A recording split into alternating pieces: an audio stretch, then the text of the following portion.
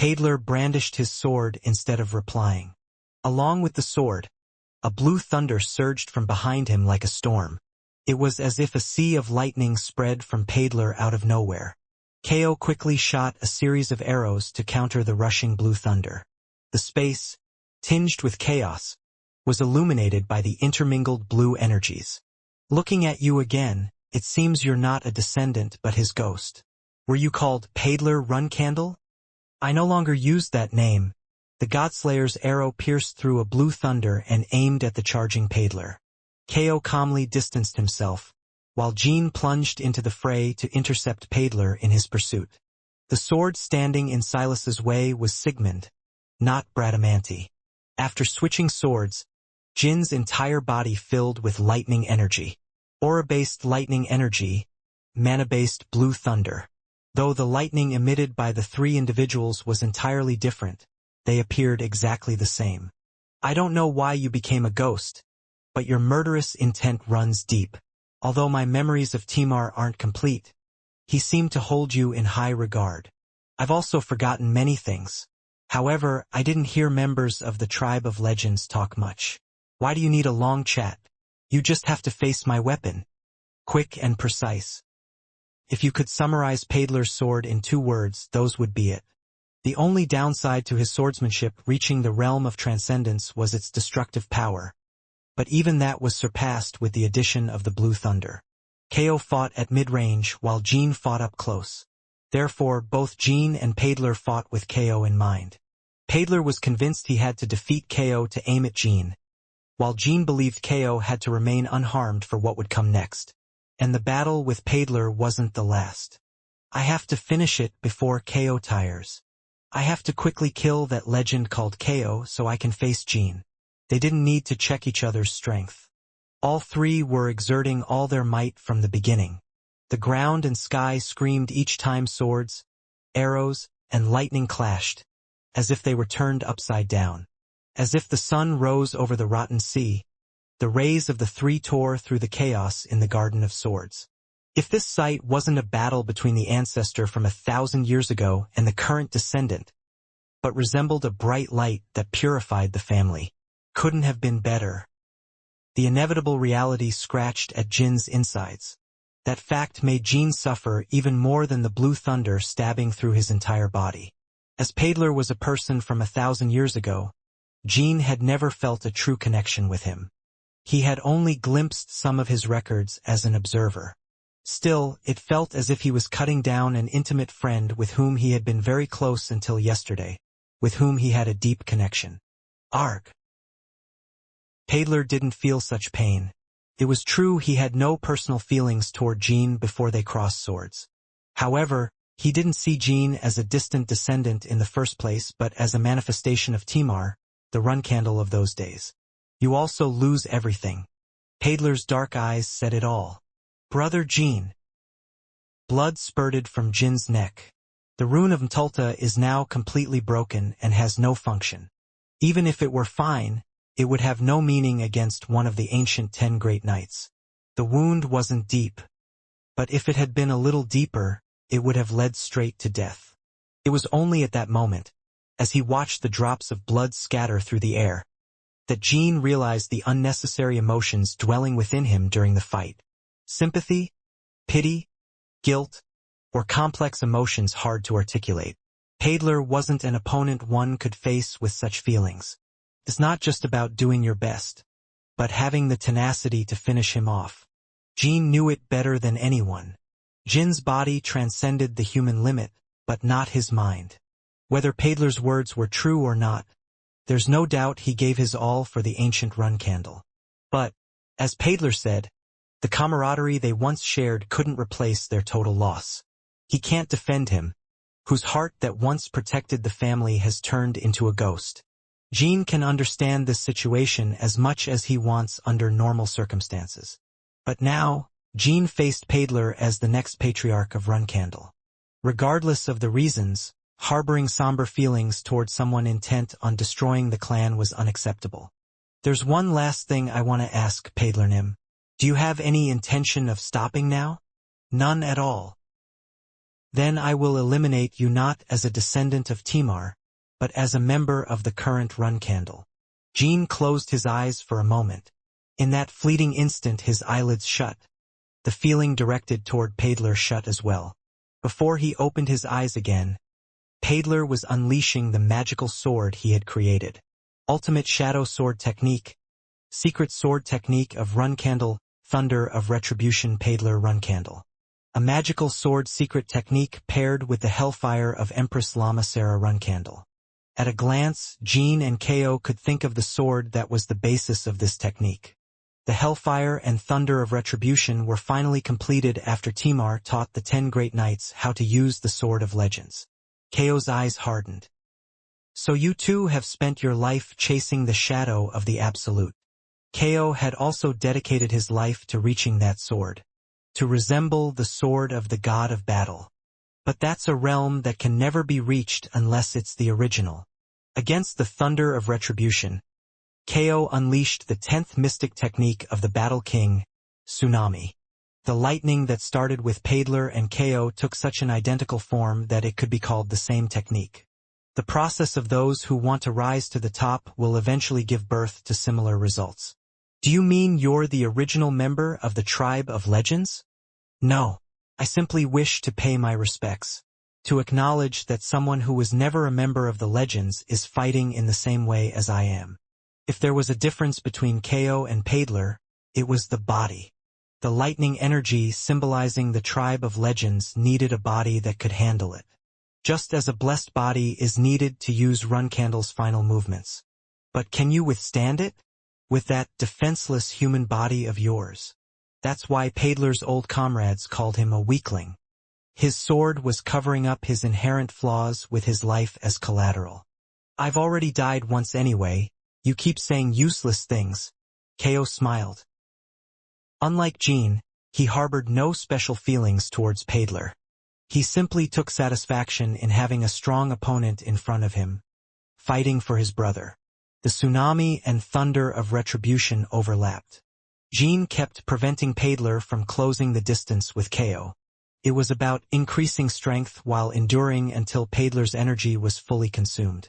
From then on, Paidler began pressing Jean instead of Ko, and Ko seemed to be covering Jean with all his might.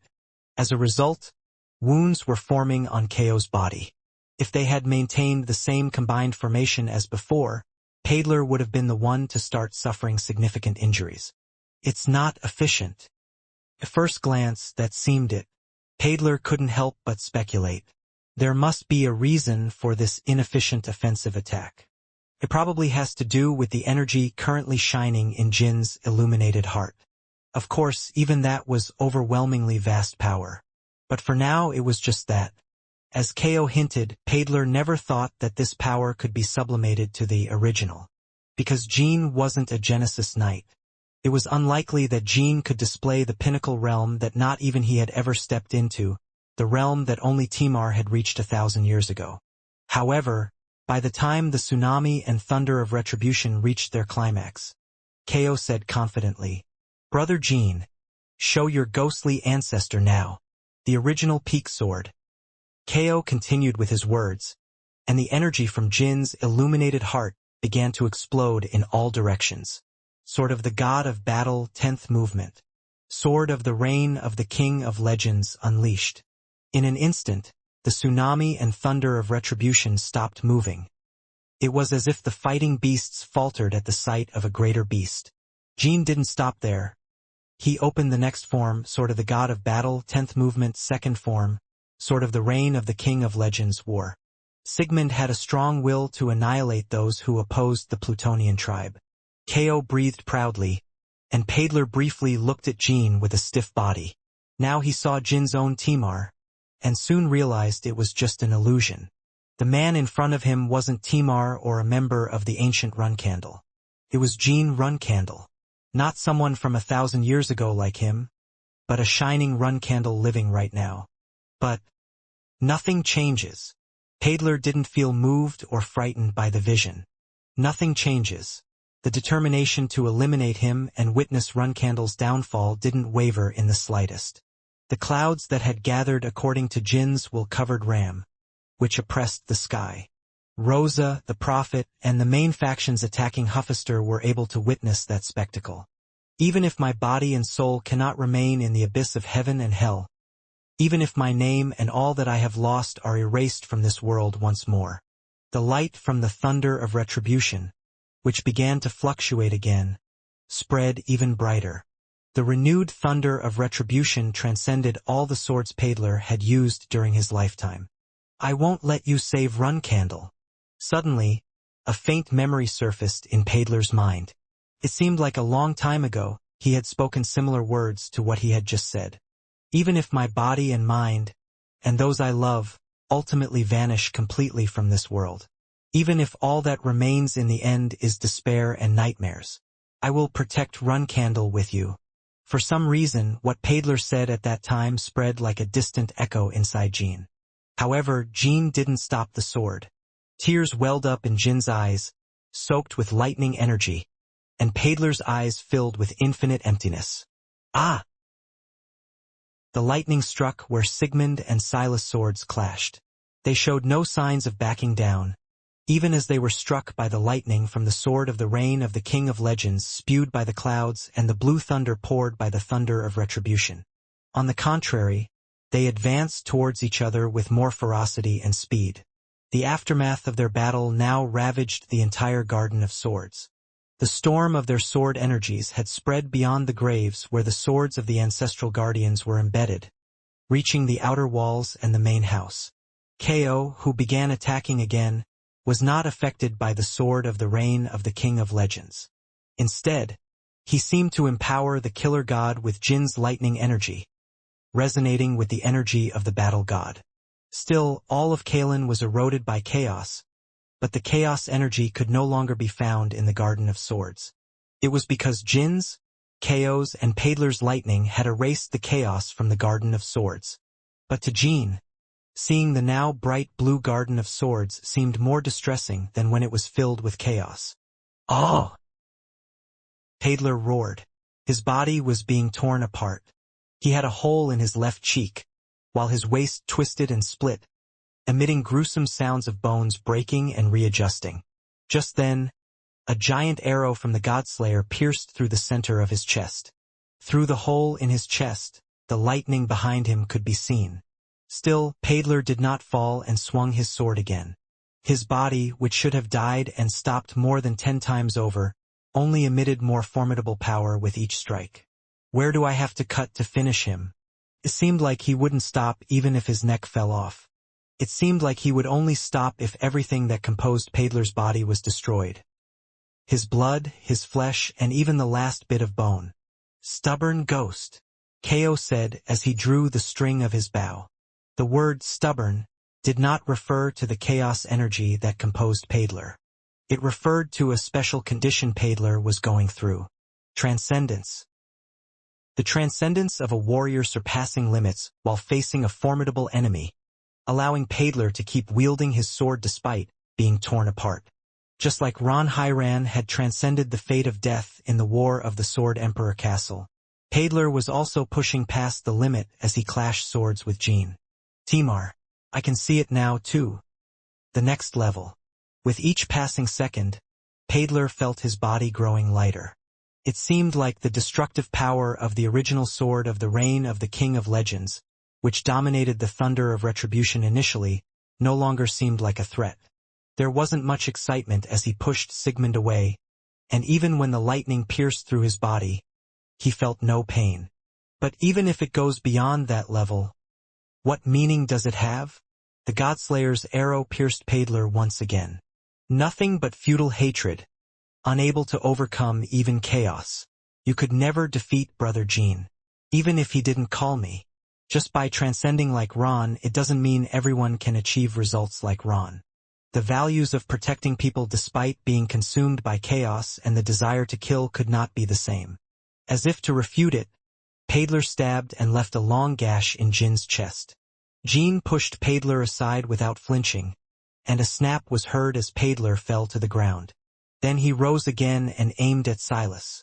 As he looked more miserable, the energy of the thunder of retribution amplified. It grew incessantly, In terms of power alone, the thunder of retribution reached a level comparable to that of the sword of the reign of the King of Legends. It seemed to be out of control. The blue thunder went beyond the cloud formed by the sword of the reign of the King of Legends and caused damage to Ram, the Chaos Dragon, and the black battleships. In the end, you've lost your reason and started striking even your allies. From Brother Jin's perspective, this isn't bad at all. He's not losing his reason, Brother Ko. Jin rather thought the opposite. What? Since it's going to be the end anyway, it seems like he's trying to destroy as much as possible in Runcandle. Wow! A huge crack appeared under the bottom of Ram.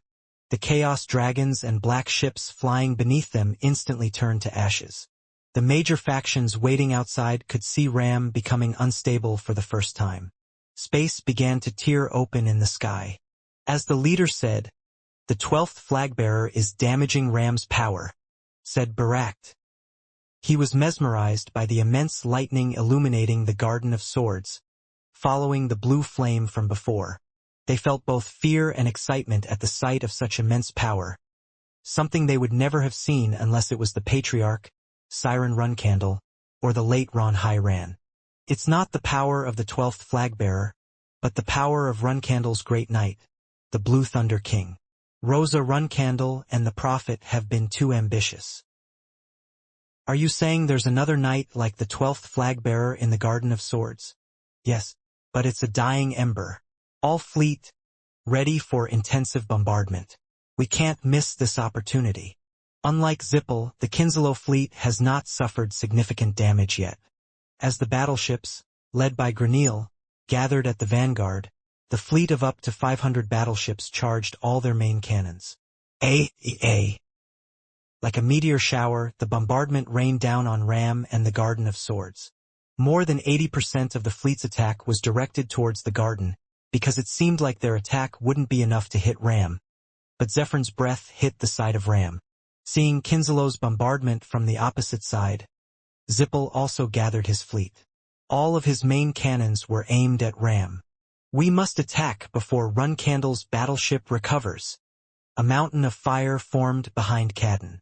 He managed to release all of his stored power while enduring Ram's main cannon and smashing the Chaos Dragon and black ships. Damn it! The soul of the 10 great knights. I didn't expect this to happen. The Prophet bit her lip, looking at Rosa. It was Rosa who ordered Paidler to be summoned. So even if Paidler failed against Jean, Rosa wouldn't blame her. However, regardless of whether the mission to kill Jean succeeded or not, the Prophet's inability to control Paidler stemmed from her own lack of skill. If Rosa questioned her about it later, the Prophet would find herself vulnerable to scrutiny again. Nothing ever goes as planned. Judging by the situation, it seems that not even Paidler will be able to defeat Jean. I should have warned him about the dangers of using the soul of the Great Knight. Even the Prophet had predicted that Stam and Lionel wouldn't be enough. But Paidler's case was truly unexpected. She knew that even with variables like the invocation of members of the Tribe of Legends and the sword of the reign of the King of Legends, if it was Paidler, he would be able to finish Jean off. Maybe it might actually be for the best. If even Paidler is defeated, then Rosa Runcandle will have to take matters into her own hands. If that were to happen, it's highly likely that the speed at which Rosa's mind collapses will accelerate. However, the Prophet had no justification to speak before Rosa. So while she thought about it, Rosa spoke up first. Understood why Joshua in the past was defeated like that. Retrieve Paidler's soul. Are you saying you'll intervene personally? Rosa didn't respond. Instead, she diverted Cadden's incoming flames. Fragments of Ram, Chaos Dragons, and black ships floated in the chaotic black sky. Meanwhile, Kinselo's bombardment hit the Garden of Swords. Do these humans dare to challenge the gods like us? We only heard from you that outside was dizzy, but I didn't expect it to be like this. Ko fired the Godslayer and intercepted the cannonballs falling towards Jean. Most were countered by the sword of the reign of the King of Legends and the Blue Thunder, but occasionally, some projectiles managed to penetrate. And it's because Jean was organizing the power. It was natural because he was facing strong men like Stam, Lionel, and Paidler one after another. They would have been absolute beings in any era without Siren. However, unlike Jean, Paidler didn't have anyone to block the bombardment, nor the will to defend against them by himself. He didn't even dodge the cannonballs, and continued to radiate blue thunder throughout the Garden of Swords and Jean. An evil ghost transcending through hatred, the final destination Paidler reached resembled a monster like Smarian. His appearance was no longer that of a human. Over 70% of his body, which had been emitting a faint bluish light, had disappeared. His body, floating without legs, was riddled with holes. He held the sword with the 3 fingers he had left, had lost half his head, and his single eye was still full of hatred. Can this really be called the result of transcendence? Actually, the result was decided from the moment the sword of the reign of the King of Legends was executed. The reason Jean couldn't deal with him was simply a matter of efficiency. If Jean waited a bit, the thunder of retribution would dissipate and Paidler would self-destruct. After that, even if one of his fingers remained, it was clear that Paidler wouldn't be a threat even if he crawled on the ground towards him. The thunder of retribution began to abate. But the next moment, just like what happened to Lionel, Jean could see how the soul drained from Paidler's remaining body. Unlike Lionel, the soul refused to leave the body. He clearly resisted the prophet's control. I've never seen so much resentment in my life, Brother Jean. Brother, why are you approaching him? Isn't your shadow sword still unable to cut the soul? It's not even worthy of cutting. It's already a ruin. Jean had a completely different thought when he tried to cut Lionel's soul. Jean approached Paidler because he wanted to tell him something. Paidler Nim. Paidler swung his sword against the approaching Jean. The sword was as powerful as if a child wielded it. Not a scratch was left on Jin's body. As great as the resentment was, Paidler's energy had truly depleted. Sir, you will be summoned again. That's the only reason the person who summoned you is trying to retrieve the soul now. Still, Paidler continued to swing his sword, resisting the prophet's soul retrieval. So at that time, take revenge on me instead of Runcandle and Timar from 1,000 years ago. Please harbor hatred towards me, not towards the distant past about which even your memories aren't clear. That would undoubtedly be better for you. With those words, Jean watched Paidler's soul escape. The lightnings of the sword of the reign of the King of Legends slowly dissipated. Jean was breathing heavily. The fatigue from consecutive battles and mental shock made him feel nauseous. Brother, are you okay? I'm fine for now. He could still keep fighting. Although his condition wasn't the best, they believed he could unleash his prowess at least once more. Jean and Ko lifted their heads at the same time and looked up at the sky. When the cloud formed by lightning disappeared, the bottom of Ram became visible again. The sight of chaos dragons and black ships descending like a swarm of bees fleeing the nest, and the scene where they were destroyed by cannon fire, also shook their eyes dizzyingly. At first glance, it seemed that Runcandle was finally on the defensive. But it was far from over. As if to ridicule the external assessment that Runcandle was falling behind in technological development, Ram continuously spewed out chaos dragons and black ships. Furthermore, Ram was reloading its main cannon. The black cannon that had led Zippel's second fleet to annihilation with a single blow was now aiming at Kinslow. However, we must prepare to escape, inflict maximum damage and rescue the knights when the clan does not accurately know its strength. That was why Jean visited the Garden of Swords alone today, and hoped to have achieved the former to some extent. The knights killed today will eventually be resurrected, and summoned knights like Lionel or Paidler Nim will appear again. But there must be limitations. There will definitely be a significant cost. Rick Alton. The land expected to be the area where humans are supplied to make clones of Joshua's body. Just cloning him required at least hundreds or thousands of humans. It is incalculable how many human lives would be needed to revive people like Paidler and Lionel. The escape of the rebels depends on the skills and luck of the elder chief. Jean wanted to pursue and protect them even now, but that would rather put them in danger. No new energy emerged from the mausoleum. Intuitively, Jean sensed that Rosa would come to look for him. The chaos enveloping the Garden of Swords was converging again towards the same place. The center of the black ships, probably where Rosa would be. From now on, there was no chance of winning against her. As expected, all the maximum power of Kinslow and Zippel has arrived. But even after dealing with the captain of the Black Knights, the summoned former patriarch, and the great knight, Runcandle was still resisting. Good idea. Even in my opinion, it would be better to plan for the future. We will need the help of our brothers if we are to defeat the master of this land. The same goes for escaping now. Please take cover, brother Ko. Ko snorted at Jin's solemn voice. Ha, it seems you feel sorry for having used me as a meat shield. Don't feel it, brother. The death of a summoned being is not real anyway. Ko was already convinced. He knew that for Jin to leave this place, his sacrifice would be necessary. Jin's gaze turned to the mausoleum. Before embarking on the escape, he wanted to strike the mausoleum one last time. But part of the chaos gathering in the center of Ram was forming a barrier near the mausoleum.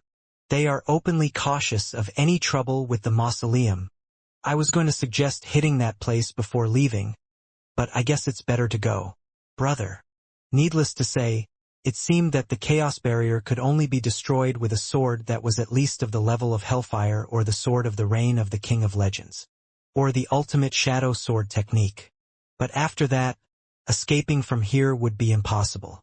I am convinced that the mausoleum is a very important and weak place, so it's not bad. Jean turned around. Talaris was in a forest about 150 kilometers from the Garden of Swords. After making his way there, Jean had to ride Mort and head to the area where the Red Owl was hiding. Shuri. Nye. The two of them rode on Shuri, who had just been summoned from the Ruby. In the distance, Jean saw the Chaos Knights starting to gather again like cockroaches. However, no matter how many there were, they posed no great threat. They would only expend a bit of stamina. Let's go to Talarisnim. Following Shuri's trajectory as she ran at full speed, the Chaos Knights began to explode in heaps. And not long after they began to flee, Jean and Ko realized one thing. I've been curious since earlier. Aren't those also your enemies? Ko pointed to the rear with his chin. Kinslow's fleet had been providing ground support fire since they both fought against Paidler. Even now, their support continued to the point where Ko didn't even need to cover Jean. The Chaos Dragons descending to catch Jean didn't even reach Shuri and rusted in the air, and all the cannon shots from the black ships were being intercepted. They are enemies. They only recognize that they will need me later. They must have judged that neither Zippel nor Kinslow could defeat the Garden of Swords alone. The same would happen to Jean if he couldn't call back his legend brothers to the human world. No, he thought that even if he called back his brothers, he might need a temporary alliance with his enemies. Current Runcandle is not just a huge force. Like Gleek, Runcandle had become a huge disaster that struck the entire world. Well, they're not completely stupid. They killed the Chaos Knights standing in the way and passed through the main gate. Ahead, the endless black landscape of chaos continued. Finally, even when they got close to the center of Kalen, the landscape did not change. Only then did Jean know that not only the Garden of Swords, but all of Kalen was invaded by chaos. It wasn't entirely unexpected. Undoubtedly, materials were needed to master such chaos. However, he couldn't help but blank out seeing it with his own eyes. For me, the survival and prosperity of Runcandle have more value than anything else. Nothing can surpass that value. Even if billions of humans die in the process of achieving it, in the end, even if the world perishes in that devastating fight and struggle, and only a few members of Runcandle remain in it, I don't mind. Jean suddenly remembered what Rosa had said in the past. Are you really going to destroy the entire world, leaving only Runcandle behind? Like a beast bearing its fangs, the center of Ram split in half. The main cannon fired straight ahead and reached Kinslow's fleet. The enormous body of Zephyrin was pierced in half, and the overlapping protective shields behind her burst. It was the first time Jean felt relieved to see that the enemy hadn't died. Although Zephyrn's torso was pierced, She breathed out her breath as if she hadn't been hit, and her power didn't diminish at all. For the first time in Kinzelo's counterattack, including Zephyrin, the damage also extended to Ram's hull. The left side of the hull was collapsing. Clearly, Ram seemed weaker than before. That fact only meant one thing. The power of Rosa, which was being used by Ram, was being withdrawn. The total amount of chaos hadn't decreased at all. Amidst the intense war that continued regardless of the passage of time. Before Jean realized it, Shuri had traveled 50 kilometers outside of the Garden of Swords. And Jean faintly felt the cold air piercing through. Talaris was also approaching Jean. Before, whenever Talaris came to rescue him, Jean felt an indescribable relief. But now it was quite the opposite. No! The fact that the coldness transmitted so far meant that Talaris had already entered combat. And at that moment, she wasn't in a state where she could unleash all her power. And the chaos-tainted land was Rosa's domain. An ominous intuition assaulted Jin's head. Rosa couldn't ignore Talaris's movements. Surely, Rosa Runcandle will try to deal with Talaris, Nim before me. It wasn't certain how strong Rosa had become after accepting chaos.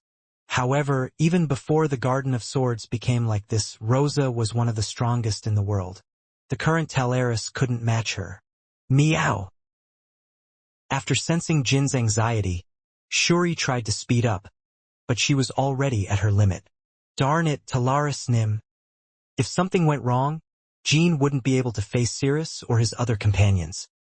He would have no way to repay the favors he had received from the Hidden Palace. This thought was driving him crazy. Calm down, brother Jean. Ko looked up at the sky and said.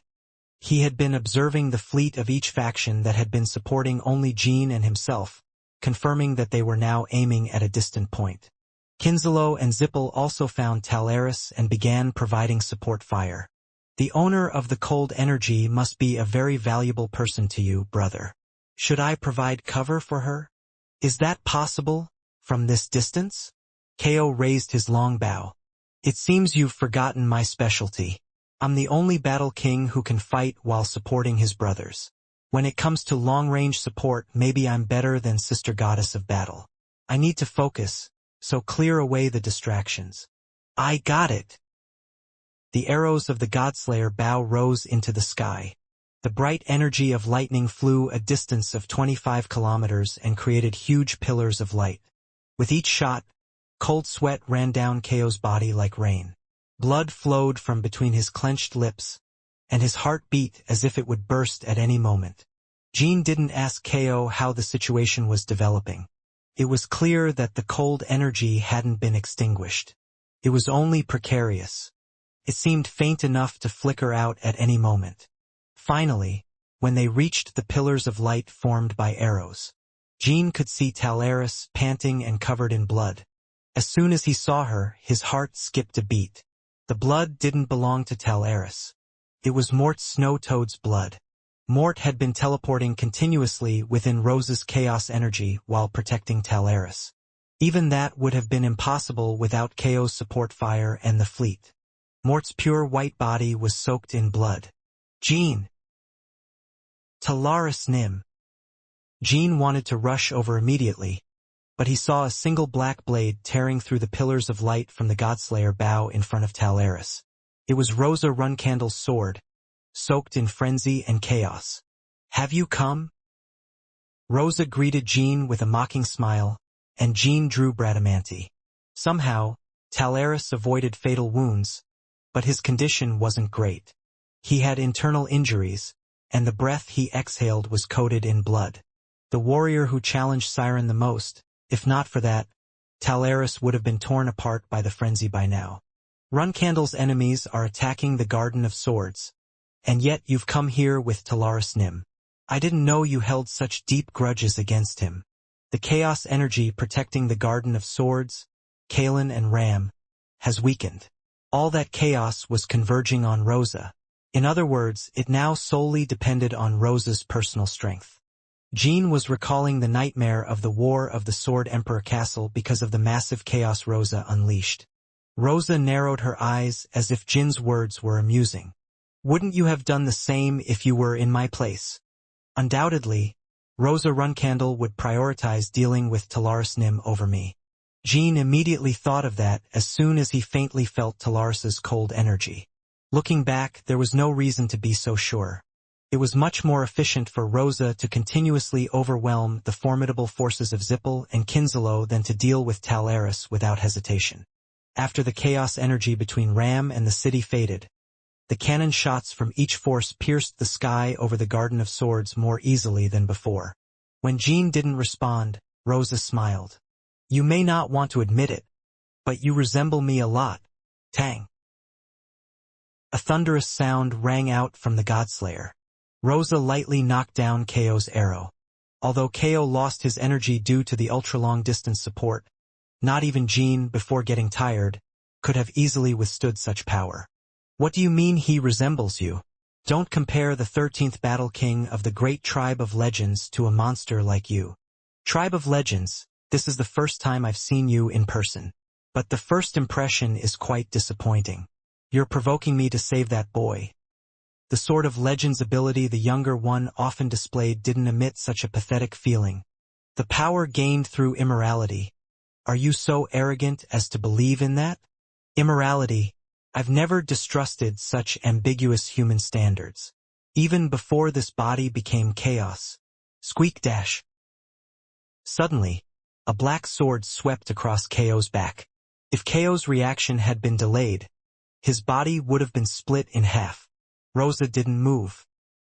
What slashed KO was the chaos blade formed at her feet following Rosa's will. Before they knew it, dozens of those swords had formed. The pillars of light were mercilessly sliced, leaving only bright traces. Before even the traces vanished, the black sword swirled and aimed at Jean, KO, and Talaris. Brother Jean, don't worry about me. Save your companion, shouted KO as he pushed back the chaos swords with his arrows. Jean didn't even have time to respond. Talaris and Mort's frost protective shield, deployed in time to block the attacks, was breaking too quickly. On the other hand, Rosa's number of swords was increasing with every blink. 100, 200, 300. Rosa's first move was the moment Jean lunged at Talaris. The family's value is dominance through strength, not immorality. That's what you often said. It used to be like that. I've often thought about it, but I don't know the difference no matter how much I think about it. Jean, blocking Frenzy's sword, stepped back. Runcandle has killed countless people so far, and has enjoyed conquests and looting. This too would be immoral to some people. What are your standards? Jean didn't hesitate to respond. I'm a human born into a sword family and the rightful heir of the magic sword. Not a chaos pawn. That's all. That's a good answer. Jean stepped back and countered Frenzy.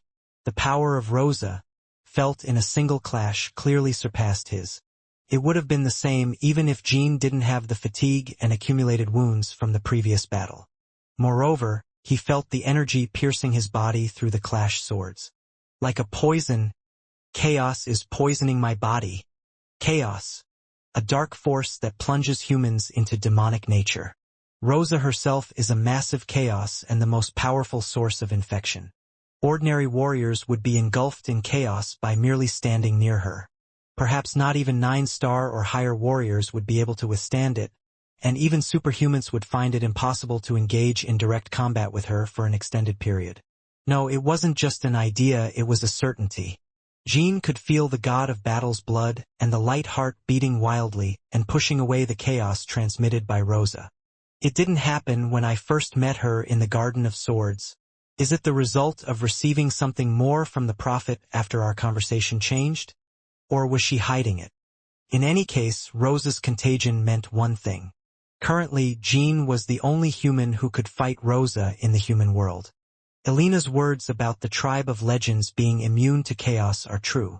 If so, you too are beyond human. I can't help feeling that you still want to converse with me as equals. What's the reason? Do you want false comfort knowing you're not the only one who crossed the line? You'll understand when you have a child, a satisfying child. How much joy it brings to have a child like yourself. That's all there is to it. You're completely insane. I'd rather not be treated like you, who have succumbed to chaos. Well, in that case, Runcandle would have ended before you arrived. It seems you still misunderstand this aspect about me. Madness or demonic nature. Although she was said to be mad, Rosa was different from Ron before defying his fate or Smarion in the Ghost Castle, who had lost reason. If she had accepted such chaos, she should have lost her sanity long ago. But Jean couldn't perceive any of that in Rosa. Instead, Rosa seemed more than ever a living person. In Jin's memories, the acting matriarch rarely showed any emotion, especially emotions like joy and satisfaction. The current Rosa seemed genuinely joyful. She also seemed sad, knowing she would have to kill her beloved son with her own hands. Jin's gaze fell on the rear of Rosa, where he saw Talaris and Mort barely holding on amidst the chaos blades. Do you want to save the master of the hidden palace? Surely you consider her more like a mother than me. The frenzy's blade pierced Jin's chest. He managed to block it with Bradamanti, but lost balance and was sent flying backward. I'm jealous, huh? Having spoken thus, Rosa disregarded Jin's attempt to block her subsequent attack and turned her body to look at Talaris.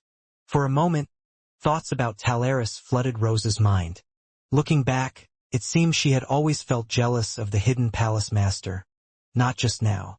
Siren had always been closer to her than to herself. I wonder how it would be if the first sword that saved you took the life of the hidden palace master. If that were the case, would it hurt you a bit? Meteor shower.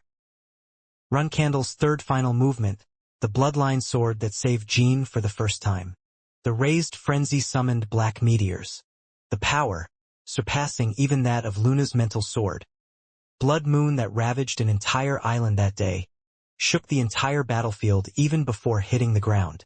However, the black meteor remained suspended in the sky for a while, as if caught in a loop. Ultimate shadow sword technique. First movement. First night. Sensory blocking, the first sign of the ultimate shadow sword technique. For an instant, Rosa's senses were blocked. However, before 3 seconds passed, Rosa regained her senses and began controlling the meteor shower once more. The shadow force of the first night and the chaos of the meteoric sword began to push against each other, and the struggle between Jean and Rosa began. Is this the best sword you've completed so far? The hundreds of black sword energies that seemed to overwhelm the entire battlefield stopped moving. It was the result of Rosa fully concentrating on the meteor shower. Thanks to this, Ko, Talaris, and Mort could pause for a moment to catch their breath. However, they couldn't move. The blades that had stopped moving blocked their path like bars of a prison. Ko still had the strength to pierce through them, but Talaris did not. Mort attempted a brief dimensional shift, but the fatigue and thick chaos blocking the dimensional portal to the snow garden made it impossible. It seemed like time had stopped on the battlefield. The meteor shower and the first night advanced so slowly that one had to look closely to realize it. Jin's ultimate technique was losing ground. The curtains of shadow force layers were silently being shattered by the meteor shower. Rosa lowered her head, seemingly disappointed. Very impressive sword. Her disappointment wasn't because she thought Jin's ultimate technique was ridiculous. Contrary to appearances, Rosa knew that her meteor shower was being completely blocked by the shadow energy of the first night. The disappointment was that she couldn't kill Talaris with that sword. As soon as Rosa finished speaking, the meteor shower disappeared as if absorbed by the first night. Jean was bleeding from every pore of his face, and Rosa seemed to stagger from the impact. But that was all. Rosa wouldn't delay in unleashing her next sword move to finish off Talaris. Jean didn't have much strength left, but still, he launched his body forward. If I use my last strength to unleash the sword of the reign of the King of Legends again, what will come next? He couldn't think that far ahead. The only conviction filling Jin's mind was that he couldn't let Talaris die.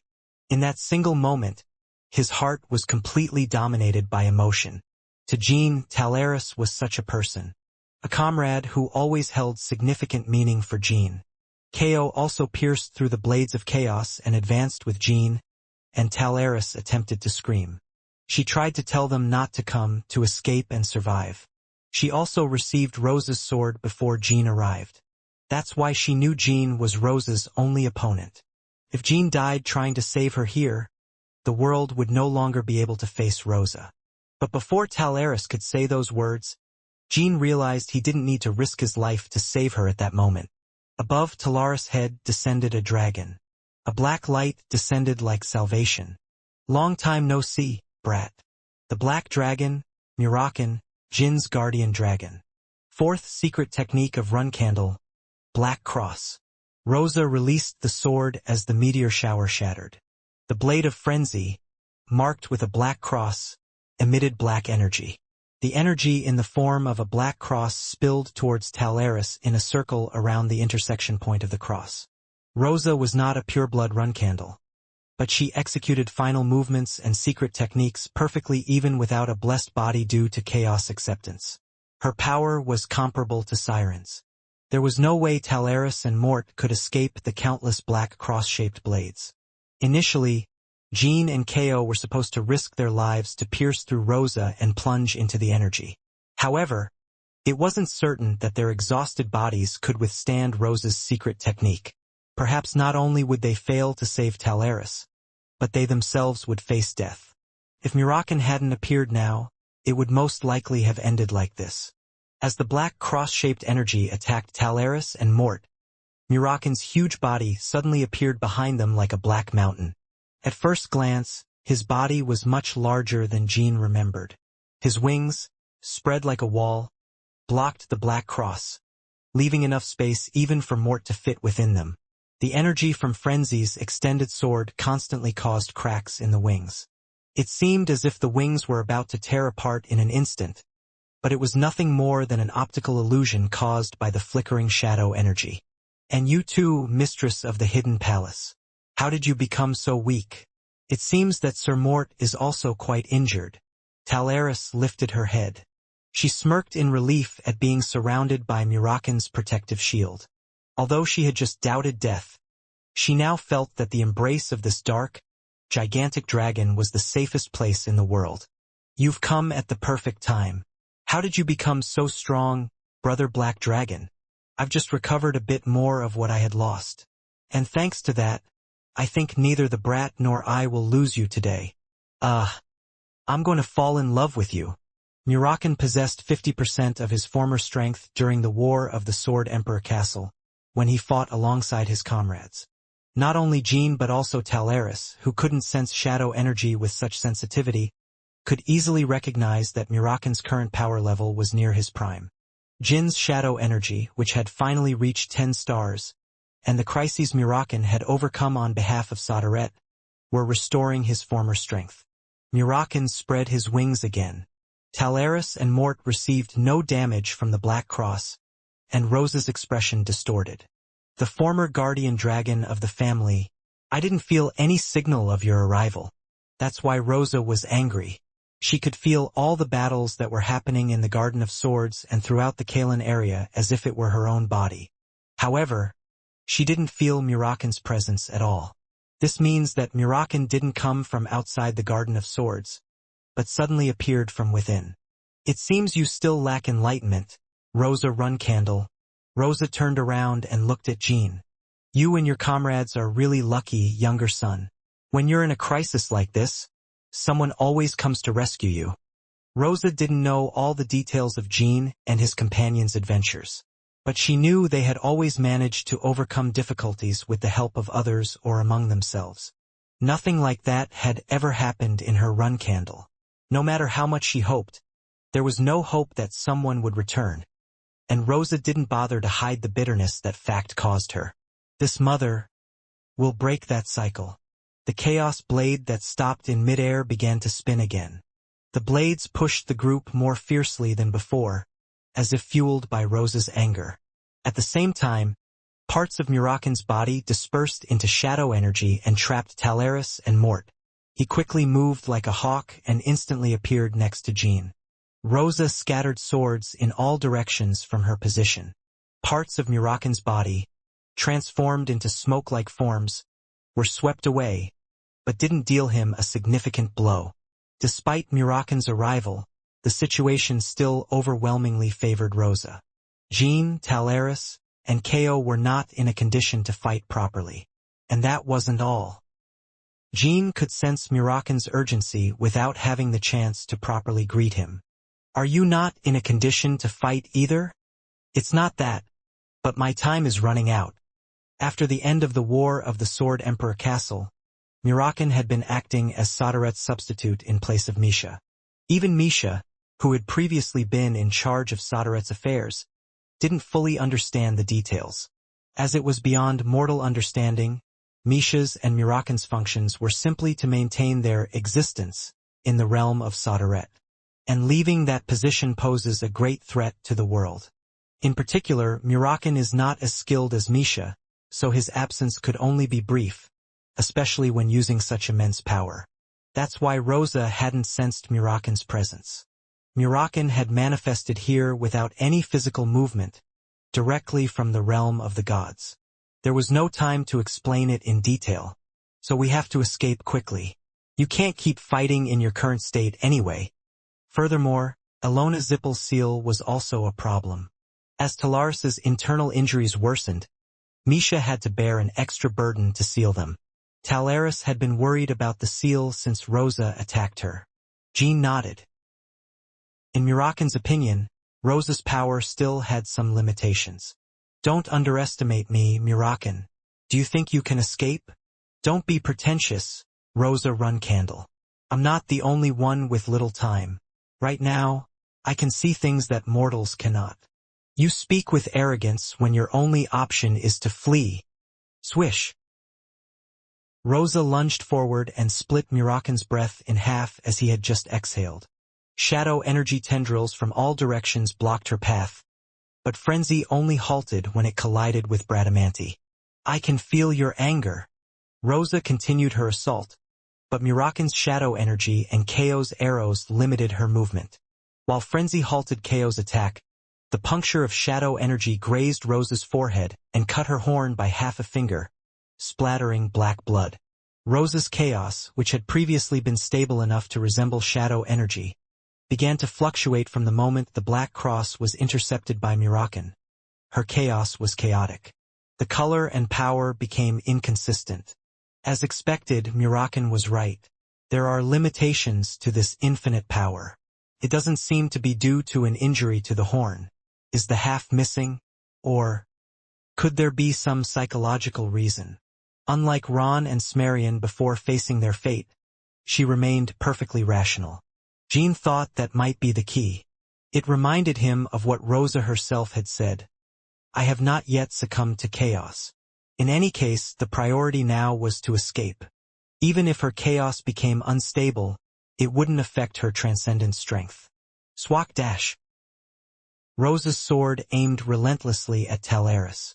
Every time frenzy and shadow energy clashed, the sky cracked open. Muraken used all his strength to prevent the impact from reaching Talaris. He had to worry about Talaris's life and Ilona's seal, so his nerves were on edge every passing second. The battle was at a stalemate. That meant Jin's group was still at a disadvantage. Although Rosa had limitations, Muraken's forced return would be quicker. The escape point is in the forest about 75 kilometers away. Brother Black Dragon. Can you clear a path there? There's a teleporting flying ship. Talaris pointed her finger to where the red owl was hidden. It's going to be a bit risky, but where? If he amplifies shadow energy to clear a path, his forced return will be quicker. Muraken raised his shadow energy without hesitation. It was better to attempt an escape than to continue at a standstill, even if his energy ran out before reaching the escape point. "I'll buy you some time, Black Dragon Muraken. Escape with Brother Jean." The moment Ko said that, suddenly, a voice resonated from the sky. "Muraken, I'll cover you." It was Orgel's voice. Kinzelo's flagship, Grenell, floated in the air, charged with an immense amount of lightning energy. The other battleships were still far away. Orgel had read the situation and opened a dimensional portal to the battlefield where Muraken and the others were. Of course, due to chaos, his dimensional movement ability was affected. However, since all of Kalen's chaos was concentrated on Rosa, the restrictions were weaker than before. Murakan recognized it was Orgel without Jin's explanation. Lightning rained down on Rosa. At that moment, Murakan flew into the sky with Jin and Ko on his back. Rosa's sword energy pierced Granil's lightning and emerged behind Murakan. It was the fifth secret technique, light speed thrust. Although it left deep wounds in Murakan's tail, back, and left wing, he continued on without hesitation. "Are you okay, Murakan?" "Of course I'm okay. It just hurts. But it's a small price to pay for saving you and the Hidden Palace Master." Thanks to Granil, Murakan didn't have to amplify his power, so he had some time. But there was one element Murakan hadn't taken into account. Ram, the fact that Runcandle's huge black ship was approaching. And Rosa was no longer visible where Granil's lightning disappeared. She stood in front of Ram, watching the direction Murakan was moving. Ram and she were practically one body. Ram reloaded the main cannon incomparably faster than before. The chaos energy darkening the sky became increasingly unstable. "Rosanim, how about we stop here?" At the prophet's question, Rosa chuckled.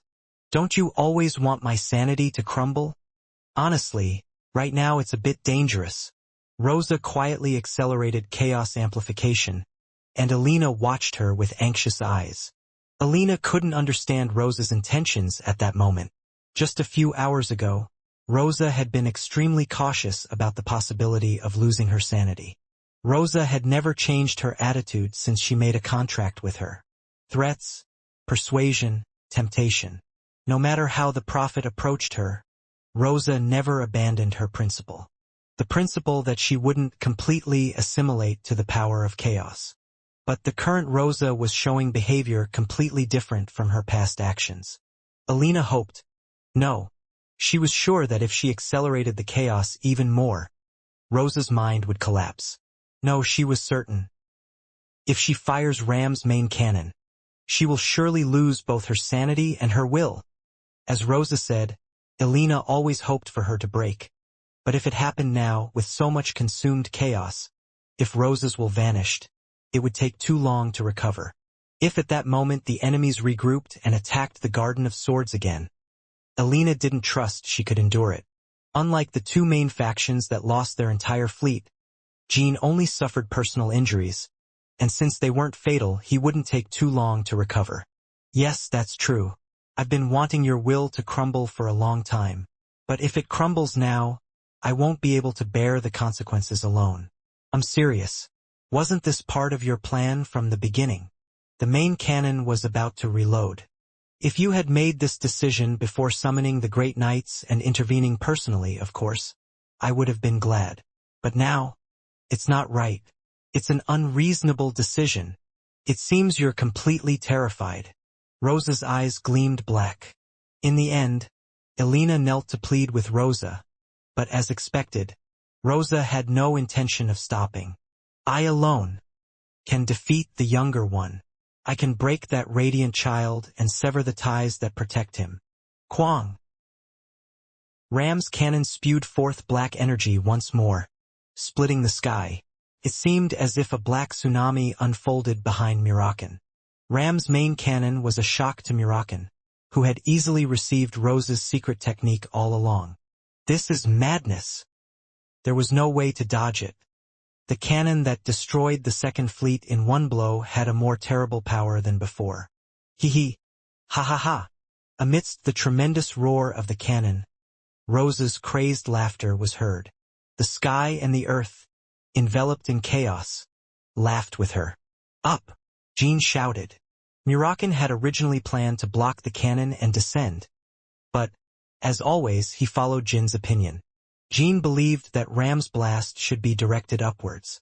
Although that would take them further from the escape point, Jin judged that if Ram's main cannon was directed downwards, the entire forest with the Red Owl would disappear. Then the escape would have ended. The moment Murakan was forcibly withdrawn, the rest of the group would become sitting ducks. Murakan increased his speed upwards. The protective shields and rear curtains were shattered. Before they could be completely shattered, the discharge began to spread. Jean and Ko managed to hold onto consciousness amidst the pain. A. Soon, Murakan swept through the chaos clouds as he escaped the cannon fire. The shadow energy shield was broken, but there were no fatal injuries. The shield quickly restored itself. Even Jean was impressed by Murakan's strength, but the problem was that the cannon fire hadn't ended yet. TSK. They won't be able to reload that fast, right? I don't think so. Unlike Murakan, who flew forward without looking back, Jean turned to check Ram's condition. Just now. The abyssal ship, Ram, was opening its dark maw again, and a new cannon was already reloading.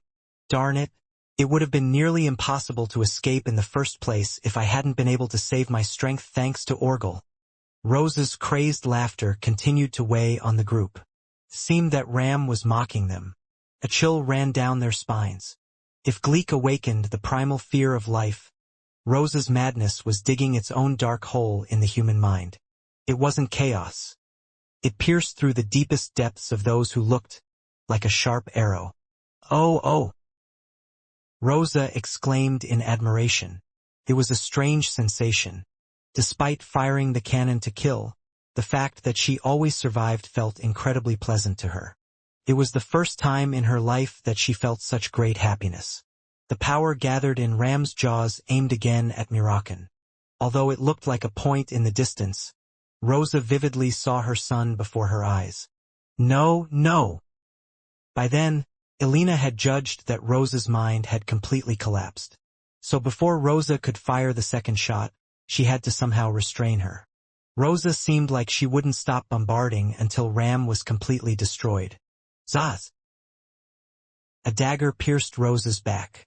It was the dagger that Elena pulled from her bosom.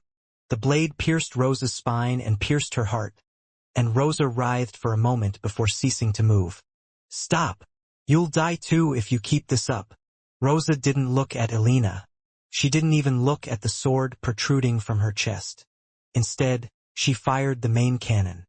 Her eerie laughter still emanated from her dry lips. This time, she even gathered the minimal chaos protecting Ram. If this continues, everything will end. Elena managed to pull the dagger from Rosa's back with her regained strength legs. Then she tried to stab her again in the neck. But for some reason, she couldn't gather any strength. More precisely, although she tried with all her might, her body wouldn't move. Something invisible was holding Elena back. Boom! At the same time, Ram's massive hull tilted slightly to the right. With the protective shield of the hull gone, both fleets were now seriously pounding Ram. Some of the cannons, numbering in the thousands, reached the forefront where they were over Ram. There were holes all over the hull, and sharp fragments and debris pierced Rosa's body. Elena could dodge as many cannon blasts as she could. Elena could easily dodge those attacks, but only if her body could move. It would be as easy as breathing if she could also handle the chaos power accompanying her.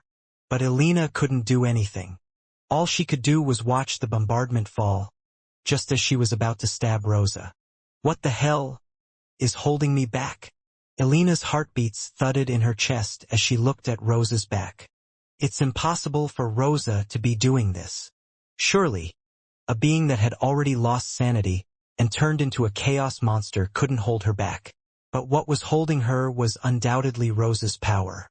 Surely, aren't you still in the process of assimilation? Elena asked hesitantly. Silence. As Rosa began to speak, terror filled Elena's eyes. Silence. I don't want anyone to bother me right now. Finally, Rosa released Elena. Elena, who fell to her knees and began to pant, had no choice but to obey her words. It was overwhelming. To think she had been overwhelmed by a human named Rosa Runcandle. Do you see it too, my little one? Countless enemy bombardments rush to kill this mother. But none can touch me directly. There's no need to block or evade anything. Because it is fate. Nothing trivial can interfere with the fate that now separates us. Indeed, as Rosa said, despite so many attacks hitting the vanguard, not a single shot reached her directly. They all simply missed, bouncing off with only debris flying.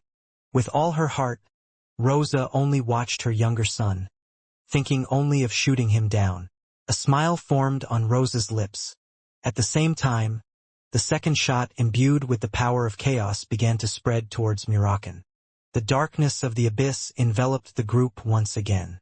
Murakan's allotted time had come to an end, precisely at that moment. Down! This time they were descending. It made no sense to try to stop the second barrage. Murakan was going to disappear now, and the group had no power to defend themselves against Rosa. Before the barrage could reach them, Murakan's time would come to an end. Brat! I won't die! Jean held onto Talaris and Mort with all his might. Then he stuffed Bradamanti into his mouth and pointed the sword downward. Ko understood exactly what Jean was thinking. What's the aiming point? The center of the forest. So Ko also hurried to stick his feet into Murakan's back wounds. He pulled out the Godslayer arrow and aimed it at Bradamanti's sword. At that moment, Murakan's body had become semi-transparent, and Ram's barrage seemed about to touch Murakan's tail. As their gazes met, Ko released the bowstring. Snap! The Godslayer arrow struck Bradamanti's sword. Though he felt a terrible backlash from the arrow throughout his body, Jean endured it with all his might. He held on to Talaris and Mort tightly with both arms. Jean began to fall towards the forest, where the red owl was.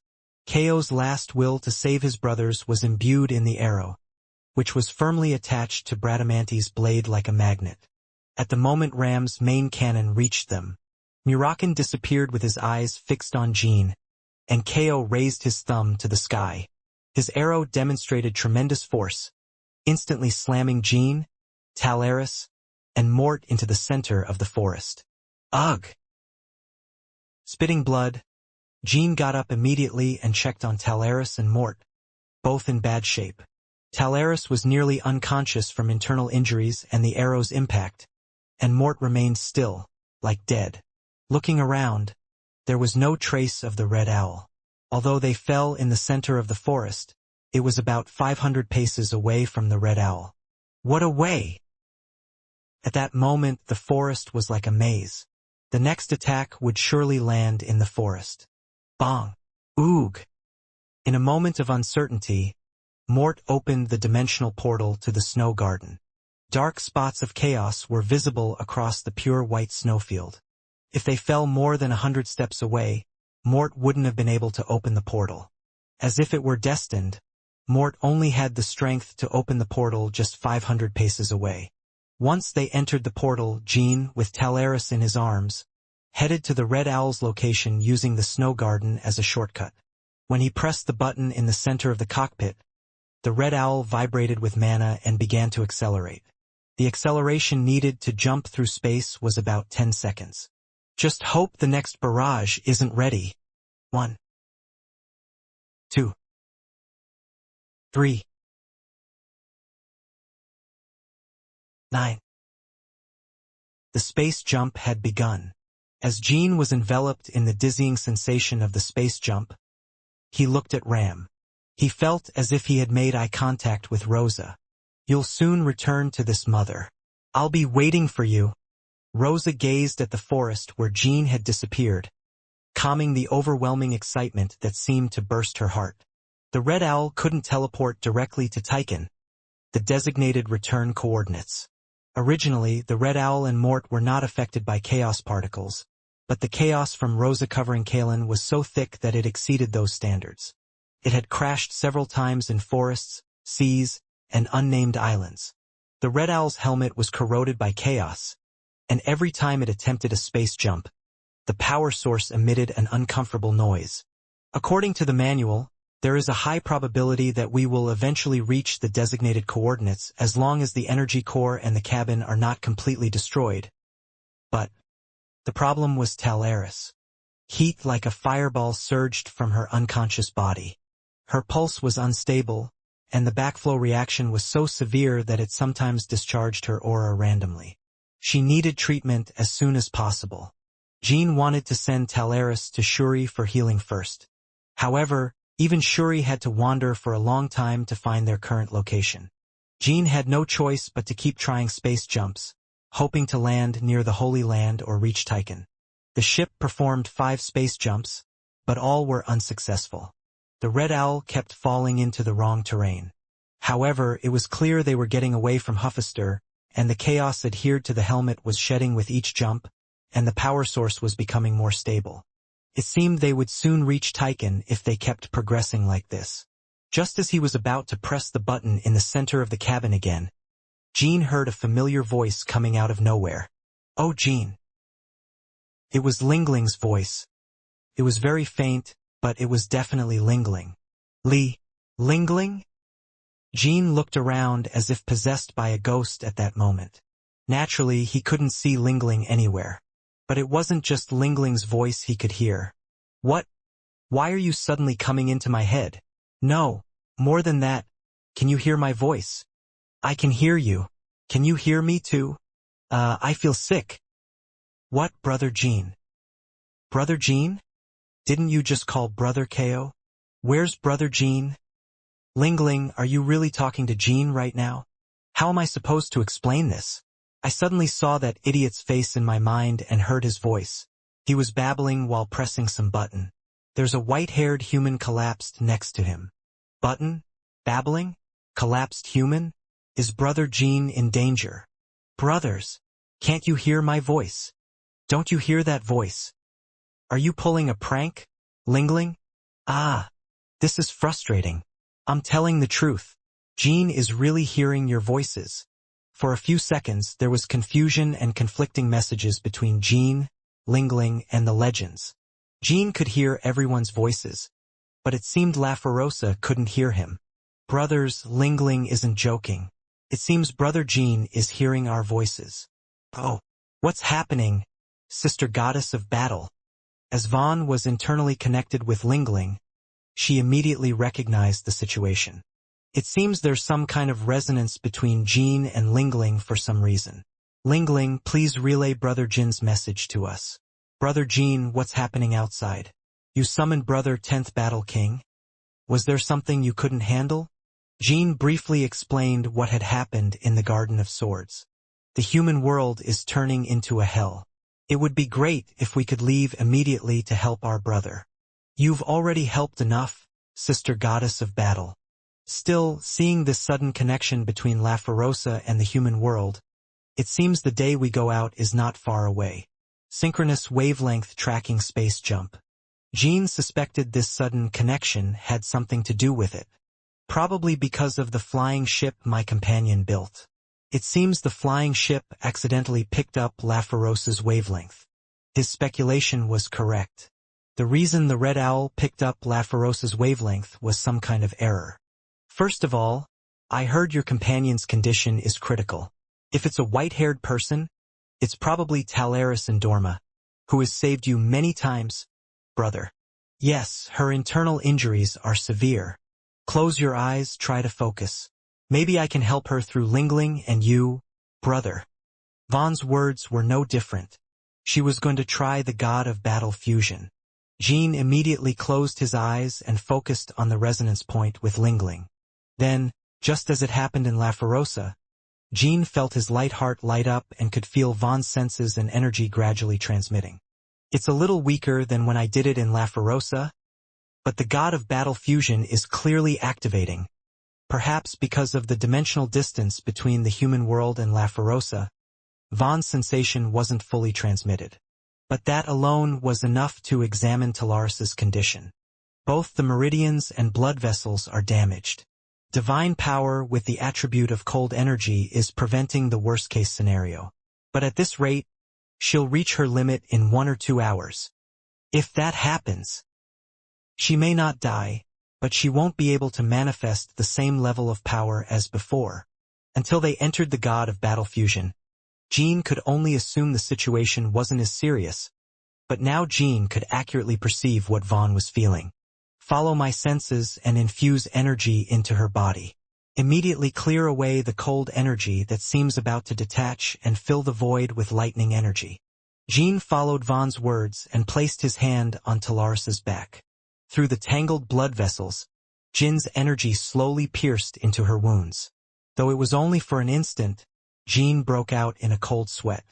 While she was unconscious, Talaris expelled clots of black blood, and Jin felt like he was walking on a tightrope over her life. But Jin believed in Vaughn. Unlike his anxious self, he felt not the slightest concern within Vaughn. Ha! Finally, the feverish heat melting her entire body subsided, and Talaris let out a warm sigh. Though Talaris had not regained consciousness, she now seemed to sleep peacefully. Well done. But, Brother Jin, this is only a temporary solution. You must begin the full treatment in at least 3 days. Very well, Sister Goddess of Battle. Jin wanted to spend more time with his siblings, but the situation did not allow it. Jin had to attempt the space jumps again. Fortunately, he overcame the obstacle of Talaris, but he would never be sure until he returned to Tychon. Even after returning, there were still problems. The power possessed by Rosa Runcandle, which he had first-hand experience of, overwhelmed all other major factions. Jin had to hurry to inform his companions of this fact and prepare for the future. Perhaps he would have to make the decision to evacuate all of Tychon. If Rosa's Runcandle began to pursue Tychon with all her might, Jin and his companions would have no way to stop her. This story applied not only to Tychon but also to all other factions. As formidable as the hidden power they possessed was, it seemed unlikely that they could overcome Rosa's Runcandle. They had already brought a fleet close to its full strength, yet they suffered defeat. Jin did not witness the battle to the end, but he couldn't imagine that Rosa had been defeated. Siblings Lingling, I am leaving now. I will investigate this coincidence as soon as I return. As the sister said, this coincidence seems to be a great clue for our siblings to emerge. The frequency of their fusion was decreasing. Vaughn, she was withdrawing her strength before Jin could release her. Go, Brother Jin. We will await the day we can be in contact again. Humph, go quickly. Don't cause trouble elsewhere. After bidding farewell to his siblings, Jin pressed the button of the Red Owl again. February 27, 1803. Jin took 2 days to reach Tychon. He made a dozen space jumps since stabilizing Talaris's internal injuries, but he did not reconnect with La Ferosa. Talaris was evacuated to the Holy Kingdom as soon as she arrived, and Jin received information collected by his other companions. Fortunately, after that day, Runcandle had not sent troops outside. We are not sure if they are not sending or if they cannot. I think it's the latter. Runcandle needs time to regain its strength, and more importantly, using so much power must have had a terrible cost. I agree, Jin-Nim. However, reports indicate that over 50% of the entire continent of the Huffister Alliance, including the Garden of Swords and the city of Kalen, has been consumed by chaos. It happened in just 2 days, between the time you escaped and now. It was not an exaggeration to say that the entire continent of Huffister was being engulfed by chaos. And all this erosion occurred in just 2 days. The internal situation was completely uncertain. It was not even possible to enter the lands where erosion had not yet occurred. Perhaps the Garden of Swords plans to consume the entire world in this way. If the whole world falls into chaos, they would have no need to track us or any other force. Zippel and Kinzalo. They continued their relentless attack after Jin's escape, but they finally decided to withdraw, having suffered significant losses. According to the report received this noon, only 3 Zippel fleets appeared over the territorial waters of the Luther Magic Federation. If that's true, it means they lost half of their 6 fleets. Has there been any confirmation regarding Kinzalo? Yes, but there have been no reports of a withdrawal from any expected route. It is assumed that they withdrew through Orgel's ability. In that case, their situation might be better than Zippel's. Unlike Jin, his companions understood the situation solely through the reports of the 7-colored peacocks after the battle. All the reports were shocking. No one had expected Rosa Runcandle to achieve victory against Jin and the other factions. Furthermore, Rosa Runcandle was no longer the acting matriarch. She had announced to the world that she was now the patriarch of Runcandle as soon as all her enemies withdrew. First and foremost, it was necessary to meet with the leaders of Zippel and Kinselo. The two main factions will contact us soon. They probably have the same thoughts as me. Please inform me immediately. I understand, Jean Nim. And what about the knights who escaped? Are there still no news? The knights who resisted Rosa to the end. Amidst his anxiety to know if the knights were alive or dead, Jet burst into the meeting room. My lord, the survival of the rescued knights has been confirmed. Quicantle Nim is bringing them back personally. Jean closed his eyes, running his hand over his chest. If they had all died, there would be very few left in the world who could call themselves Runcandle. After Rosa became engulfed in chaos, there were about 1,000 knights who rebelled against her Runcandle. They had fought great and small battles in the Garden of Swords, led by Dyphus, Mary, and Jordan. However, before a month passed, more than 60% had been subdued, and the remaining ones had to make a decision. Would they plan for the future, or would they fight to the end and perish? Their choice was the former, but they couldn't execute it. Rosa easily found the rebels' hideouts and hunted them down like moles, calling them to the Garden of Swords. The rebels battled the Chaos Knights of the family, but in the end, they faced defeat from the Summoned Flagbearers and the Black Knights of the past. At that moment, there were around 250 imprisoned knights in the dungeon. But the knights brought by Quicantle were now less than 100. In the process of escaping the Garden of Swords this time, more than half of the remaining knights lost their lives. Only 97 were left. Jordan looked at them silently for a while. He felt his heart weighed as if it were being filled with hot foam. Thank you all for your hard work. Jean finally spoke, and the knights saluted. No one shed tears. Jean also suppressed his emotions and accepted the knight's salute. Fortunately, none of the survivors are infected with chaos to a level that cannot be treated with the purifier. The chaos contaminating the knights was not too deep. However, many of them suffered severe physical injuries, so they would need the help of healers from the Holy Kingdom. First, it would be best for everyone to receive treatment. There is a device that can purify the chaos. Jean explained to the knights about the purification device. He also mentioned that the treatment period was long, the targets limited, and it would be of no use in the corrupted Garden of Swords, as the purification process required the blood of the battle god. I'm fine, 12th Flagbearer, Jordan said. Chief Elder. What are you talking about? Chief Elder, you should be the first to receive treatment more than anyone else. The Tawna siblings stopped midway through their response to Jordan. They belatedly realized the meaning behind his words. Jordan appeared unscathed in appearance, but he had suffered irreparable internal injuries. The price of survival for the 97 knights was his life. Jean had realized Jordan's condition from the moment he saw him. Why are you all putting on such foolish faces? Follow the 12th Flagbearer's words and receive treatment and purification. I must fulfill my last duty before I die. Jordan looked Jean in the eyes. 12th Flagbearer. Yes. From now on, I will pass on all the sword techniques of the family that I know. It would be prudent to head immediately to the training grounds. I don't have much time left. Jean decided to follow Jordan's words. Even if Lonnie came directly, there would be no chance of recovery, and Jordan deserved that respect. All right. The training won't be too long, so don't worry about anything else. Along the way, I'll explain anything you're curious about. You can also tell me your experiences in the Garden of Swords. On the way to the training grounds, Jordan stopped occasionally. Jean recounted his last battle, marveling at Jordan's incredible determination to fulfill his final mission. So you fought Rosa one-on-one, and yet the chaos didn't affect you at all. I gained immunity. It's not the kind of immunity you can share with others, I suppose. I envy you. Looking back, I've always felt that about you.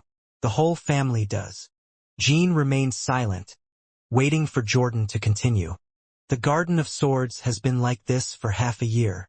I had certain expectations since they sealed Kalen and controlled the information about me since then. Rosa Runcandle kept having seizures until then. And then she broke her promise with you and joined forces with the Prophet. It was a crucial moment. While Zippel and Kinslow built their fleets and employed all sorts of new technologies, we lagged behind. Of course, that wasn't right. It was as if they had no other choice. Jordan spoke bitterly. Even if you hadn't left, Rosa would have made the same decision. So your decision to enter closed-door training was probably the right one.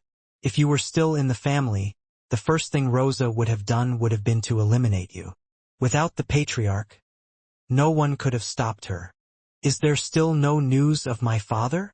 Even in this rapidly changing era, the dignity of the knight named Siren Runcandle has not diminished at all. If he and the knights who departed on expedition were there, Runcandle would still be a land that other factions wouldn't dare to cross, even without the prophet or the fleets. Rosa said the patriarch was dead. Jean came to a sudden stop. Was there any evidence supporting her claim? No. I don't know if she found out through the prophet's ability or if she said it just to establish her own authority. She just said he was dead. But I also don't expect the patriarch to be alive. Almost everyone who rebelled against Rosa thought the same. Whether Siren survived or died in battle, it was difficult for it to matter much. If the family patriarch didn't return from an external mission while the family's situation deteriorated, objectively speaking, he was already incapacitated. It was as if he were dead. But some thought differently. Your uncle and your brothers did. Zed Runcandle went to the Black Sea to search for the patriarch as soon as Rosa's tyranny began. Zed hadn't returned yet, so his life or death was also uncertain. The 4th and 7th flagbearers have been missing since the final battle. Like I said then, I can't say if they're alive or dead. But if they escaped alive, they probably also headed to the Black Sea. Those two also said the only way to resolve the situation was to find the patriarch. So, no one witnessed the deaths of elder brother Dyphus and elder sister Mary. Maybe they could be prisoners in the Garden of Swords. It's unlikely that Rosa released all the prisoners in the dungeon. That might be true, but if so, they're likely to emerge as your enemies. The reason our 1,033 knights were able to resist Rosa was partly due to their willpower, but the fact that they were not directly exposed to the chaos emitted by the prophet played a significant role. Does that mean that most of the knights remaining in the Garden of Swords didn't rebel because they were consumed by the chaos? There are probably some who did so voluntarily, but as you said, most likely did not. What sane knight would want to fight under that monster? No matter how strong that monster may be. Runcandle's knights have particularly high pride. It had already been known through several cases that it was almost impossible for humans to resist the madness of chaos. It was something achievable only by exceptional individuals like Ron. Even Ron was completely consumed by chaos until he received Jin's help. Elder brother Dyphus and elder sister Mary may appear as enemies. Just imagining that scenario made his head feel like it was about to explode. Jean continued pacing his steps with Jordan's without showing any emotion. It seems we've arrived. It's a fairly decent training ground. Did you mainly hone your sword skills here during your days as a provisional flag bearer? That's right. Jean. Yes. Now you are our family's only hope. Never forget that. After saying that, Jordan firmly grasped Jin's hand. The only knight who could fight against Rosa Runicandle's immense chaos without limitations. The only provisional flag-bearer who could immediately cleanse the family. Jordan burst into tears. The image of the current declining Runcandle, the regret of the past when he struggled to become patriarch, the fallen comrades, and the helplessness of having to entrust everything to the 12th provisional flag-bearer. These emotions mixed to make Jordan cry. I understand, Uncle. During the next 3 days, Jordan taught Jean 6 final movements, 4 secret techniques, and 1 ultimate technique. Jean, who had already reached a high level, quickly grasped the intricacies of those sword techniques in an instant, often demonstrating perfect execution with only Jordan's verbal explanations, without needing to witness how Jordan performed them himself. Occasionally, when Jordan needed to rest due to exhaustion, Jean received various reports about the current situation in the mansion. As expected, the leaders of each faction urgently requested a meeting in Tychon. Runcandle had not yet shown significant movements. There were no troop movements, but there were reports that the speed at which Huffaster was invading the area had slowed down a bit. There were still no news of Valeria. Jean wanted to find out once and for all whether she was alive or dead, but he couldn't leave Tychon until the meeting with the main factions was over, because Jean had the responsibility to carry the shield of the family and of the world. "Now the entire inheritance is complete," said Jordan hoarsely. As they passed down the sword movements, they conversed in a friendly atmosphere, not as enemies, but as uncle and nephew. "Do you remember the day I cut off your arms?" "How could I forget, uncle? In fact, that day I saw your father, the patriarch, in you. The sight of you walking towards me, taking a step forward with both arms amputated, sometimes seemed like a nightmare to me. I was pretty scared that day too. Kook. Now you're buttering me up when I'm dying. It's true. I was very afraid my arms wouldn't fully reattach. And to be honest, I was sure your end wouldn't be pleasant, uncle." "Was that your plan then?" "At that moment, you and I were nothing more than enemies. After that day, I thought you might be even more dangerous than Joshua, perhaps even more than Rosa. SSSSHHH. Sit."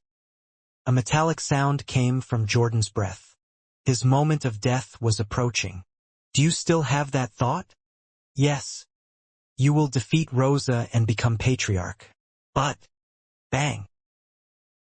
Suddenly, Jordan squeezed his last strength and grabbed Jean by the shoulder. Never think that you are already the patriarch. Even if all the remaining rebels accept you as their lord. Even if your father is alive or dead. You must claim the Garden of Swords to have the qualification. You must claim the Garden of Swords. Understood?" Jean nodded with gritted teeth, and Jordan gave his last breath. And one day after his death, a Runcandle flag-bearer arrived in Tychon. A small sailboat was heading towards Tychon. Behind the boat, 50 or so ships emerged from underwater, with white foam bubbling behind them, rising to the surface. It was a sight that Jean saw once before leaving for the Soda Desert in the past. Elder sister Mary could be Cosmos, who had become her subordinate, coming to deliver bad news. Or perhaps they had already been engulfed in Rosa's chaos and came to attack Tychon. But fortunately, as Mary approached Tychon, she appeared on the deck, and Jean was able to greet her, wiping the sweat from his forehead. "The youngest. Elder sister." Their voices echoed over the blue sea. Even the Knights of Runcandle, who were undergoing purification treatment, rushed outside to greet Mary. As she entered the mansion, Mary was filled with a sense of defeat, powerlessness, and sadness. Jin's heart ached as he watched her. Mary also had chaos, but it was not at a serious level. Jean realized that it was the result of Mary's resistance against the chaos. "As I suspected, it was you who attacked the Garden of Swords not long ago. Zipfel and Kinslow followed your movements and took advantage of the opportunity." As Jean recounted what had happened, Mary nodded as if she had expected as much. She recognized Jin's growth at a glance. "First of all, I must pay my respects to Uncle Jordan." "Okay." Mary paid a moment of silence to Jordan's coffin. Although she and Jordan were not originally on good terms, they had formed a bond of camaraderie and companionship while resisting against Rosa. In particular, Mary admired him for sacrificing his life to save the remaining knights. If you look at this, you never know about people. Rosa Runcandle, who seemed unlikely to betray the clan no matter what, became a monster of chaos, while Uncle, who seemed determined to swallow the clan by any means necessary, ultimately became its protector. The body of Uncle must be enshrined in the mausoleum after we reclaim the clan. That goes without saying. By the way, how have you been all this time, elder sister? And what about elder brother Dyphus? Dyphus Oriboni is imprisoned in the basement of the Garden of Swords. On the day you attacked the Garden of Swords, Rosa Runcandle must have released everyone except for Dyphus Oriboni. Did you see it yourself?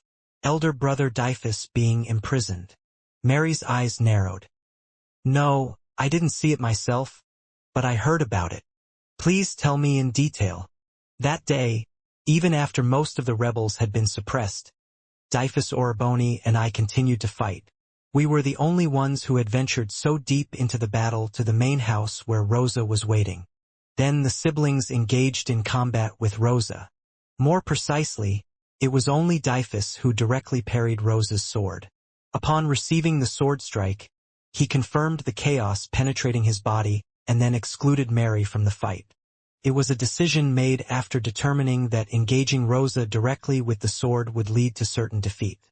Rosa had become almost as strong as our father, and not only that, she could infect others with chaos, leaving us no choice. We immediately planned to escape, but not long after, Oriboni lost consciousness. To Rosa's sword. Mary's body was shaking when she remembered that moment. Mary could escape Rosa's clutches thanks to Dyphus's sacrifice. The reason she left Dyphus behind and escaped was solely to ensure his sacrifice wouldn't be in vain. At that moment, I felt an overwhelming urge to die there as well. But if I did, I wouldn't be able to exact Oriboni's revenge. But it wasn't over after leaving the main house. I safely escaped the Garden of Swords, but the pursuers surrounded me before I left the Kalen. The pursuers were about 100 knights in total, and among them were members of the Black Sword Association, who were stained with chaos. At that time, Mary had no strength left to deal with them. She had already suffered severe injuries during her escape from the Garden of Swords. It was Lynn Milcano. It seems that Guardian of Law Chief Lynn Milcano has replaced Uncle as the new Black Sword Association chief. And Lynn Milcano, just let me go. If she just let you go. Lynn Milcano was also resisting Rosa. I don't know if Rosa knows that, or if Lynn Milcano lied to me, but at least it's clear that she allowed me to live. I'll give you some painkillers, 7th Flagbearer. You should leave now. We'll report that you escaped. What kind of scheme is this? Don't think that you're the only ones who want to reclaim the Garden of Swords. You're also using the power of chaos even though you say that. I also made a separate contract with the prophet like Rosa. There is only a difference in the method. We don't think Rosa's decision was right either. You made a contract? Damn. What the hell are you thinking? And what were you thinking when you attacked the Garden of Swords? Did you think you could win with just that level of firepower? You must have known about Rosa and the prophet's power to some extent. It was just a meaningless suicide mission. Ha! What about Dyphus Oriboni and the knights now? Everyone will be imprisoned in the dungeon. 4th Flagbearer. Rosa had an eye on him from the beginning. He is likely to become one of Rosa's subordinates. Through chaos. Damn it! That filthy. Hurry up. Either go find the Patriarch or bring the 12th Flagbearer. I don't know how long I can hold out. Mary explained the conversation she had with Lynn that day. Thanks to Lynn, she was able to barely escape from Kalen and take refuge with the Cosmos Pirates. However, as time passed, her injuries and chaos only deepened, leaving her unable to do anything except focus on her recovery. And as soon as she recovered, she sought out Tychon. Jean couldn't even imagine how much she must have suffered during that time. If you hadn't been in Tychon, I would have left for the Black Sea immediately, like Uncle Zed.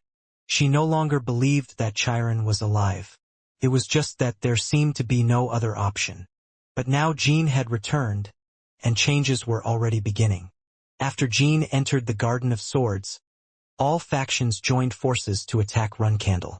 Although Kinslow and Zipfel were enemies, it was still better to form a temporary alliance than rely on Chiron, whose life or death is unknown. Jean paused to gather his thoughts and made eye contact with Mary. First of all, there's a high possibility that Lynn Milcano betrayed Rosa. I haven't seen Lynn Milcano in this fight. If that's the case, she's probably already been purged. If she really rebelled like us, Rosa probably wouldn't have been unaware. I think so too. Also, even if she hasn't been purged, the Guardian of Law Chief has already made a contract with the Prophet. She is not going to be a perfect ally on her own. She will eventually succumb to chaos. Therefore, it was best to exclude their support in the future battle against Rosa. And as for elder brother Dyphus, I can only hope that he is in a state that can be healed with the chaos purification device I possess. As long as he doesn't undergo complete transformation or total assimilation, it's reversible. Oriboni is a strong person. Mary gritted her teeth and continued her words. No matter what Rosa does, Oriboni will never be easily broken. Yes. What are you going to do now? First, I will meet with the two major factions and exchange information with them. We've decided to meet in Tychon tomorrow afternoon to discuss the forces Rosa's run candle possesses, and why they're not moving. And we need to determine the timing for attacking the Garden of the Swords. Zipfel and Kinselo must have suffered considerable damage this time, so we won't be able to launch a counterattack quickly. It all depends on how much leverage the major factions can bring to the table. Also, if the Garden of Swords is unable to move for some reason, it might be better to bide our time and prepare thoroughly. When escaping the Garden of Swords, Jean accidentally connected with Laparosa through Lingling, and Qual is currently conducting research on it. If Brethren come outside before the final battle with Rosa, even if it was difficult to achieve, at least if he could perform Battle God Fusion without relying on such coincidence, it would be of great help in the final battle with Rosa.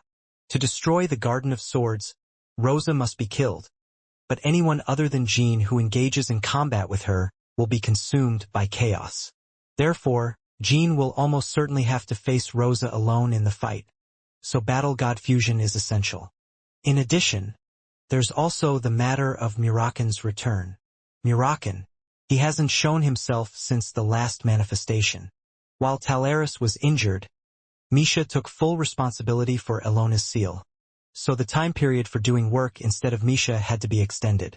The Battle God Fusion, the return of Muraken, and the Golden Armada. As Jean told Mary about his best cards, a faint smile appeared on her lips. As expected, you've grown up. The youngest. Having you here makes me feel more secure. I'll do my best to fight with all three prepared. We need to know why the Garden of Swords isn't moving so we can prepare properly. And having you here makes me feel secure too. So, please don't cry, elder sister. Mary was leaning against Jin's chest, crying her heart out. She was releasing the guilt of leaving Dyphus behind, the pain of not being able to protect the clan, all for the first time in 6 months. To her youngest brother who had grown into a strong man. Our run candle is not lost yet. We just need to reclaim it, elder sister. Our home. Today will be the last time you see my weakness. You don't look weak at all. But if it gets tough, you can lean on me like this anytime. We're family, aren't we? Suddenly, they sensed someone behind them. The Tawna brothers were approaching, glancing around cautiously. When the Tawna brothers saw Mary crying, they were startled and tried to go back. But Jean silently gestured for them to come closer. Then the Tawna brothers also hugged Mary and cried, and Jean comforted them by patting their backs. March 4, 1803. It had been approximately 10 days since the conclusion of the Garden of Swords battle, also known as the Battle of the Main Factions. The whole world trembled with an unprecedented fear.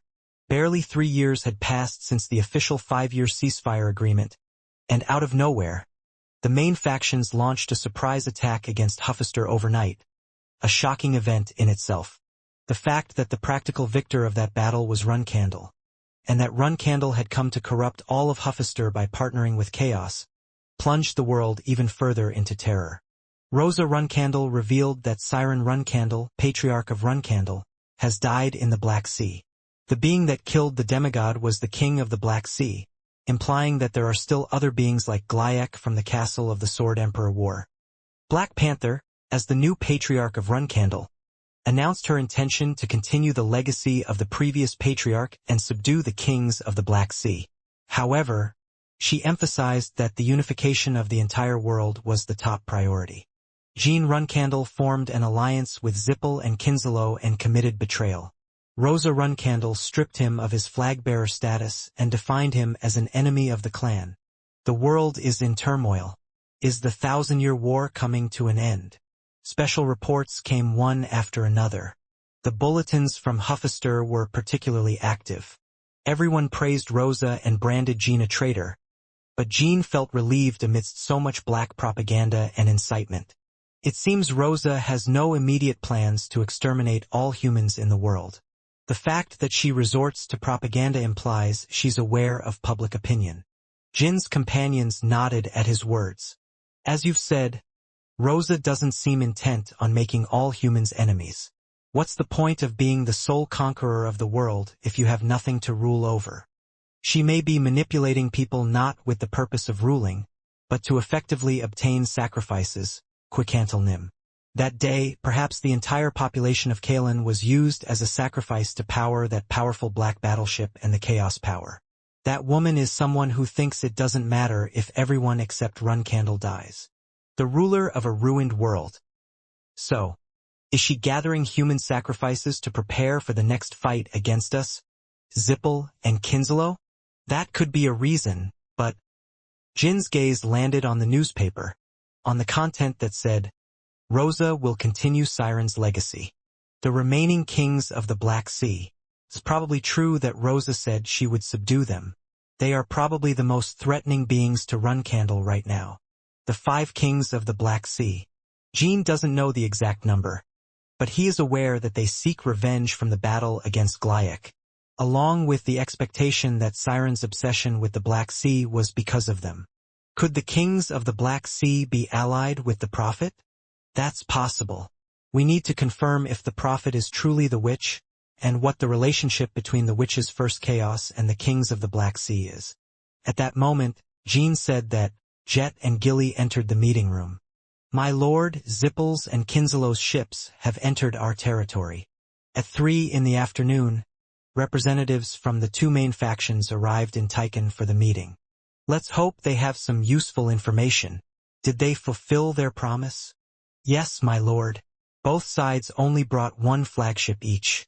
They made no unreasonable demands, and they're disembarking at sea and sending only a few individuals ashore.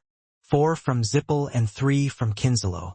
They seem quite nervous, coming with such a reduced number and no escort, straight to our headquarters.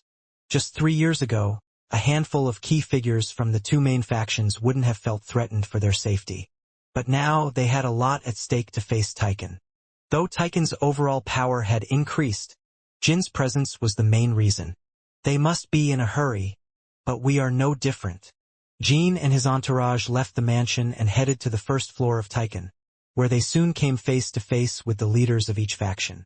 Jin's expression soured as he looked at them, seemingly disappointed. Why have you come? I have clearly conveyed that the leaders should discuss this matter. The 4 Zippel representatives removed their togas. Octavia, Hito, Sandra, and someone Jin saw for the first time in his life. Ronald Zippel, Kellyark's eldest son. In his past life, he was known as a talented individual in Zippel's 2nd generation, after Baradin, and powerful people used to classify him as someone who didn't shine because he was overshadowed by Baradin and Luna.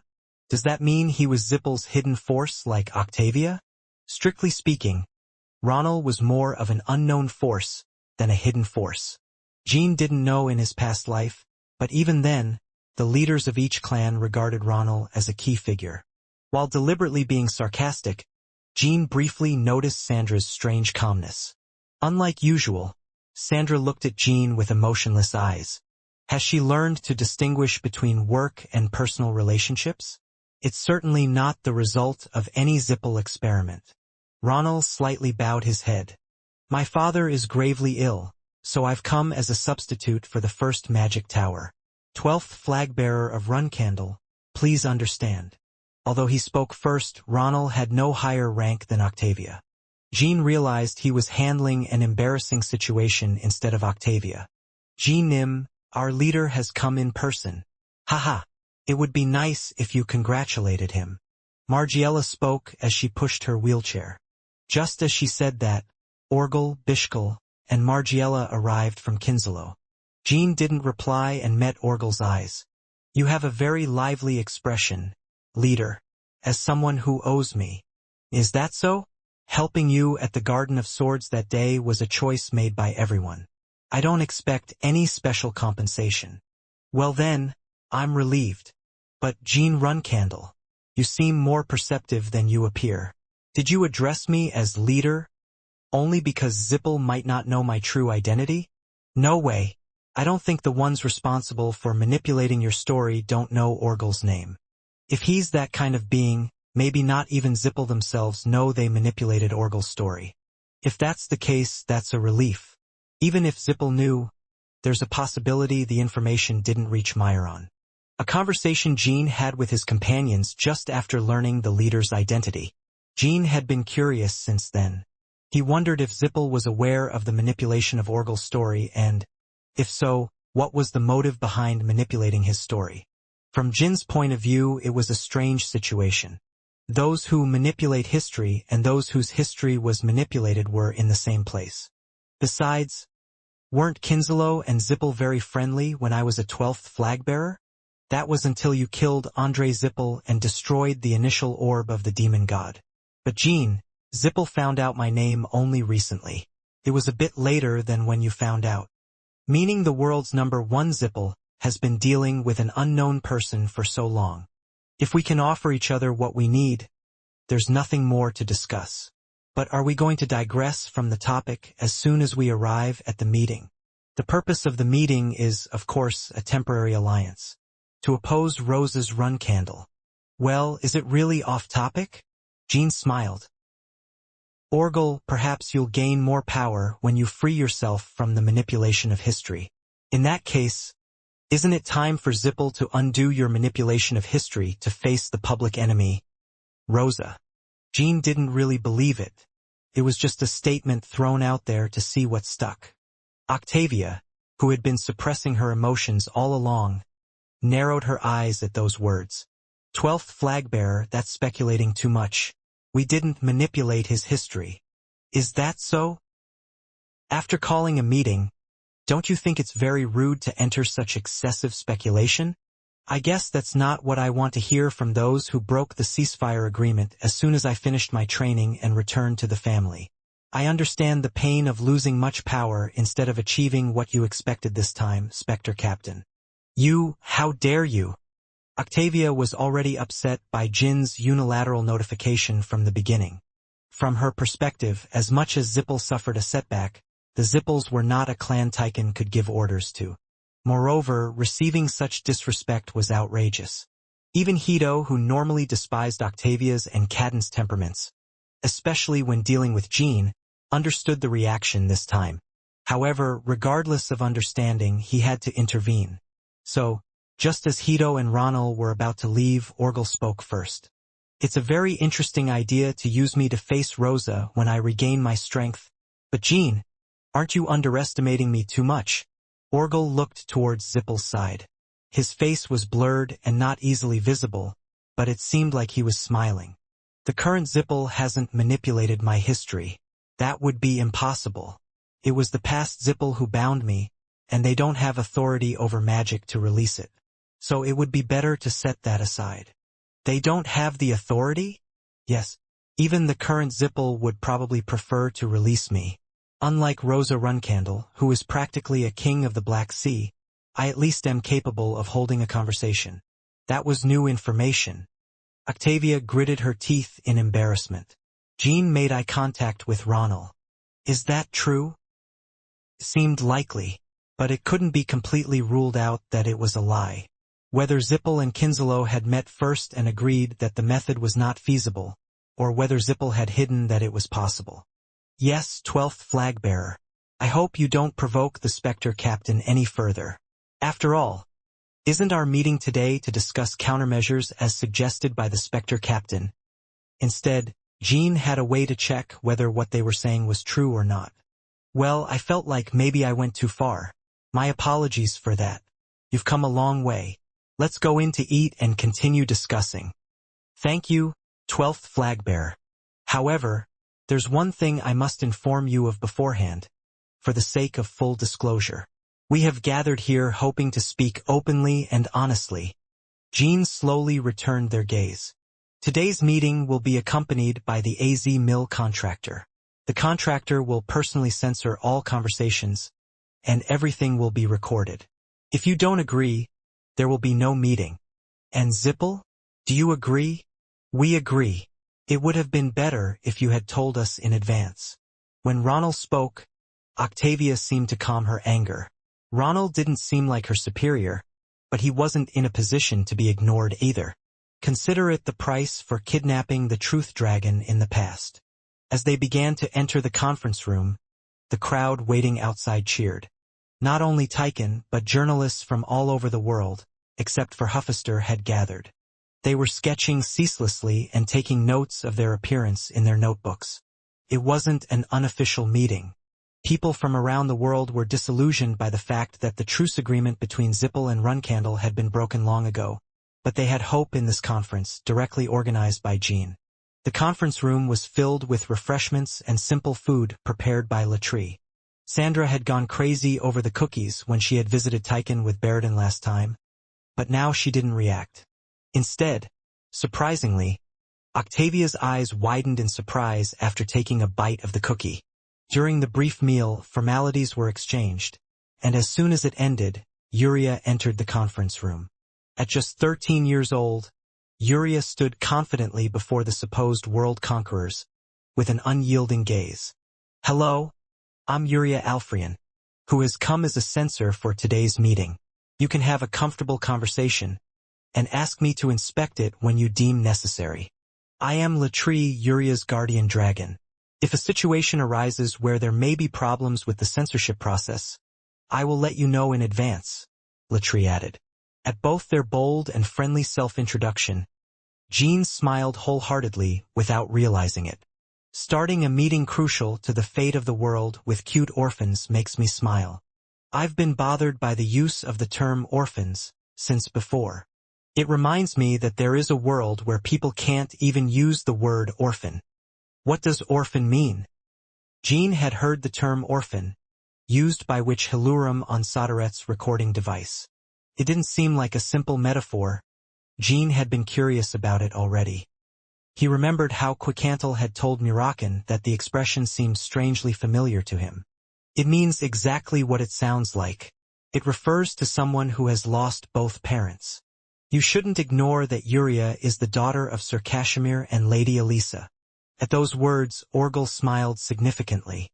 Before your biological parents existed, there were parents who brought you into existence. You mean God? It's a presence beyond. Have Sir Bishkal and Margiela received this information from Orgel? I've got it. Yuria. At Jin's call, Yuria nodded. Sir Bishkal and Lady Margiela, please look into my eyes for a moment. If it's true, a blue light in the form of a rope will appear between the three of us, and if it's false, a red rope will form. Yuria resonated with Latrie and met the eyes of the two, and after about 3 minutes, a blue rope formed between them. They're not lying, Brother Jean. Even if what Orgel said was false, at least they explained it to Bishkal and Margiela that way. Orgel didn't seem willing to give them false information. I have no intention of telling a lie, even if there's no truth contractor, Jean Runcandle. The reason the world is in its current state is because the parents of life have perished. It's a nonsensical story. Anyway, it seems to be related to the purpose of Kinsalow that I've heard about. It's something that's beside the point. First of all, why don't we take a look at each other's cards? I'll refrain from using the word orphan in the future. I agree. Then first, let's start by finding out the damage situation of each faction. I'll go first. Except for my wound and the wounds of Talaris Nim, and the wounds of the Snow-Toad Mort, the Vamal Alliance and its allies have suffered no casualties. Has the Master of the Hidden Palace recovered? He couldn't fight due to internal injuries and chaos invasion. We don't know how long it will take for him to recover. Yuria Nim, please confirm. As Ronald said, Yuria made eye contact with Jean this time. Naturally, a blue light appeared.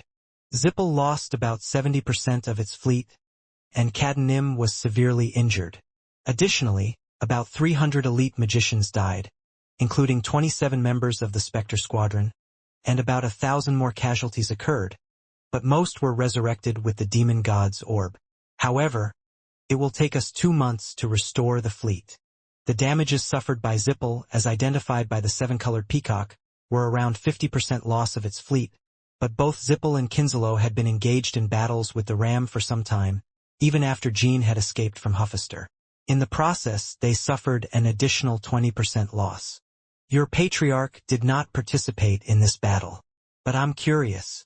Did Zippel's patriarch suffer any damage in this battle? Ronald pondered for a moment before replying. He was struck. But I can't give you any more details. Yuria. Yes. Please wait a moment. Jean requested confirmation not because he thought there would be lies in the damage situation. It was hard to believe that a fleet of that size would be restored in just 2 months. A blue thread formed between Ronald and Yuria. It's incredible that the entire fleet can be recovered in just 2 months. It's impossible with just manpower. Jean didn't ask Ronald about the method. Yuria was only here to confirm the damages of each faction, not to unearth all their secrets. After all, there were no guarantees that the other party would respond. Kinslow lost around 10% of the fleet and about 1,500 mass-produced legend-type golems. I also took a hit, but I should be able to recover in about 3 years even without special measures. 3 years? Are you saying that if we have to wage the final battle against Rosa in her, you won't be able to participate in full condition? There's a high probability of that. We're in a situation where we can't even guarantee tomorrow, let alone 3 years. Yes, if I had been in perfect condition from the start, things wouldn't have turned out like this. You may not know it, but she's no longer human. She has become a goddess. A goddess. She is an evil goddess, born from chaos. And everyone seems worried about when Rosa will move. Let me tell you one thing. It will take at least a year before she moves herself. Until then, there will be no threat of world destruction. Still, it's less than 3 years, knowing that she can recover without special measures. She probably has a way to accelerate her recovery if the worst-case scenario happens. That's right. What do you base your belief that Rosa will take at least a year to move on? As a goddess, don't you think there's an adaptation phase? She also needs to supply offerings for divine powers. As you know, Rosa and the Pratofa use all life, including humans, as sacrifices. Do you know that on that day, all humans in the city of Kalen will become sacrifices? I expected as much. In the future, more lives, including humans, will become sacrifices for Rosa. If we want to reduce that number even a little, we must fight only once. I guess we must strike when we can defeat the Garden of Swords in one blow, said Hito. Yes, Zippel's butler. If it doesn't matter how many humans die, it's fine to attempt multiple attacks. Putting aside ethical issues, it's also possible that complications may arise if we provoke Rosa and the speed of obtaining sacrifices unnecessarily increases. This time Octavia spoke up, and Orgel nodded. That's obvious, but there's something more important. Orgel's gaze fell on Jean. Jean Runcandle must be able to defeat Rosa in a one-on-one battle. This meant nothing less than that. Is it because I'm immune to chaos? That Jean was immune to chaos was no longer a secret. Everyone saw it when Jean directly faced Rosa in the Garden of Swords. Orgel nodded. Because you are the only one immune to chaos. In the current world, probably only you can kill Rosa Runcandle. If there are no special means in Zippel. Yuria. As previously verified by Orphan Explanation, this time Bishkel and Margiela were also verified on behalf of Orgel. Once again, everything Orgel said turned out to be true.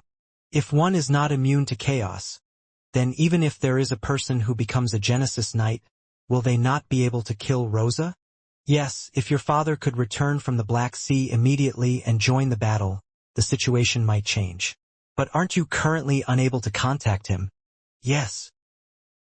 Jean didn't bother to hide the content about Siren this time. This time, Ronald requested verification. Zippel had long wanted to know about the communication between Siren and Runcandle. Of course, a blue thread was revealed between Jean and Yuria. There was a moment of silence.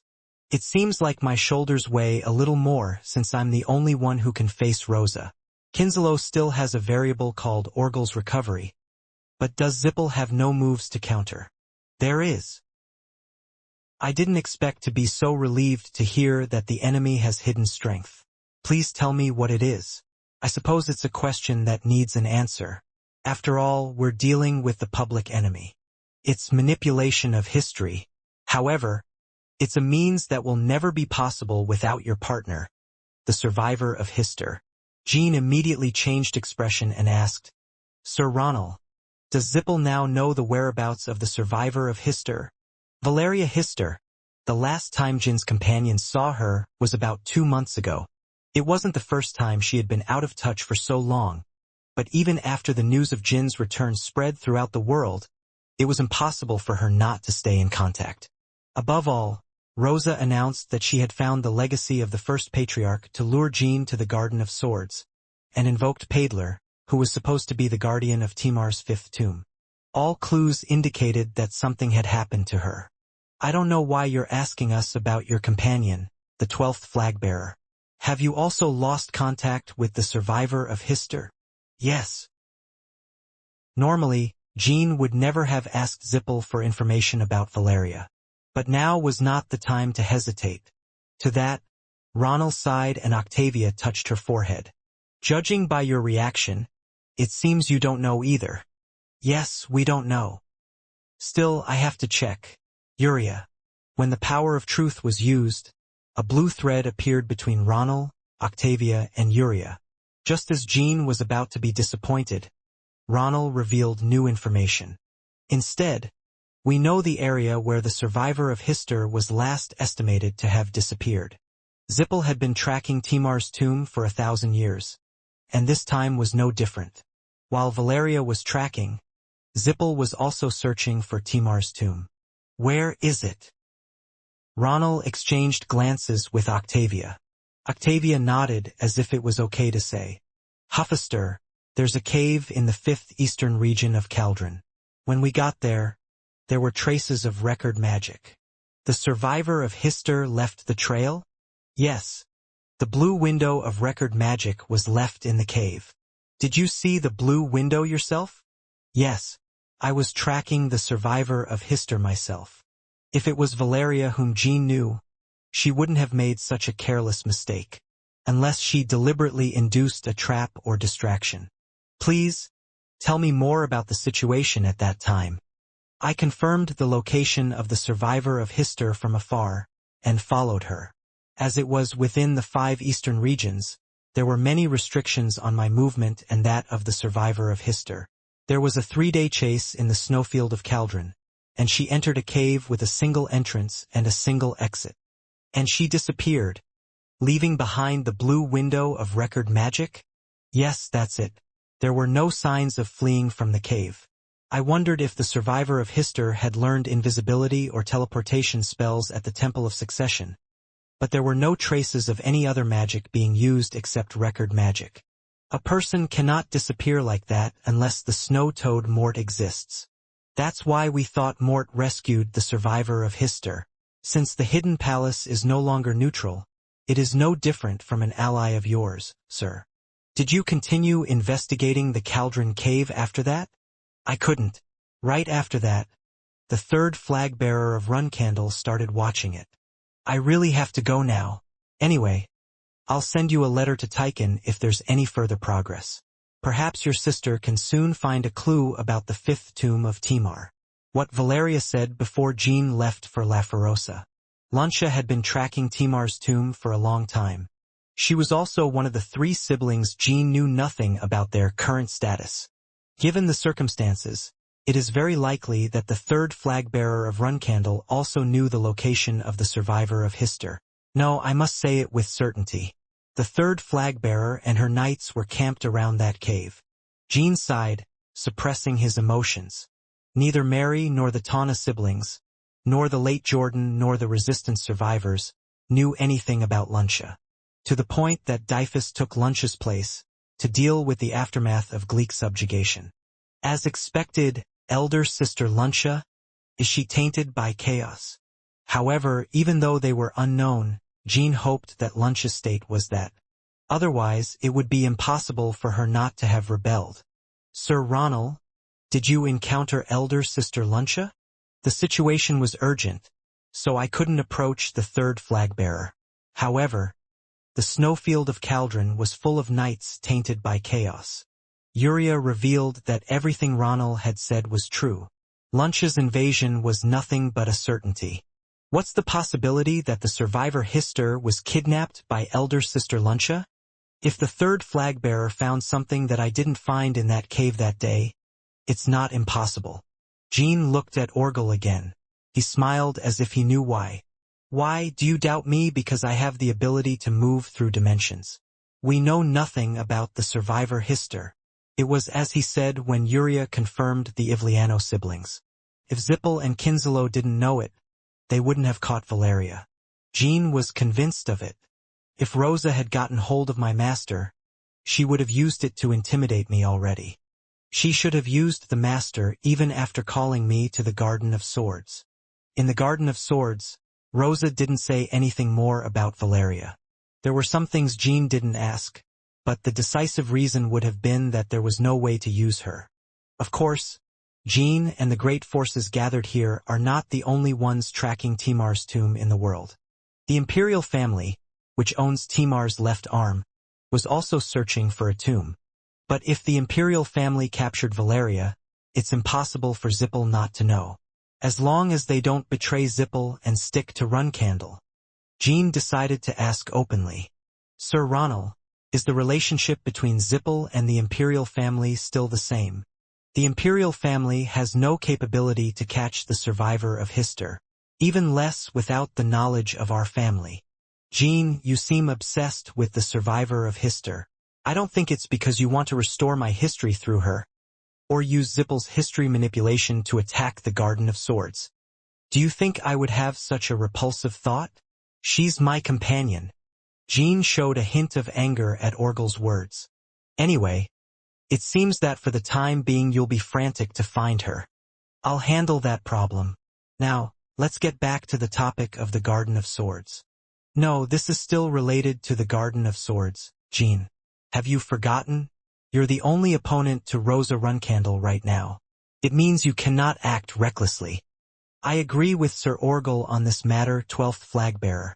If you're looking for the survivor of Hister right now, of course you'll have to first head to the 5 eastern regions, right? And I think you probably know the state of Huphester better than anyone. The world has reached a point where Zippel and Kinzelo are worried about me, especially Zippel, who is concerned about Hister's safety. It feels strange. I try to save her because she's my companion, but also because I need her skills to oppose the Garden of Swords. Her skills are not only needed by you, perhaps to continue developing the space-time device they stole from us. It's embarrassing to hear you say that.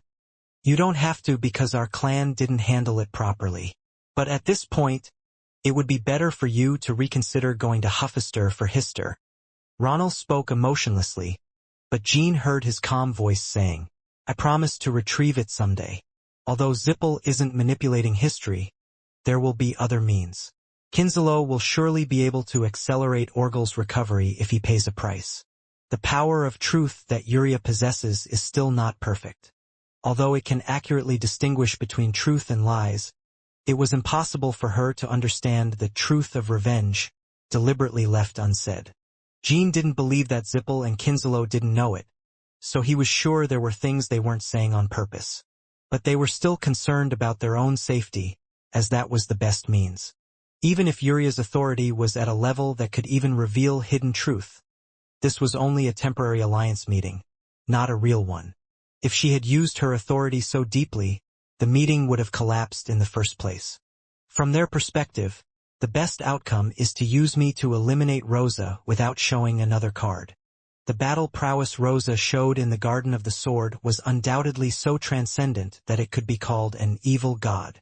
But when the day comes for Jean and the temporary alliances to face Rosa in the final battle, it will surely be even worse than now. Even if Jean wins against her, there will be no way to achieve victory without suffering serious damage.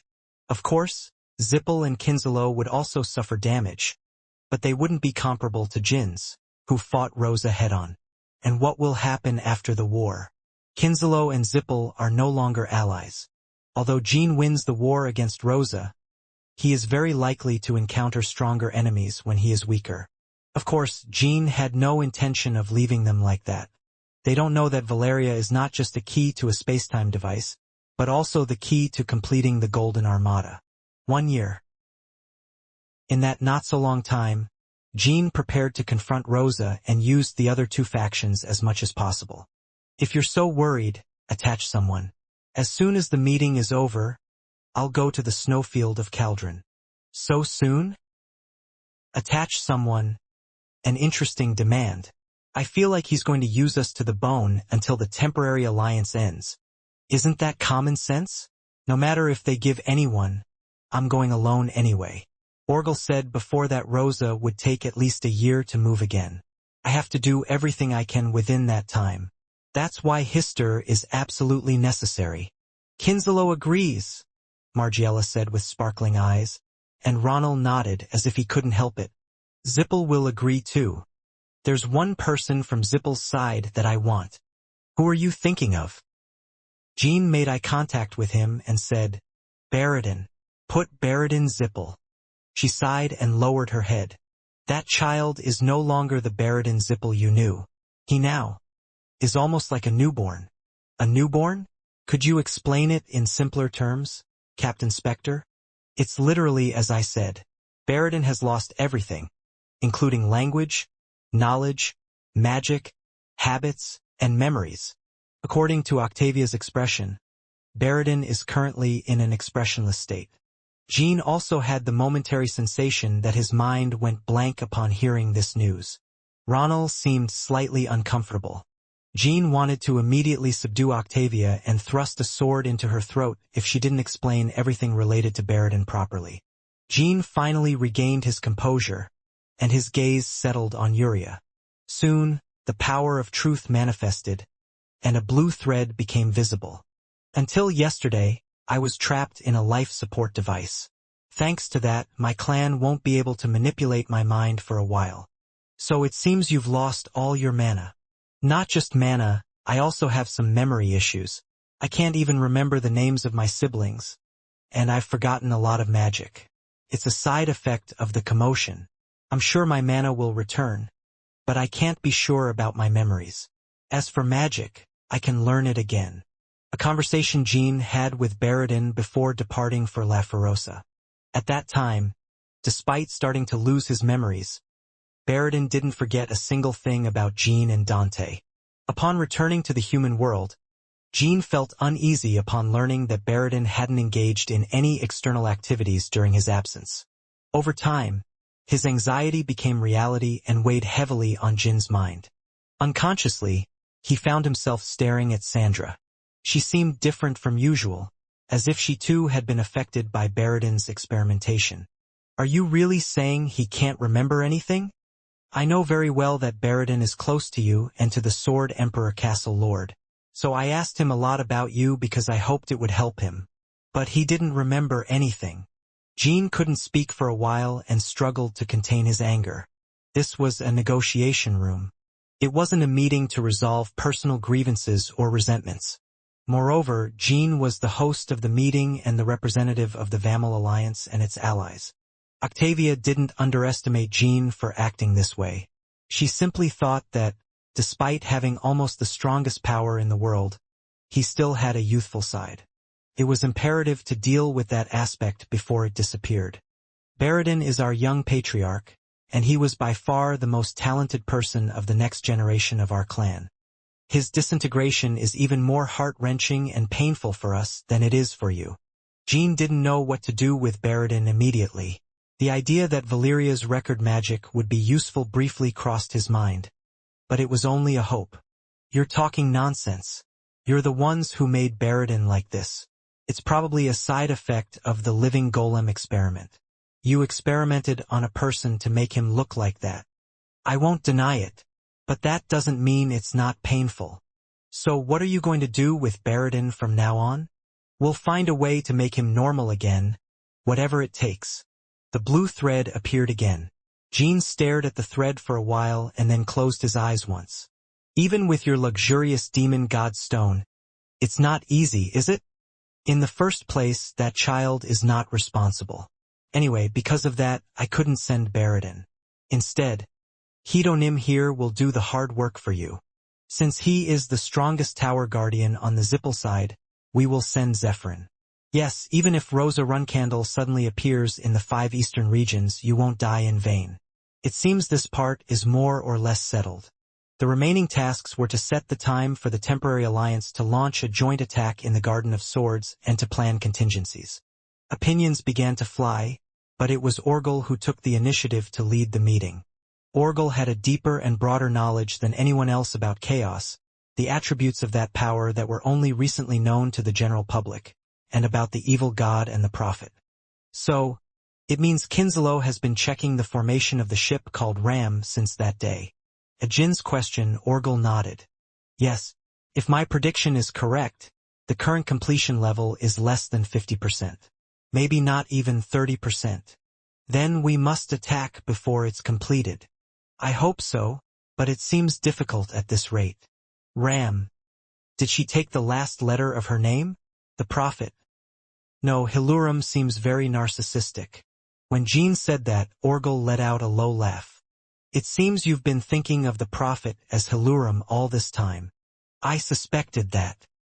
If that's the case, wouldn't your ruby cat have reacted to something in the Garden of Swords? The prophet isn't Hilurum, but her daughter. She's just one of many daughters.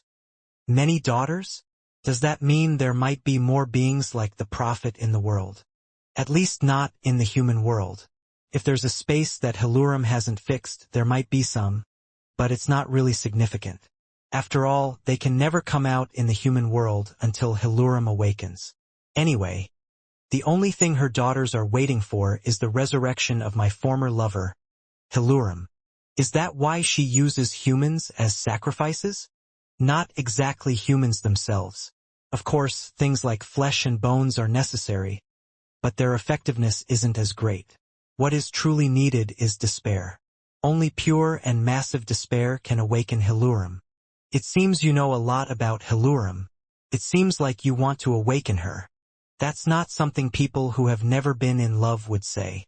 Awakening Hilurum wouldn't benefit me at all. I don't even want to hope for it. Uria's authority continued to form a blue thread, but Jean felt uncomfortable relying so much on Orgel's knowledge and experience in that way. Once I find Valeria, I have to somehow learn more about Hilurum and the prophet. Dr. Quall said that before the mistress left Tychon for the last time, she talked about the marble I got in Joshua's village, the magical tomb of Shujil Hister. Before departing for La Ferosa, Jean had entrusted half of Shujil Hister's magical tomb to Gilly. Valeria discovered a year ago that Gilly had the magical tomb, and through it, she obtained a clue about the record magic. Thanks to that, she was able to proceed with the restoration of Joshua's marble and Soderet's recording device. However, she is currently missing. Anyway, there's no way to avoid the restoration of Ram at this point, so we have to assume that the final battle will proceed with Ram completed. What we're going to do is, will we take care of Ram and send the 12th flagbearer to where Rosa is? Orgel nodded at Ronald's words. Very astute. Until then, let's hope that Keliark Zippel recovers, and that the demon god orb reaches its final stage. 12th flagbearer, I want to ask you something. What is it, Ronald Zippel? Do you have any means to purify chaos? Jean had intentionally placed knights from his family on the route to the conference room. This was to demonstrate that they had a perfect means of purification, unlike other forces that use chaos as a means of control. Yes. Ronald and Octavia's pupils widened as the blue thread appeared. Then, please use the purification method on my father. Didn't you say earlier that you couldn't accurately inform me of Keliark Zippel's condition? Because I needed to be careful. My purification method isn't perfect. If there has been a physical transformation due to chaos, or if the enchantment has already been completed, purification may not be possible. Ronald showed hesitation for the first time as another blue thread emerged. Seeing the reaction, it seems he is already in that state. I think this is not only about the survival of our family but also about the fate of the world. Whether my father can fight in his full state or not. During the final battle, I also need Keliark's power. Of course, it's unpleasant, But if the purification method is improved before the battle, and if his power is needed at that time, I will allow you to use the purification method on him. Understood. The meeting continued for over 2 days, and the temporary alliance of the three forces made the world buzz from that day on. March 7, 1803. As discussed in the meeting, Jin's group had entered the Cauldron Snowfield. This time he didn't use the Red Owl. He went with Zephyrin, Hito, and Sandra Zippel. Fortunately, unlike during the meeting, Sandra was showing the same side Jin knew. Ha ha ha, Jin. My performance was really convincing, wasn't it? I wanted to express my immense love for you during the meeting. But no, Sandra. Wake up. If not, we won't have the chance to see each other separately like this. That's why I persisted with this farce. Initially, I didn't plan on asking Zippel and Kinselo to send someone. Only those who are prepared can seize the opportunity at any moment. Since I acted like a madwoman that day when nothing was confirmed, I could be with you like this as soon as the opportunity presented itself. After saying that, Sandra smiled widely and linked her prosthetic arm with Jin's. Jin didn't immediately separate it. It was because he felt relieved. Cauldron Snowfield. During this time, it was common for experienced adventurers or trained martial artists to get lost and freeze to death in the Cauldron Snowfield. Of course, this did not apply to Jin's group that arrived in the snowy field, but finding the way with just the map given by Ronald was a Herculean task. If not for Shuri, it would have been even more difficult. Shuri was once again doing an excellent job as the group's guide. Kaya haha. Come on, Shuri. Give this sister a kiss. How is Shuri so smart? Is it because he takes after his owner? Nya. When Shuri gently pushed Sandra away, Zephyrin let out a chuckle. Sister? You're saying something funny, young lady living golem. Jean Runcandle's ruby cat is a creature that is at least 1,000 years old. Wow. Why are you picking a fight over something like that? What do you mean picking a fight? I just find you amusing. Hito, tear her mouth sideways. Since earlier, you've been saying ridiculous things because you rely on the butler of physical beauty. You should know there are more monsters in this world than you think. Humph, if you're so confident, why don't you hit me first? I guarantee that as soon as you lay a hand on me, Hito will definitely draw his sword. Then we'll fight until there's a winner, and I have a feeling who will win. Ugh, really? How did I end up being treated like this? If not for my master's orders. In the Soda Desert, you didn't attack for the things Jean stole, and this time it was on your master's order. Being the Great Duchess of the Demon World is a decent position. There are many excuses even if you always lose. Ha, okay. Then hit me first, living golem. I'll definitely kill you. Unlike Zephyrin, Sandra tried to swing her fist immediately, but Hito pushed her away before she could reach Zephyrin. Hito sighed deeply as he watched the twisted Sandra in his grip. Since the journey began, Sandra and Zephyrin had constantly been engaged in a verbal war. Looking back, the atmosphere wasn't very good when they met in the Soda Desert. Don't you think there's already enough tension meeting in enemy territory? Said Jean. But Jean, she keeps getting on my nerves. Did you see? She started the fight first. Is it a secret to Sir Jean that you've been deliberately stepping on my heels the whole time while walking? If you both do it again, I'll leave you somewhere and go alone. Everyone will not be able to retreat from the Cauldron Snowfield without me, right? Sandra and Zephyrin shut their mouths at the same time. Great composure. Damn it. If I told my master that I was thrown out for fighting with a living golem, he would treat me worse than this. Sandra took Jin's words literally, and Zephyrin knew it wasn't an empty promise. When the two fell silent in an instant, Hito felt resentment towards Jean for finally intervening. The group moved forward in silence. It was a very slow pace. Since Ronald's last visit to the snowfield, knights tainted with chaos had camped here. As soon as they were discovered, the Garden of Swords would send the main force. In the worst case, Rosa might come in person. It would take a considerable amount of time to come directly from the Garden of Swords to the Cauldron Snowfield, but if he used something like the Prophet's Cave they used in the Soda Desert or the Chaos Dragon, it was hard to predict. If Owl Nim were here, We could have moved much faster than this. It's frustrating. Owl could not help Jean while tracking Yona.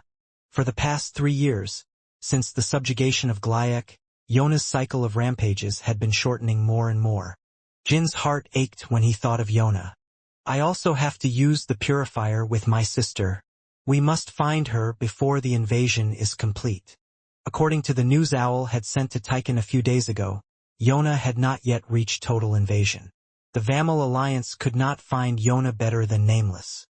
Jean felt a bit bittersweet realizing that even with such great power, he still lacked the ability to protect his family and clan. Then he felt he could understand his father, Siren, a bit better. They spent 3 days erasing their tracks.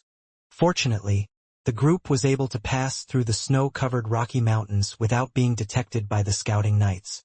But they couldn't get any additional information about Valeria during their journey. All they saw was the pale, dark sky with snow and rocks, without any difference between day and night. Looks like we're almost there. In the distance, they saw a dead-end cliff that separated the heart of the snowy mountains. Shuri pointed with his front paw to one side of the cliff, which was where the cave was located, although the group could not see it yet. Jean sent Shuri back into the ruby. It was because Jean felt the energy of chaos. It had been like this for the past 3 days, but it was especially dense near the cave. I expected this.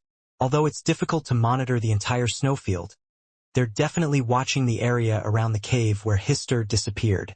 If they intend to enter the cave, it seems we won't be able to avoid a battle from now on. 12th Flagbearer, Zephyrin and Hito said.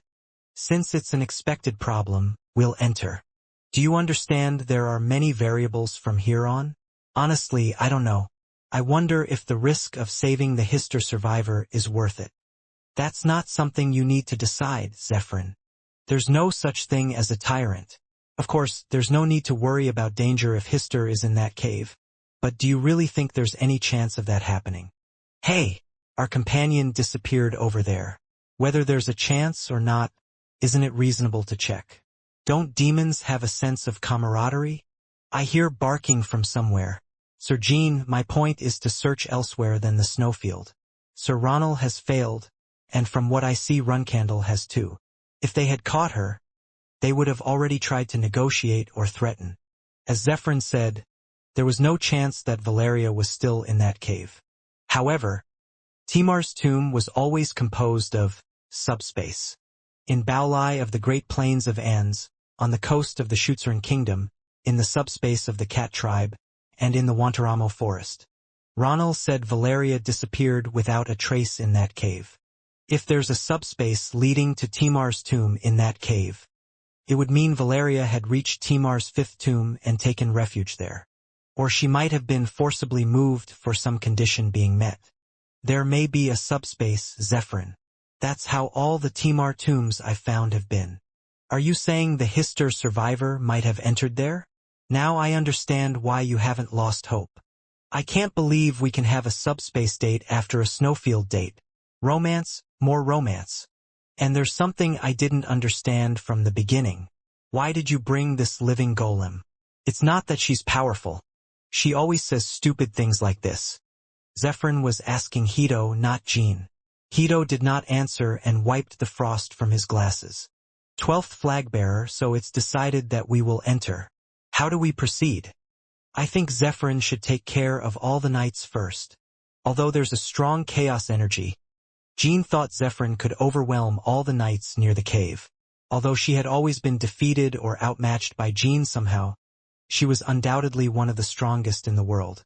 Then the next step is obvious. Keep their attention until reinforcements arrive. Right? It's too simplistic. Well, there's no other way. We can't kill all those people without leaving traces. Then what's my job? Please cover me while I look for subspace traces inside the cave. Well, that's fine by me. I needed someone to vent my frustrations on some kind of living golem anyway. Zephyrin. Yes. I have a request. Jean met Zephyrin's eyes and said. Zephyrin almost showed a puzzled expression in her eyes. It was the first time she had seen that demon address her in such a respectful manner. A request. If possible, I want you to kill the knights without causing them too much pain. Does it mean that most of the knights remaining in the Garden of Swords did not rebel because they were engulfed in chaos and not of their own will? There may still be some who do it of their own will, but as you said, most would be like that. What crazy knight would want to fight under that monster? No matter how strong he is, the knights forming Runcandle are especially proud. Jean recalled the conversation he had with Jordan while receiving the clan's sword techniques. Most of the knights in the Caldron Snowfield were forced to become chaos monsters. It was impossible to purify them all. Judging by their size, they were almost completely engulfed in chaos. Just when Zephyrin was about to respond, Jean lowered his head. Zephyrin shrugged as if she had no choice. I'll do it. I'm not doing it for you, but I guess it's more dignified this way. Thank you. I'll make sure to repay the debt. Shall we start now? Yes. I'll give you a signal if something unexpected happens. When I roar 3 times in a row, leave the cave immediately and prepare to escape. Go and die. No, you can't die. You must live until we all get out of here. Demon Dragon, keep your promise with Jean. Understood. Zephyrin snorted at Sandra while transforming into her true form. Make sure to have fun on your sad date, living golem. From my long experience, it seems the Hister survivor that Sir Jean is trying to save is more than just a companion. Oops. What did you say? The knights in the snowfield who sensed Zephyrin began to emit chaos energy seriously. Sandra cursed at Zephyrin's back as she flew up. My lady, calm down. Hito, did you hear what that crazy demon dragon just said? I heard it. But how can I calm down? Jean is mine. I will tear that demon apart. Wait, is Jean married? Jean Runcandle wouldn't like the way you're acting now. And he is not married. Really? Was that thing just spouting nonsense? One day, that demon dragon will truly die by my hands. Sandra wanted to continue her tantrum, but she closed her mouth upon seeing Jin's sad expression. He seemed very gloomy. The gray sky over the snowy field was darkening with the demonic energy of Zephyrin in an instant. She was literally annihilating the knights who had begun to come to her. She did not reveal her arrogance or the composure she usually hid behind laughter and etiquette. She was keeping her promise to Jean. We better leave now too, Tower Guardian. I don't think there's much time left. Of course, not all the knights began to fight Zephyrin. About 20% of them still remained near the cave, keeping watch over the surroundings. Hito. Yes, my lady. Can't you face those knights alone? Why do you ask? Yes or no?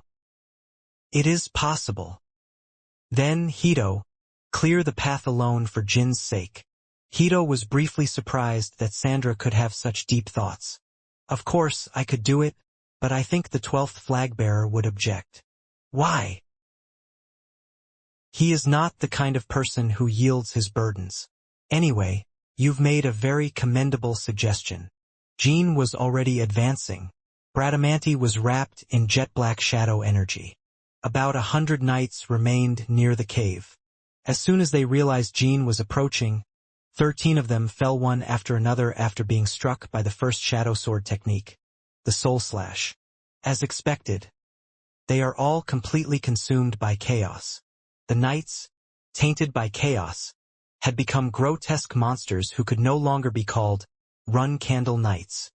Their twisted arms wielded their swords grotesquely, and their legs, transformed into spines, spilled chaos with each step they took. Their pupils were as dark as coals, and only dark breaths and screams flowed from their mouths. Jean swung his sword to finish them all in an instant.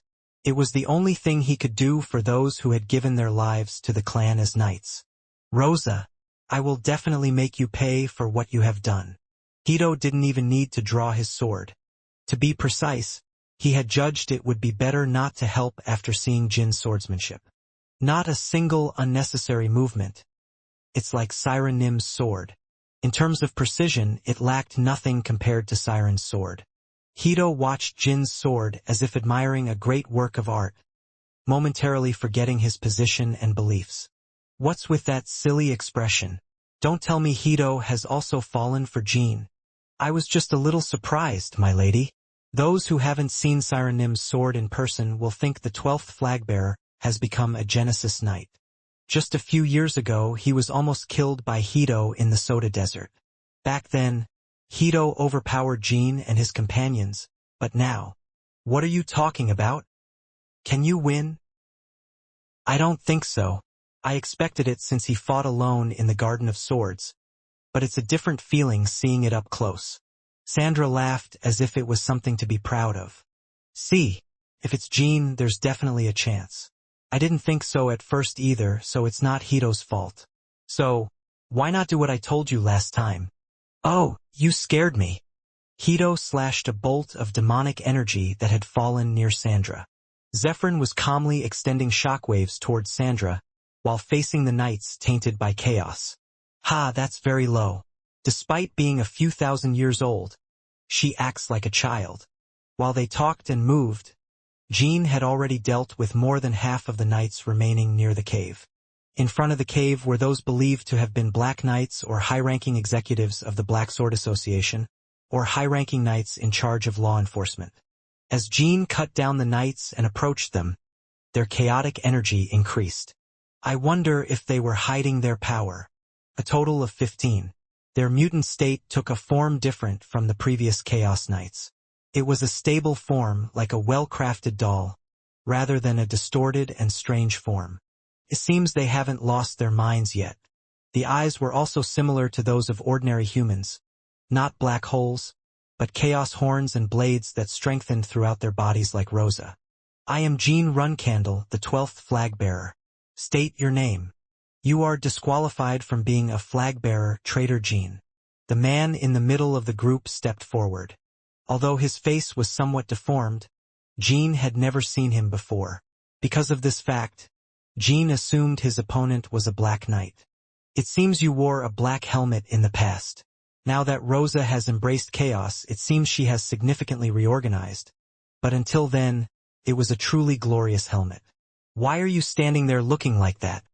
Whether you wore the black helmet or not, the duty of the family swords is only to fight for the family. The knights you are killing have only changed for the Runcandle. I heard from Uncle Jordan that not many people have willingly become monsters.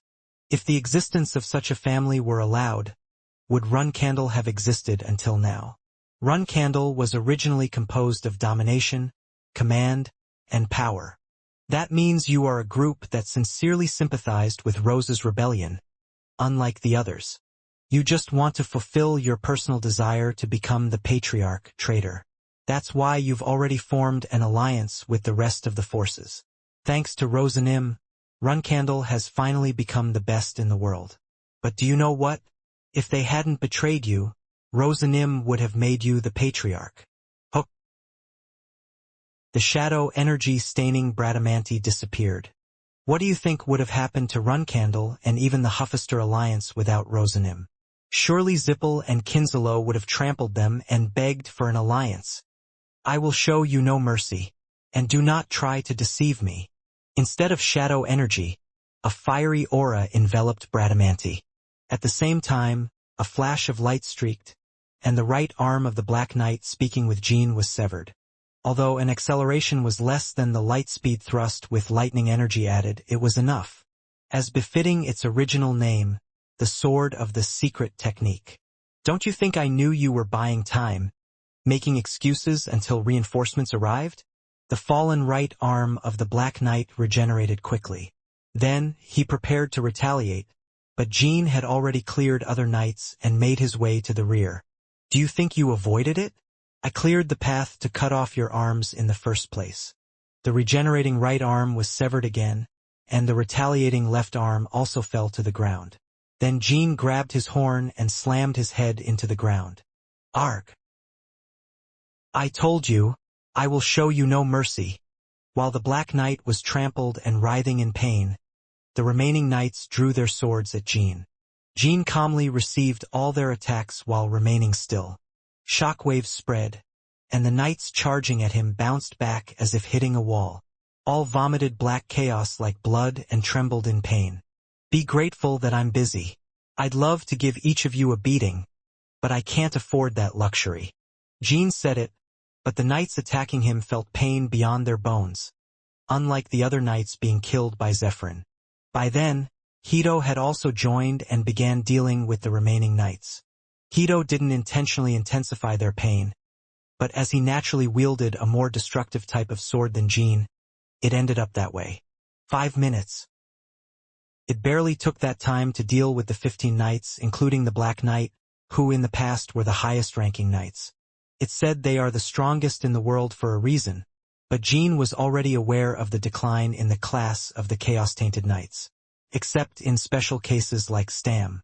Rather, if the knights had not accepted chaos, it would have taken more time. Rosa and the Prophet chose to increase their overall strength, even if it meant diminishing individual strength. Or maybe they can only do it while accepting chaos. Jean plunged his sword into the back of the Black Knight under his feet.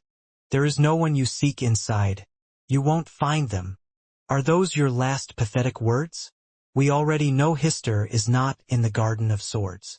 At those words, the Black Knight smiled. Yes, as you said, because the redhead is already dead. Haha.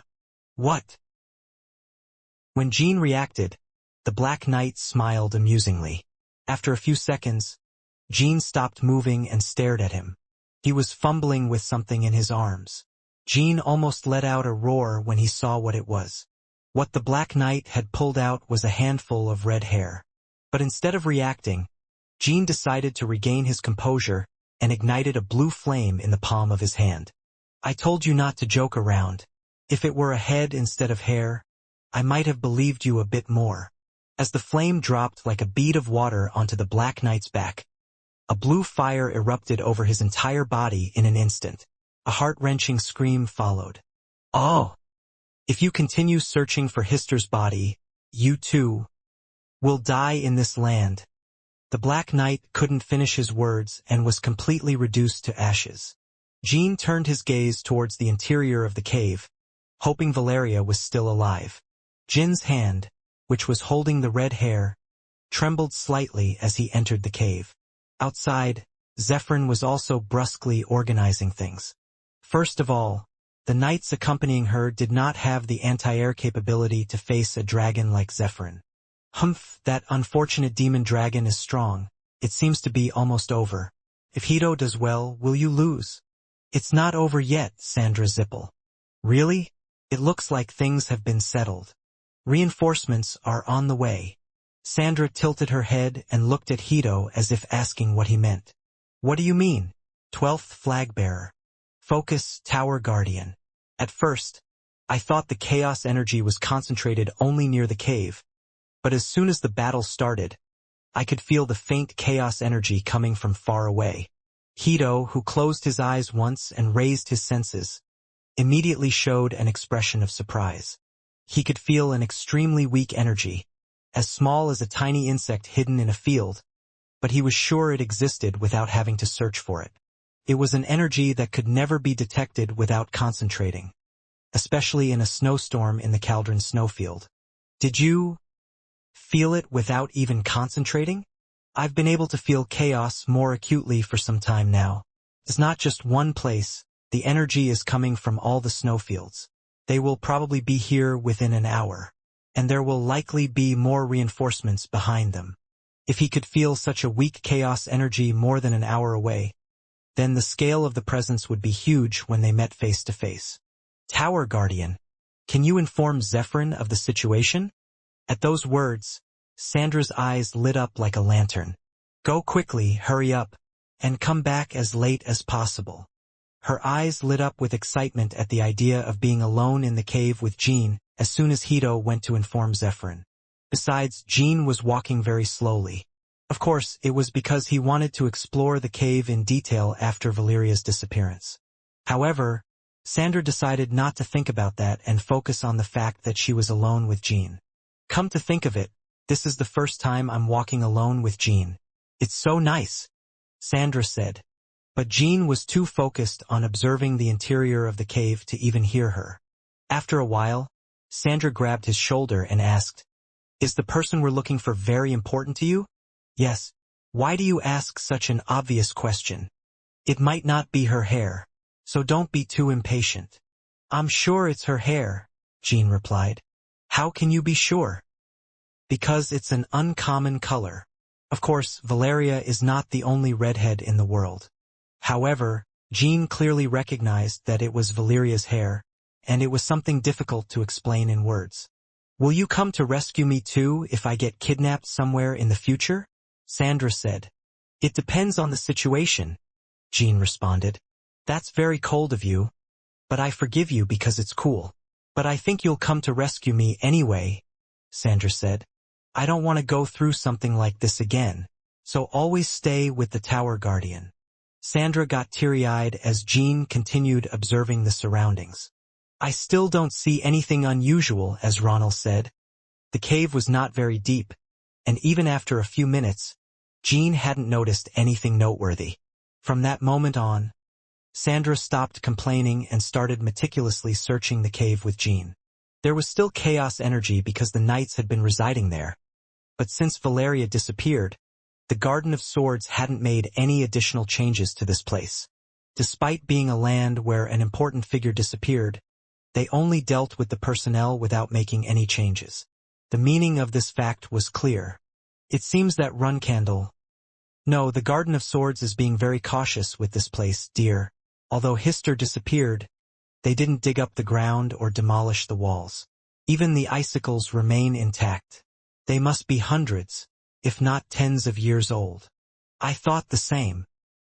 You said the tomb of the first patriarch of Runcandle is a subspace, right? I think they were looking for a way to enter that subspace. If Runcandle knows it's a subspace, it's very possible. Finally, when they reached the end of the cave, Hito, who had gone to inform Zephyrin, returned. Why did you come back so soon? Peace and quiet were starting to come, but you're as unconscious as a musclehead. Everything has been settled there, and Zephyrin said she will first explore precisely. She also said that if possible, she would delay or annihilate any reinforcements arriving. All right, Tower Guardian. If Zephyrin did that, it would add more time for additional troops to arrive, but it was difficult to calculate how much. At the end of the cave was a chamber filled with a transparent substance similar to ice, without any part broken and reformed. Elder brother Ronald was right, there's only one way out of here. Either we go back the way we came or we break through the ice wall. Now I understand why the survivor of the Histers couldn't be located by my clan. Even after Jean and Sandra continued searching for any trace of mana in the cave, they found nothing special. The blue window showing the record magic that Ronald had seen was also not there, which was to be expected since the magician was no longer there. Valeria was out of contact for about 2 months before disappearing from here, and she didn't leave any clues about Timar's tomb. Most likely, Valeria was in a desperate situation where she couldn't even contact Tychon during those 2 months. And she suddenly disappeared from this very place, with a slightly shaved lock of hair. Sir Ronald didn't get to face my master properly, but it's certain that Rose's knights fought with Valeria. Valeria would have sought this cave after escaping that battle. Ronald would have pursued her and Luncia too. Even after combining all of Ronald's information, the incident became increasingly confusing. More than 10 minutes had already passed. 12th Flagbearer, I think it's a trap. Rosa Runcandle must have expected you to come here. Maybe. In that case, she should have placed more troops or prepared to ambush us when we entered, or even appeared herself. It feels like Rosa Runcandle is giving you time on purpose. Jean nodded, as he had been considering this possibility all along. As the Tower Guardian said, Timar's tomb is supposed to be here. She must have waited, assuming I have a way to get there. Suddenly, Paidler Runcandle's image crossed Jin's mind. It's very possible that Sir Paidler is the guardian of the 5th tomb. However, if the prophet took Sir Paidler out of the tomb, she must have entered the 5th tomb at least once. But why is Rosa giving me time as if she wants me to find this? Is it because Valeria is still inside the tomb? Maybe the prophet who left the tomb for some reason doesn't know how to re-enter. The problem is that not even Jean knows how to enter the tomb. It wasn't like the first tomb where there was a key or a guide. Time was passing incredibly fast. 12th flag bearer. Speak, Tower Guardian. We won't be able to come back here. If it becomes clear that there's no other way, Rosa will completely block this place. So, how about we try something they haven't done and leave quickly? Are you suggesting we destroy the cave? Yes, it seems there is no other option. We won't destroy the cave. Even if we return today without any harvest, we don't want to eliminate any reason to come back later. Then, are we going to stay like this? We have to be rational. For Hito, it was more important not to put Sandra in danger than to find Hister. Especially in such a desperate situation as this, it was even more important.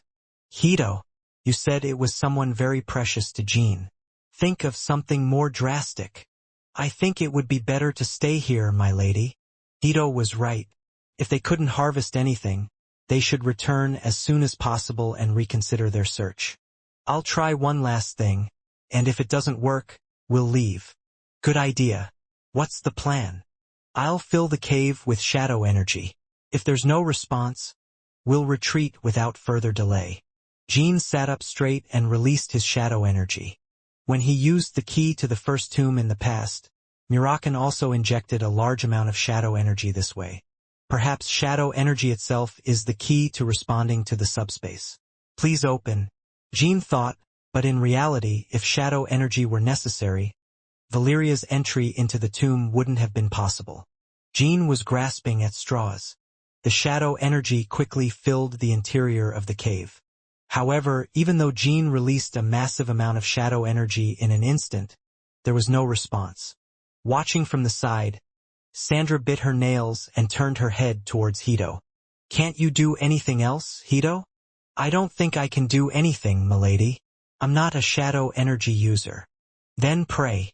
Don't just stand there. Do you mean pray? Yes, sincerely.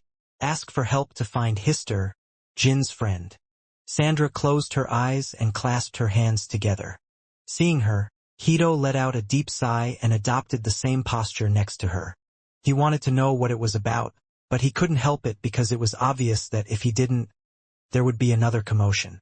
And then, the commotion came when Jean felt a sudden strike on the back of his neck.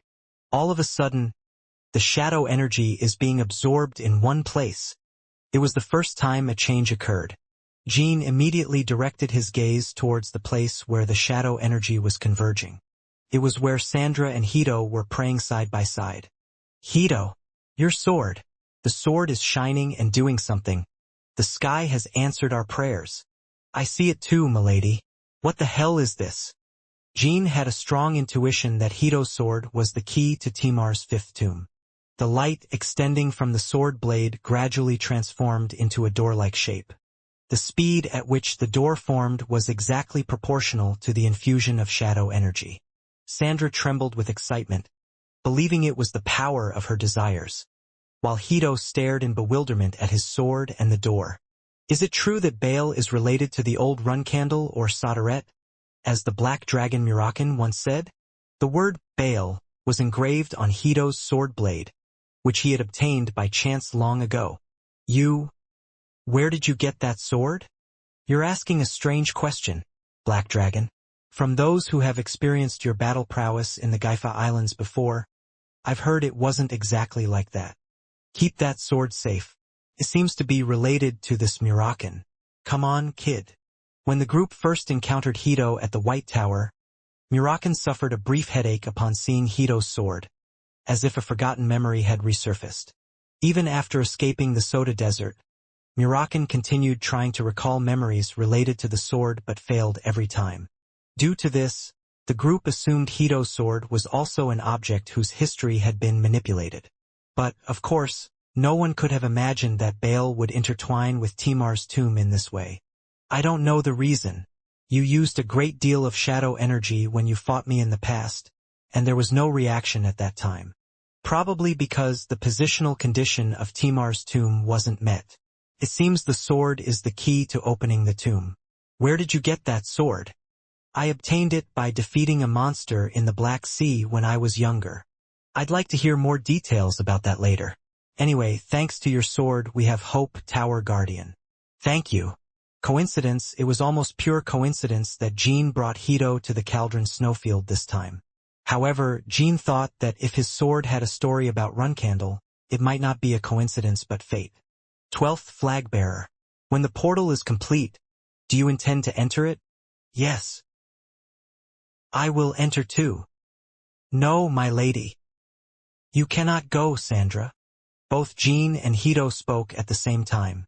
Why not? We don't know what might happen inside. If the Hister survivor is alive, she might have entered and never come out. I agree. This is a different matter from when we arrived at the Cauldron Snowfield. If this door leads to Timar's tomb, we can't predict what will happen inside. It could mean that escaping is impossible. What about you, Jean? You are Rose's only opponent. What if you enter alone and die? Timar's tomb is a tribute that my god and ancestors left for Runcandle. I have wandered these tombs and never been in danger. Also, I've always been able to escape through the shadow energy when I wanted. Of course, this was a lie. Jean had almost died at the hands of guardians in most of the tombs, and in the fourth, he didn't know how to get out and had to wait endlessly with Valeria. However, since Yuria wasn't here now, Sandra had no way of confirming the truth. Even if it was confirmed, Jean planned to enter alone. We can't wait here during that time. We don't know how long it will take or what the situation will be. So we have to think about what to do, my lady, the demon dragon, and I. Based on my experience so far, I might return to the human world in 1 or 2 days. We can't wait here that long. I know, so please return. As long as Rosa doesn't come in person, I can escape in any situation. I won't leave you alone. Sandra, please. First of all, although Jean had become very close to Sandra, she and Hito were clearly Zippel people. Jean couldn't take them to Timar's tomb. Even so, you can't go alone. Although it was friendly before, this tomb could be hostile to Jean. Hito and I can be of help. Moreover, just opening the door has exhausted Jean. When the door was fully formed, Jean felt a great exhaustion, as Sandra had said. Jean consumed all his shadow energy just by opening the door. I think the amount of shadow energy used is several times more than Murakan used in the first tomb. Although Jean had aura and mana, he wouldn't be able to fight with full strength if he encountered a tough opponent inside. And what about the third flag bearer of Runcandle? It's a problem even if there's a third flag bearer, not Rosa when you return. You have to deal with the third flag bearer alone in a tired state, right in the middle of enemy territory. The third flag bearer of Runcandle, Luncia Runcandle. Ronald said she herself led the pursuit team and chased Valeria, but they had yet to see Luncia. The group speculated that she might be among the reinforcements expected to arrive. When Jean tried to enter the door, Sandra rushed in that direction first. Hito immediately tried to stop her but soon realized it wasn't necessary. Thud. Ugh. A shockwave occurred when Sandra approached the door, bouncing her back. Damn it. What is this? Hito, see if it bounces you back too. The same happened to Hito when he tried to approach with superhuman strength. As soon as he touched the door, he could no longer advance, as if blocked by a wall. I have a feeling there might be problems with the door if I keep pushing, milady. Desist. However, Jean didn't experience the same phenomenon at all. 12th flag bearer. Jean looked back at Hito. If possible, stay inside the tomb for at least 3 days. That way, we can return and ask for help from Kinzalo. Hito concluded that using the dimensional portal of the leader was the best option for now, and Jean immediately agreed. Understood. Please make sure to do so. Also, when we come out of the tomb, if we return to this cave, release all possible energy. We will use that as a signal to ask the leader to open the dimensional portal. Despite your appearance, it seems your brain processes information very quickly, Tower Guardian. Seems like a good idea. That would give me more peace of mind. I'll put Orgel on standby as soon as possible. Good luck. Jean. When Jean was about to enter the door, Sandra hugged him and said, Remember this. If by chance only your companion returns alive to Tychon, I will do whatever is necessary to kill that person. Jin's head immediately throbbed, realizing that Sandra wasn't joking, but he still smiled and replied, "I'll keep that in mind." As soon as Jean entered the door, the light forming from Bale disappeared. Sandra stared for a while at the spot where Jean had vanished, and Hito patted her shoulder. In Timar's fifth tomb, the darkness was so dense it felt like being in Glyek's abyss. Valeria! Even when Jean shouted Valeria's name, there was no echo.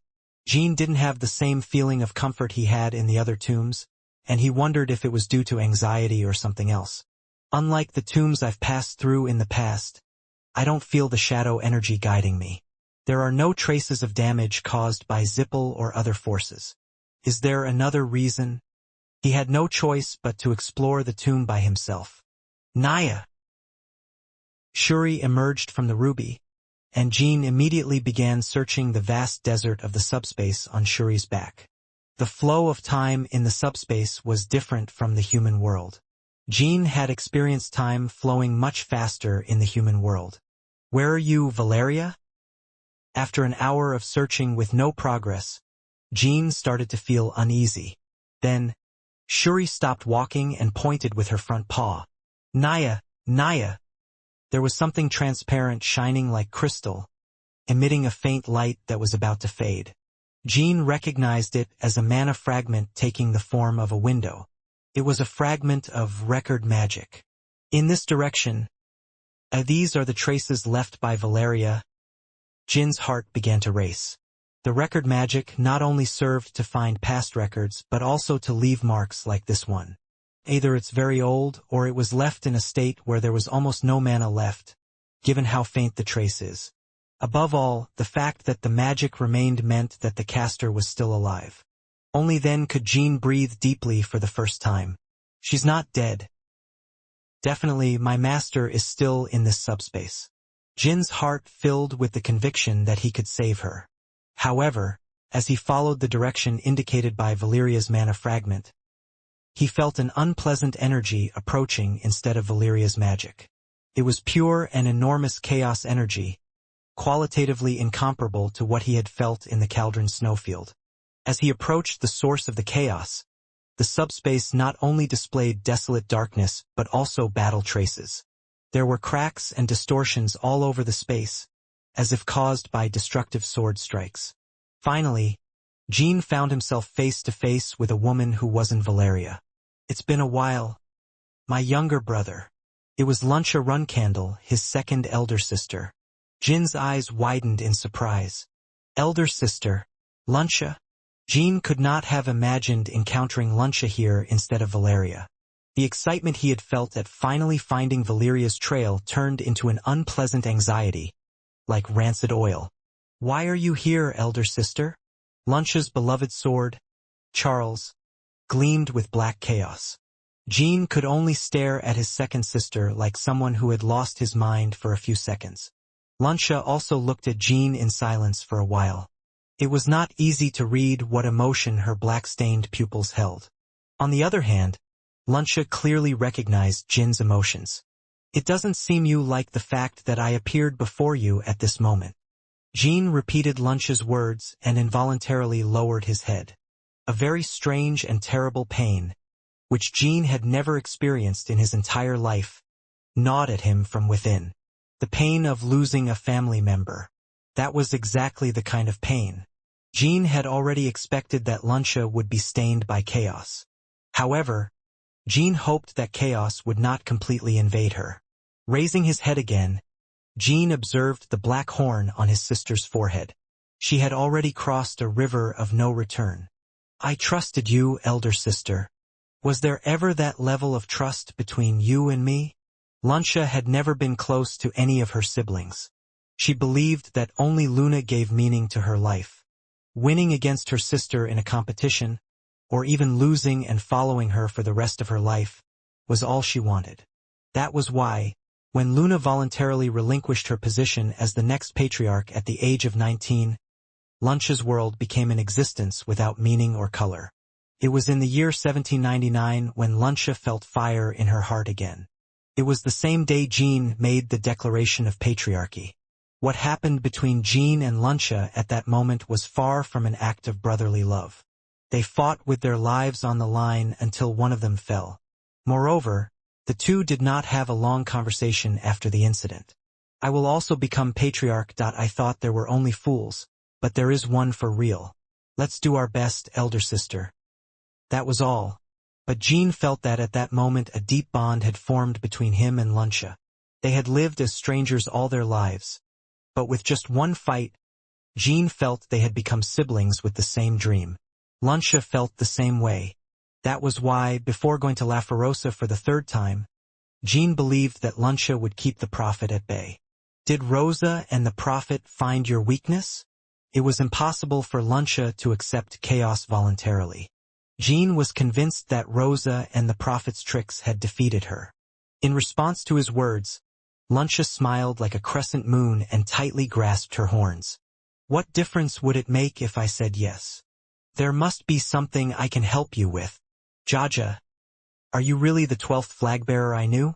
You are talking nonsense. Wake up, Jean Runcandle. My younger brother. I am here as your enemy. Luncia slowly raised Charles and pointed at Jean. This means your only task is to fight me. I have been waiting for this moment for a long time.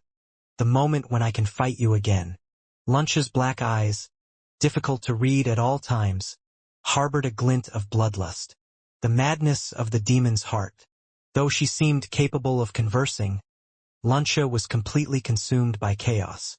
Her deep and intense hatred was already piercing Jean with the tip of Charles. Jean decided to control his emotions.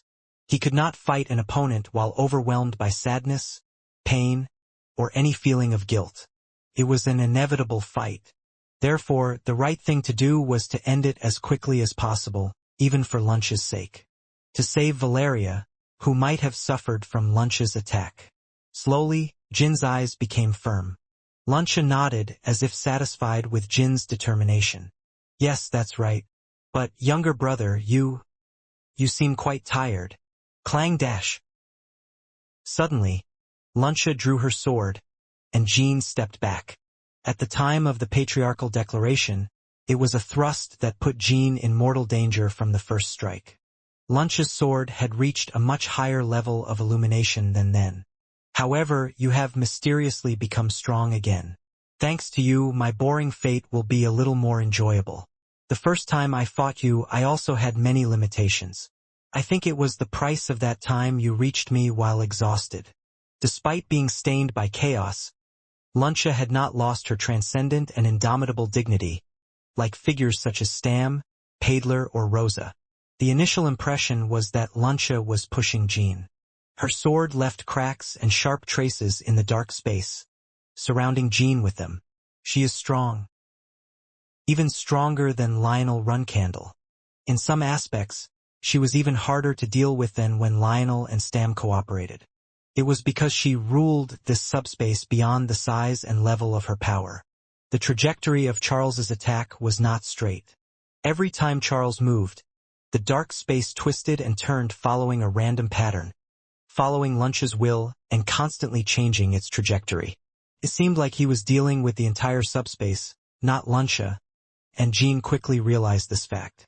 That was why I didn't feel the shadow energy guiding me when I first entered this place, unlike other tombs. Because elder sister Luncia had already taken control of the entire tomb. Drops of blood flowed from 4 or 5 open wounds.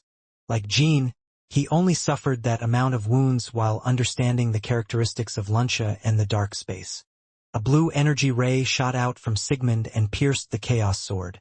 And the two unleashed the clan's secret technique at the same time. The 5th secret technique, Light Speed Thrust, empowered with lightning energy, chaos, and each individual skill. When they extended their swords, it seemed like they were going to pierce each other's chests. However, they had both anticipated each other's swords and were stepping back to their respective sides accordingly.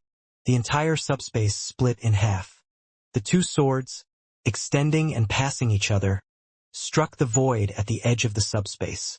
Luncia looked at that edge for a moment, while Jean did not. Do you remember? The first day I faced your lightning energy, I protected countless knights from you. I continue to fulfill my role of protecting the family from you. How did you enter here? Isn't it obvious?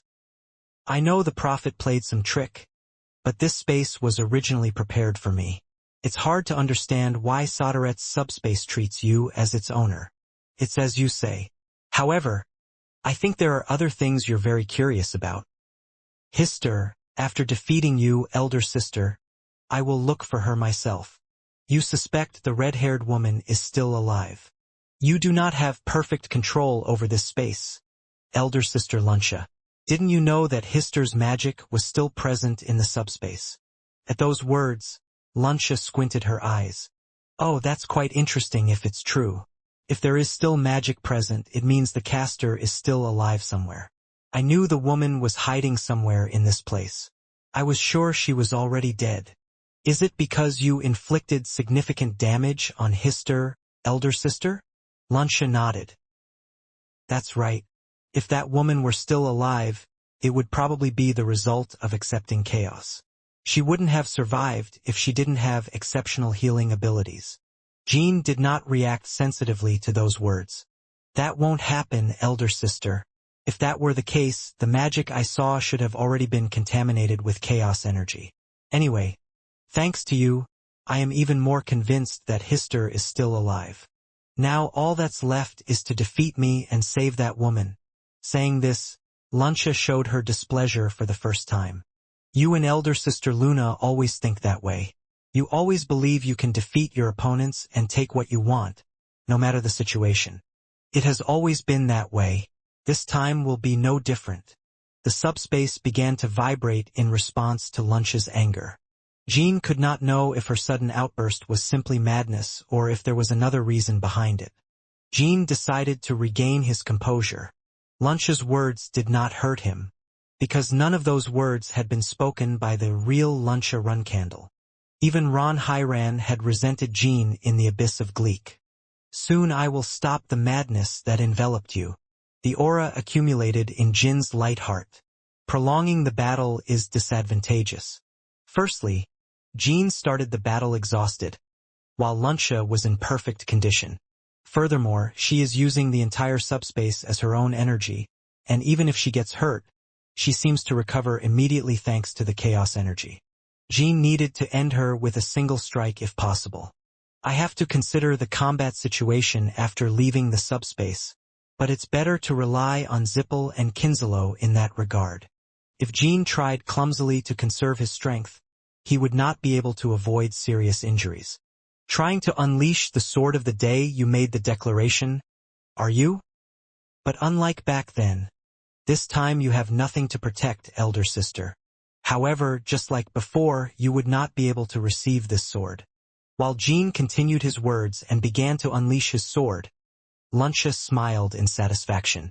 The first form of the ultimate shadow sword technique, open. Along with a shockwave, a massive force and energy violently shook the space, causing the existing fissures to spew out bloody chaos. In the unstable space, the two individuals stared at each other for a few seconds. Jean was the first to close the distance. His shining blue sword and his body moved like light, charging towards Luncia. Crack!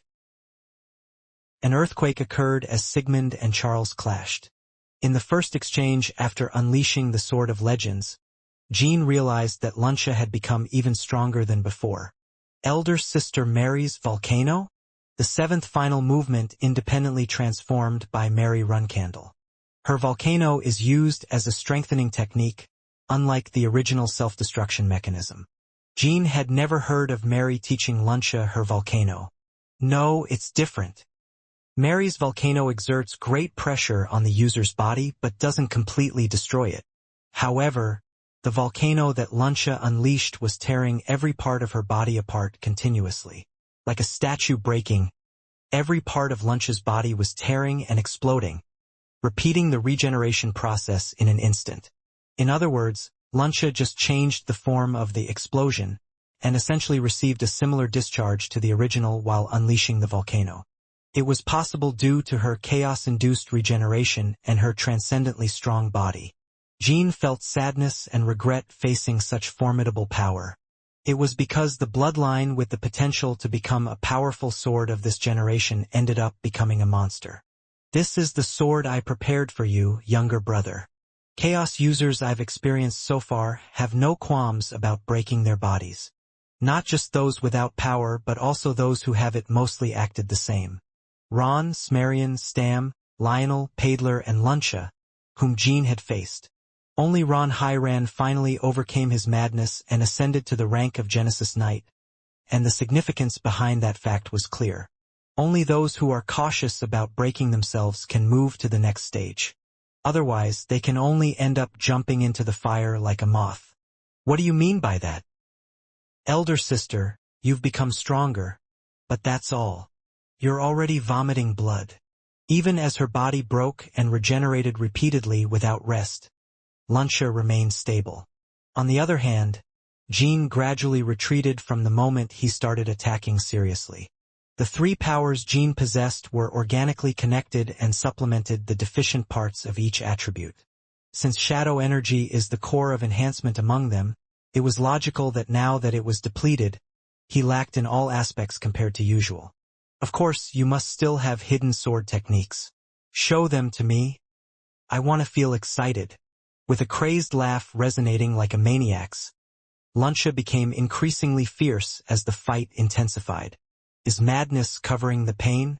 Jean thought as he watched her thrash. Jin's movements gradually slowed, unlike Luncha, who ran rampant. Luncha judged that Jin's physical strength was consumed faster because he was quite exhausted when he arrived here, and it was actually true. Jean was just becoming more cautious, waiting for the opportunity to end the fight with a single blow. It seems you know everything, right? Jean mocked. Stop the nonsense.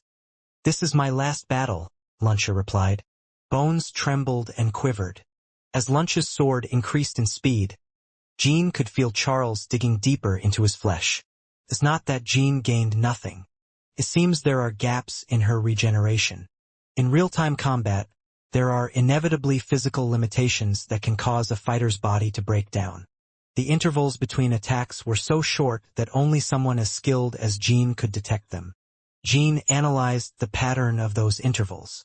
Although they were irregular to the point of being unpredictable, Jean felt he could impose his own rules.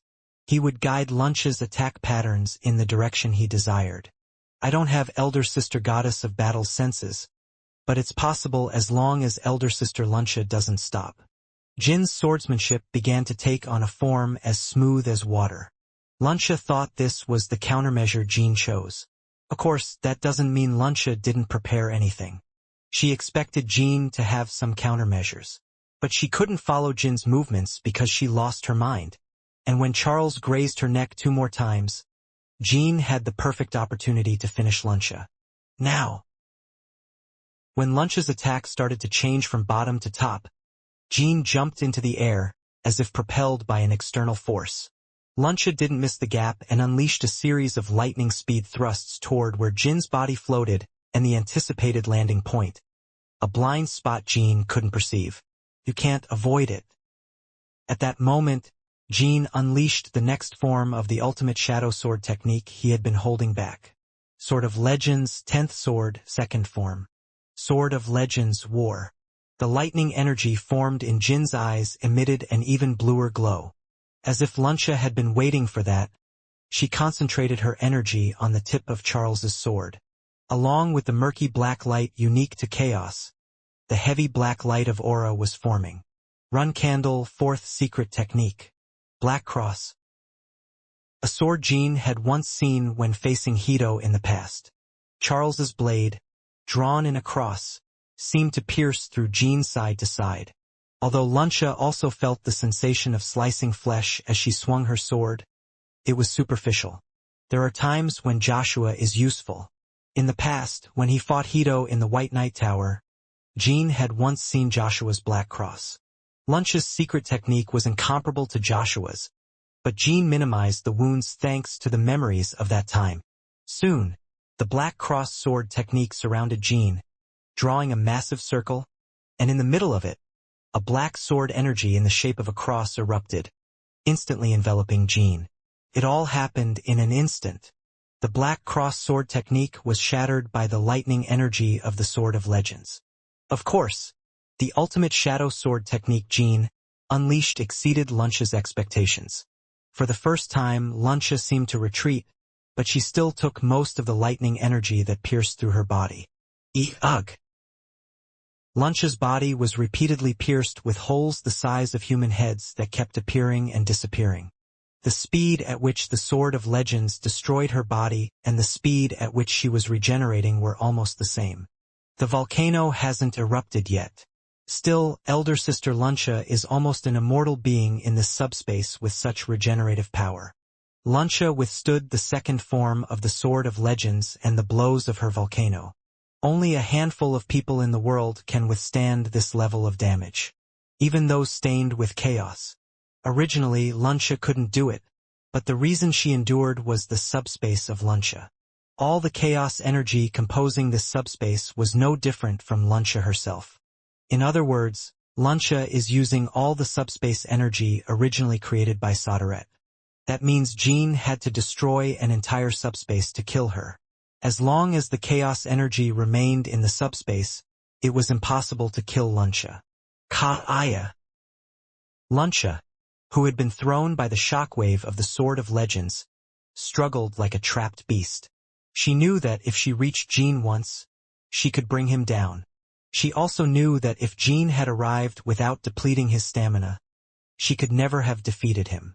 Jean sweated and controlled the lightning energy of the Sword of Legends. He had reached the point where he experienced no backlash, but he couldn't stop the rapid consumption of his aura. Luncha was right. If Jean had entered the tomb with his shadow energy fully intact, the situation might have been the same, but the result would have been different. If Jean had his shadow energy, he would surely have won the battle even if he had fought this kind of exhausting power battle with Luncha and her subspace. But not now. Although Luncha's regeneration speed couldn't keep up with the destructive power of the Sword of Legends. In the end, when the battle came to an end, Jin's energy would deplete first. Even if Jean added his mana from now on, it was the same. It was quite dangerous to add mana to the unleashed second form of the Sword of Legends. If an inevitable gap occurred when using mana, the precarious power struggle would tilt towards Luncha immediately, and since the subspace is a dead world, Jean couldn't summon Tess. Luncha's stride approaching Jean gradually widened. Even as Luncha's body twisted, the sword she held, Charles, pointed at Jean precisely without moving, like a haunted ghost. You must be tired and frustrated. I understand. It's unfair. At Luncha's words, Jean closed his eyes once. However, the decisive moment for Jean was now. He had no intention of risking his life by adding more mana or unleashing more aura beyond his limit to face her, who had all the subspace energy. The last move Jean had kept to face her, who was connected to the subspace, was his shadow energy. Connection point.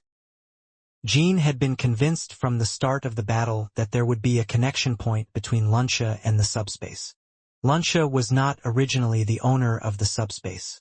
She only became the owner thanks to the Prophet's schemes. Therefore, it was natural for there to be a connection point for assimilation with the subspace, and Jean had read the shadow energy's movement throughout the fight. Using the Sword of Legends was precisely a means to pinpoint the connection point accurately. There they are. Sarar. Amid the roar, Bradamante silently emerged from the sheath. He consumed almost all of his remaining shadow energy to open the door, and not a drop was left.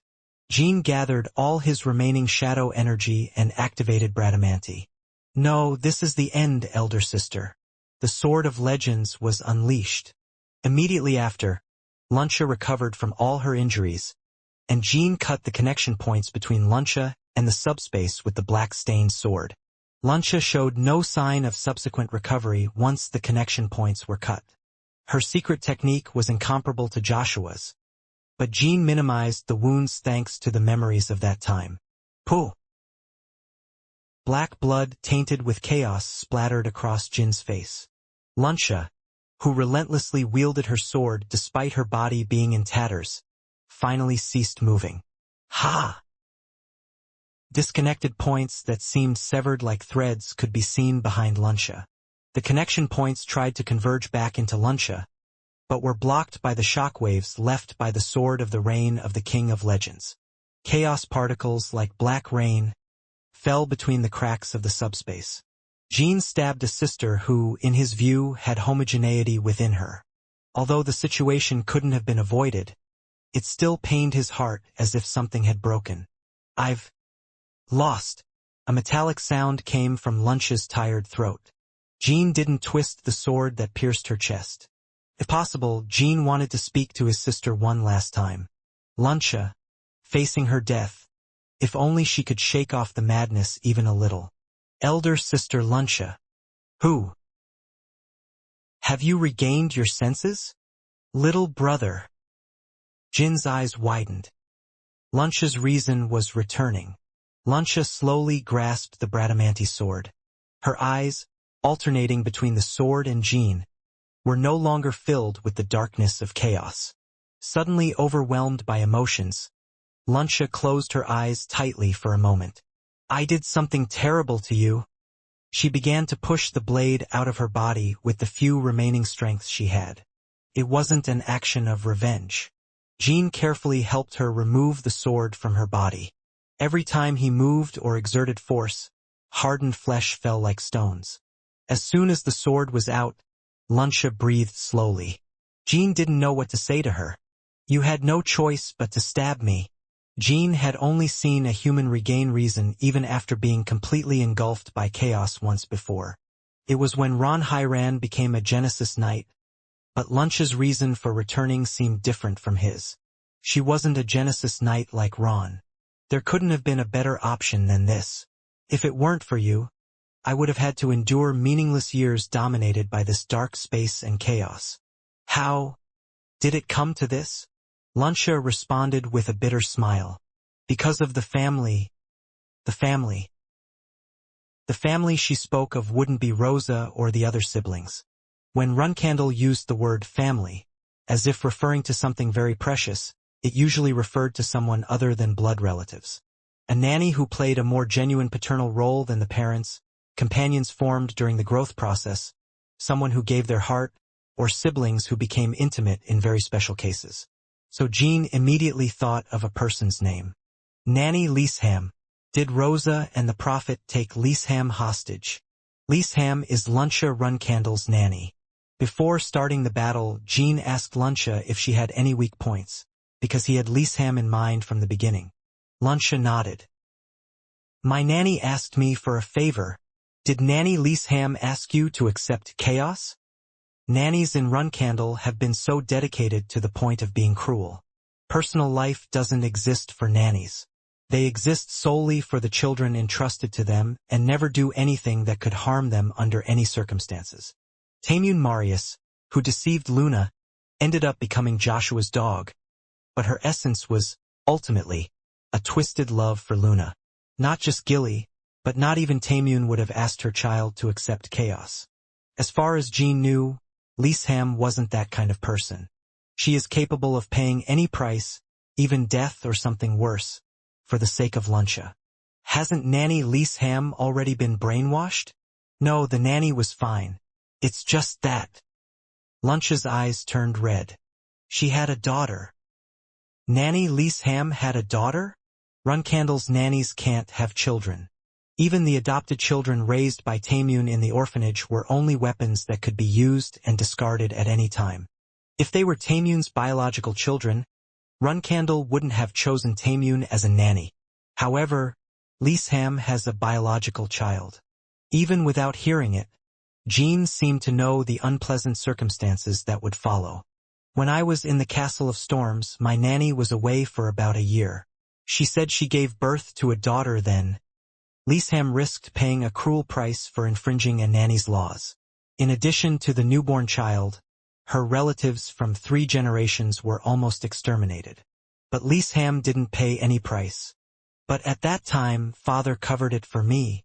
At that time, Siren covered Lisham's misdeed and saved her daughter and her relatives with a single word.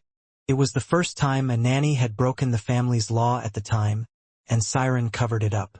In return, after giving birth, Lisham never saw her daughter or family again, and they were all exiled from Huffister and moved to a small town in the Lutero-Magical Federation. The reason the patriarch forgave me at that time was probably because of the young lady. For me? Young lady, you cared a lot for me when you were young. Of course, you still do. If I were my father, I would have thought that my current state lacked determination and fighting spirit, so I wouldn't have saved my nanny and her lineage. But I am alive, young lady, and now, though I am old and don't have much time left, after that day, the daughter I never saw again lives a normal and happy life with her family. A peaceful and happy life. Ha! Rosanim said she would kill them all now. Since it was originally the patriarch's work, even Rosanim didn't know where the girl lived. But Lady Alina found out. What? Get up. Nanny, what are you doing? I have dedicated my entire life to you, young lady. I gave my youth and everything to you. So, just once, can't you show mercy to this wretched person? I will try to stop my mother. Get up. Don't do this. But that alone won't allow my daughter and grandchildren to survive. Rose's condition was that Luncia replace the owner of this subspace, the person who originally owned this space. Luncia accepted the condition. While Luncia explained these things, Jean struggled to control the hatred building inside him towards Rosa. She said it was only for a year and that it was enough to replace the original owner of this subspace for only a year. The old knight Paidler Runcandle. He was originally the owner of this place. Jean had foreseen that the prophet would retrieve Paidler from his grave, but never thought Luncia would be the one to replace him. He hadn't even considered such a thing possible. Damn it! But as soon as I took Sir Paidler's place thanks to Alina's abilities, I realized it was a lie. I wouldn't be able to leave this place even after 100 years. Not just a year. The prophet might have another method I didn't know. But I was sure. I have completely become one with the subspace. That's why Luncia could regain her sanity despite being consumed by chaos. She was no longer the human Luncia Runcandle. She had become the subspace itself. Therefore, as the chaos of the subspace consumed, the chaos that consumed Luncia also weakened. This also meant that if the subspace collapsed, Luncia would also face death. Even now, the subspace was breaking in real time, dropping the black rain of chaos. Jin's gaze fell on the connection points. If I reconnect them, can you survive? Probably. The entire subspace hasn't been completely destroyed yet. But I really don't want that, little brother. It's better to end like this. At least my sanity has returned, and I can die as myself. How did you get in here, elder sister? In my opinion, the prophet doesn't know how to return here, even if she can replace Sir Paidler with you, elder sister. It could be. But, does that matter? The purpose would have been to use Sir Paidler, who was here in my name, as a complete force anyway. I know a sure way to enter here. If you're alive, I'll come back when I can save you someday. It's not yet possible to cure cases of total invasion like yours, but there is a way to purify chaos. If I reconnect to it, I'll go mad again. I don't want to lose you like this.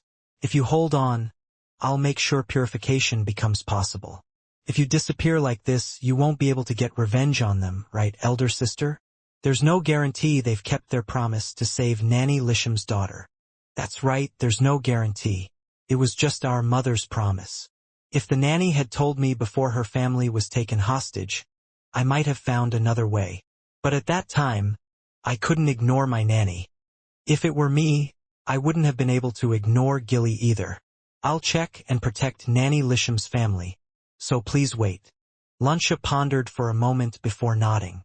All right, since I'm trapped in a snare anyway, but what's the reason for going so far for me?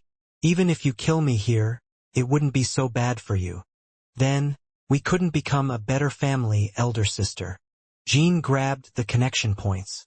Jean, if I regain the power of the subspace now, I'll connect you after finding Hister. If you have enough strength to move, please help me. You said Hister is hidden somewhere in this subspace. Agreed.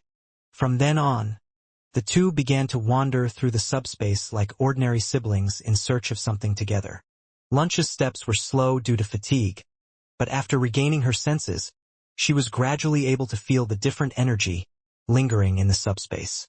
When I was lost in madness, I couldn't feel it at all, but now that I've regained my senses, I can feel the chaos and other energies in the subspace more clearly. There might be a reason why the subspace broke. The other energy Luncha spoke of was mana. Even when Jean tried to sharpen his senses, he couldn't feel that mana as Luncha could. It was because the chaos was too dense. If Jean had to find Valeria alone, without Luncha's help, it would have been like finding a needle in a haystack. Is Hister seriously injured? Yes. There's nothing more I can say except I'm sorry. You didn't do it in your right mind, elder sister. As long as she's alive, she can recover somehow. The problem is if she accepted the chaos, as I said when I was out of my mind. If not, she wouldn't have survived. My sword pierced her chest. As I said before, the magic I saw initially didn't have the energy of chaos. Even if the record magic was deployed before she was injured, the magic would have to be altered or lost if Hister was tainted by chaos. It's not your fault, so don't worry too much. You said that even if it were you, you wouldn't be able to reject the nanny. But if it were you, you would have chosen better than I did. No. More than that, if the prophet was here to recover Sir Paidler from the grave, then you didn't come here to track Hister in the first place, elder sister. I was surprised that the knights guarding the outside gave me her hair. Hister found knights several times while searching for a grave. Perhaps that's when she got her hair. I've been replacing Sir Paidler since Ronald Zippel lost her. The day Ronald lost Valeria, Luncha hadn't yet been consumed by chaos, nor had she become the master of the subspace in place of Paidler. From the beginning, Luncha wasn't chasing Hister but happened to cross paths with Valeria while searching for Timar's grave. Instead, Valeria gained an advantage from Luncha's years of searching. Valeria obtained a decisive clue that the grave was in Caldron's snowy field by observing Luncha's exploration. It seems there were separate groups searching for Timar's grave and tracking Hister. You were in the former, elder sister. Yes. Before coming to the subspace, I never received orders to kill or capture Hister. I suspected those orders were given to the Black Knights and the First Division of the Black Sword Association. Luncha's attack on Valeria in the grave was purely because she was unable to control her bloodthirsty madness. It wasn't due to any order given to her. Jean now understood the situation. The reason Valeria hurried into the grave without leaving any contact with Tychon. Rosa and the prophet must have thought elder sister Luncha would be reluctant to pursue Valeria. Moreover, they were planning to make my sister the master of the subspace anyway, so they let her find the grave to avoid unnecessary resentment. In other words, Rosa and the prophet are aware of the bond between Luncha and Jean. In particular, Rosa judged that Luncha could become Jin's ally at any moment since she observed the changes in Luncha after Jin's patriarchal declaration. Therefore, as Rosa, the best option was to use Luncha as much as possible and then tie her in the grave. Only a few people possessed a pure and strong soul that could replace Paidler. If Luna had been in the Garden of Swords and had a weakness like Lisham, Rosa wouldn't have hesitated to use Luna to pull out Paidler. The time in the subspace and the human world flow differently. That's why Jean felt more anxious as time passed. But he didn't show it outwardly because he knew Luncha was doing her best with her broken body. And Luncha would have to be alone for a while when Jean left the grave, trapped in this lonely and terrible space, mired in the madness of chaos. It was uncertain when Jean would return to her. It was also impossible to know how long it would take the chaos purification device to resolve the total invasion. And there were many chances that Rosa would strengthen the borders of Caldron's snowfields after today. While walking, Jean told his sister what had happened to him all this time. When Luncha learned about the events in La Ferosa, she laughed cheerfully as if she felt envy. But when she heard about the events Jean had experienced, she became very serious. I can't even imagine how painful it must have been for you to fight Sir Paidler and those engulfed by chaos. It must have been terrible, including Sir Ron and Sir Paidler and now me. Of course, it's painful. But just as we're having a friendly conversation as siblings, I'll also restore Sir Paidler to his original state. Just like when I overcame chaos with the late Ron Nim. I think I know why elder sister Luna admired you so much. I wish I had gotten closer to you a little earlier. I didn't get closer to you earlier either, did I? Of course, we both liked each other in our hearts after the patriarchal declaration. This feels awkward after so long. But, now that I think about it, didn't you say the weapon used to enter here was the sword of a knight named Hito? Yes. Elena also said an object was needed to exchange Sir Paidler with me. However, unlike the sword used as a key, it seemed to be a one-time consumable item. She didn't say there was only one, but she explained it as a consumable item. Perhaps Hito's sword and the items the prophet used with you and Sir Paidler are related to the old run candle.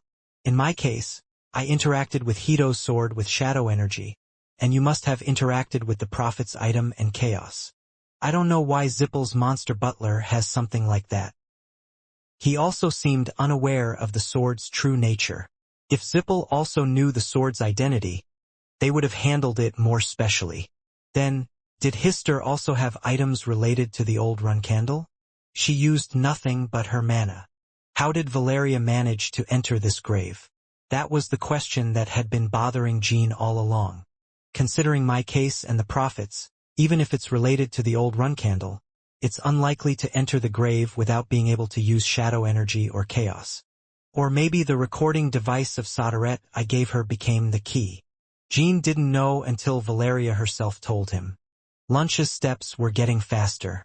She hadn't regained her strength in the slightest, but she was trying to find Hister a second faster while Jean took care of her. I think we're getting closer. The strange feeling coming through the subspace is getting stronger. Luncia pointed her finger towards a distant empty space. There it is. I did my best, but I can't walk anymore. She was unable to recover her body after being disconnected from the subspace. Luncia's legs were now completely stiff like a statue and couldn't move at all. Go younger. I'll wait here. Don't reconnect me and the subspace. I'll attack you immediately. I understand, elder sister. As Jean approached the point where Luncia pointed, his heart beat with anxiety. He could now feel Valeria's mana like Luncia. Her mana was like a fading flame, infinitely weak and unstable. Valeria. Jean called her name as he stopped walking. There was no response or reaction. Jean called several more times, closed his eyes, and focused his senses and shadow energy. Thanks to recovering some shadow energy while walking, Jean could unleash the ultimate shadow sword technique only once. He felt he had to penetrate the subspace himself to confirm it. I have to make sure Valeria isn't hurt when I cut through the space. Jean measured the depth by reading the faint mana flow. He quickly closed the distance and swung his shadow blade without hesitation. Slash. The space opened. No! It wasn't Luncia's voice. That voice belonged to Neru of the cat tribe. Neru? Jean never thought Neru would emerge from beyond the space. Neru extended her short arms and bit her lips. It was a gesture people make unconsciously to protect something.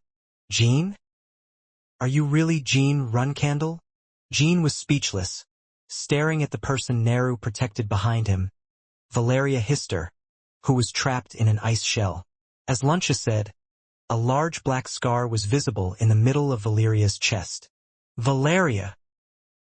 As Jean entered the space, Neru patted his chest. Jean, Valeria sealed herself. The wound was too deep, so there was no other way. Alive. Although he expected it because she still had mana, something hot struck his throat when he saw Valeria with his own eyes. Then, Neru, have you been with Valeria all this time? Yes, since the first time I came here. Luncia Runcandle doesn't know. What about Luncia Runcandle? Perhaps the person behind you? It's too complicated to explain. Anyway, let's get out of here, Neru. Judging by the amount of mana, the seal won't last long. Yes, I've already made an exit. Valeria couldn't move, so we couldn't leave. Neru pulled out the cat god's claw from her arm.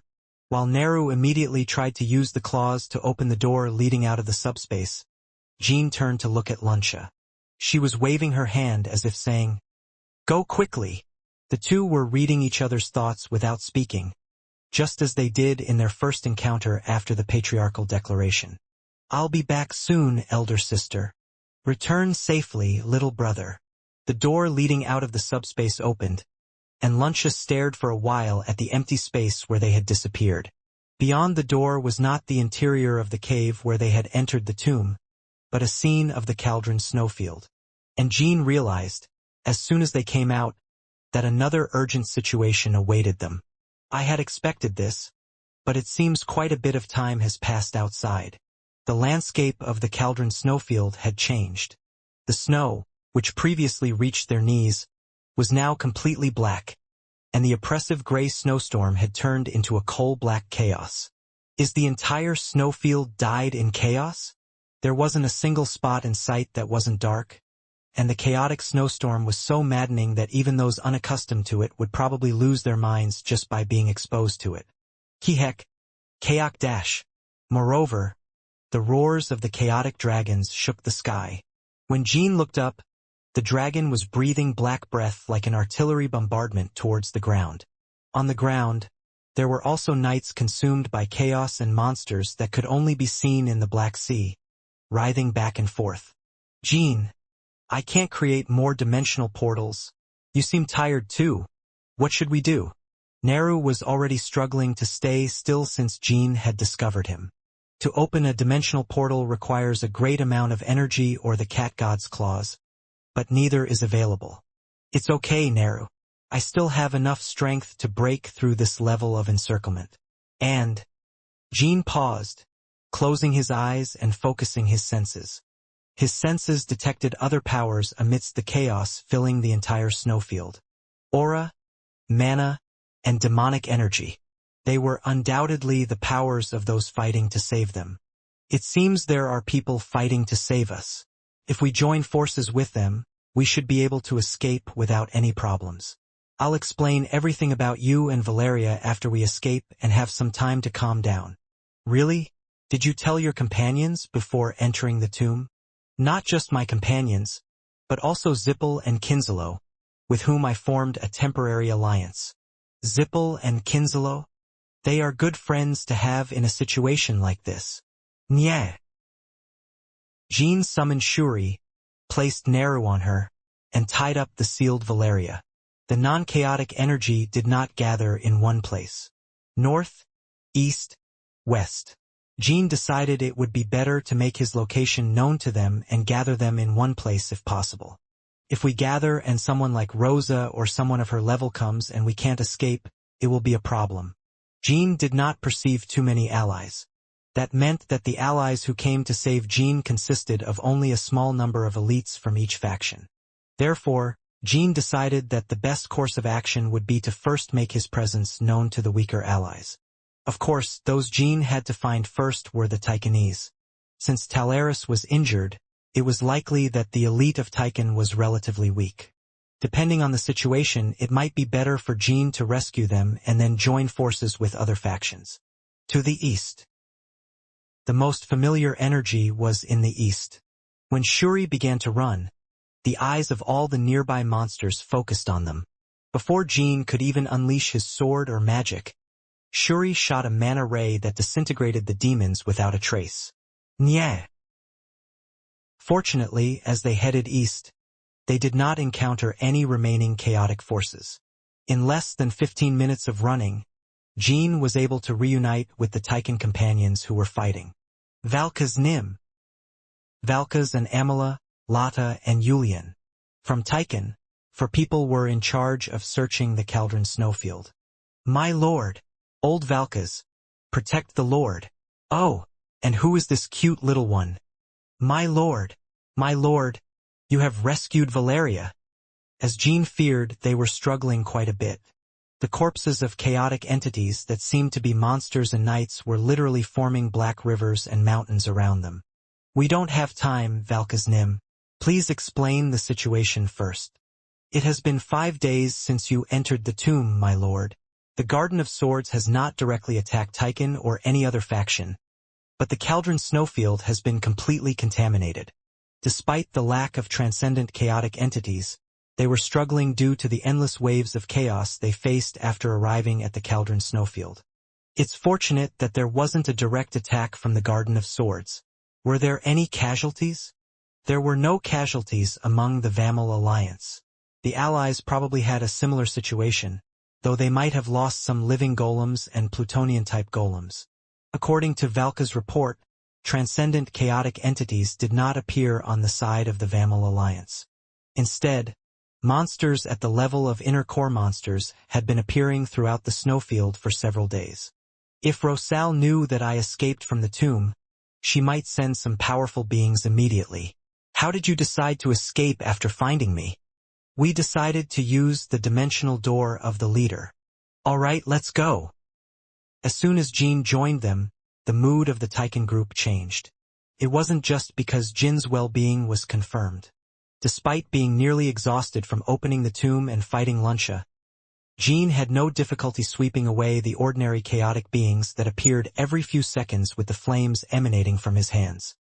He tried to make the knights suffer as little as possible before meeting their end. Kinselo and Zippel were positioned to the northwest.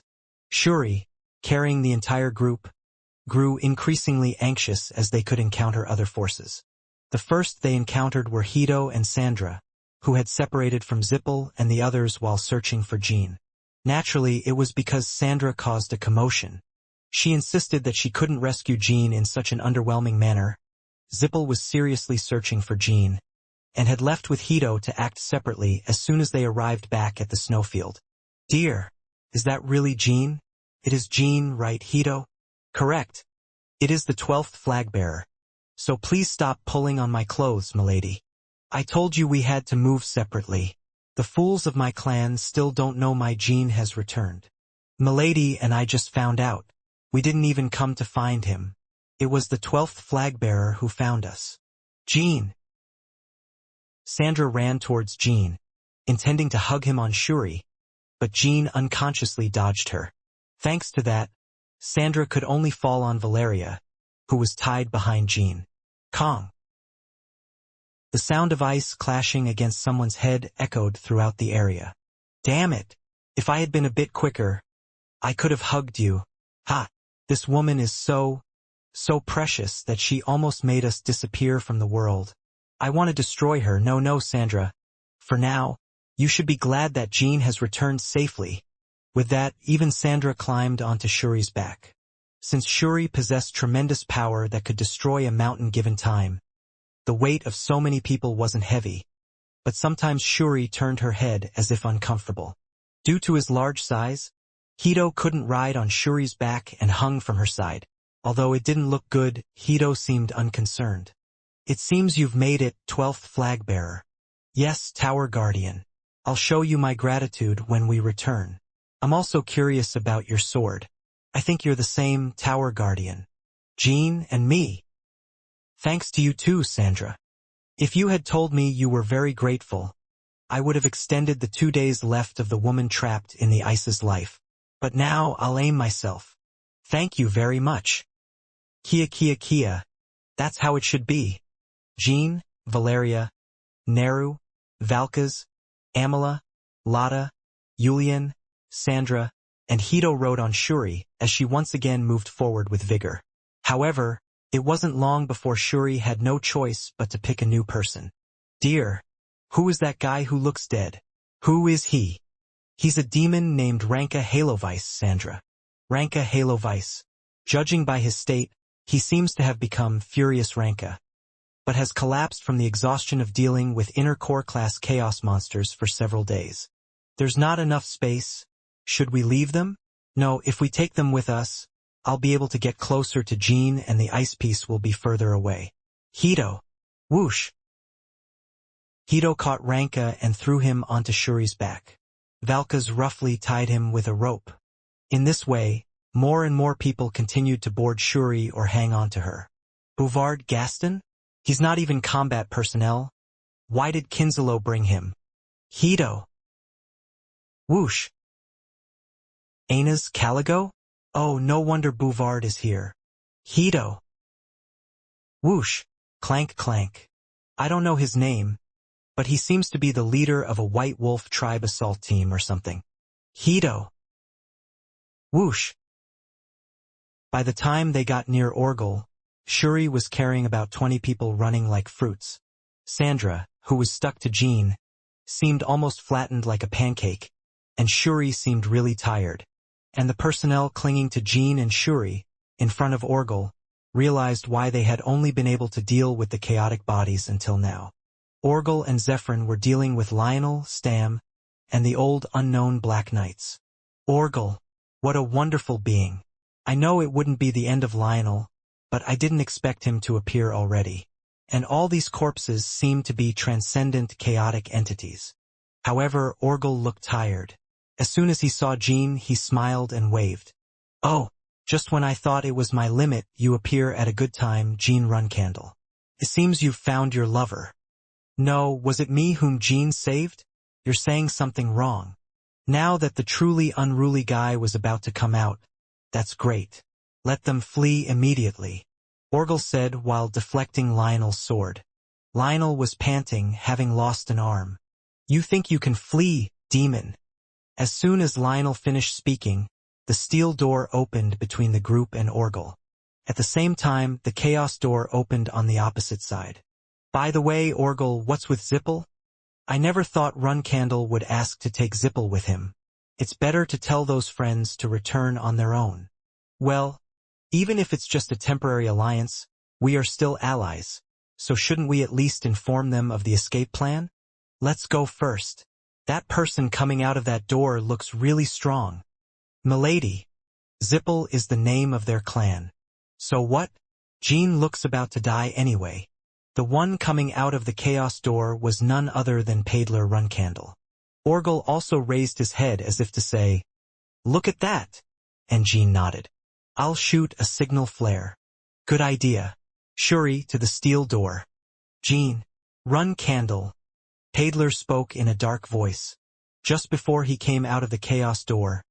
Fortunately, Shuri managed to throw herself through the steel door with the many people she carried, unscathed.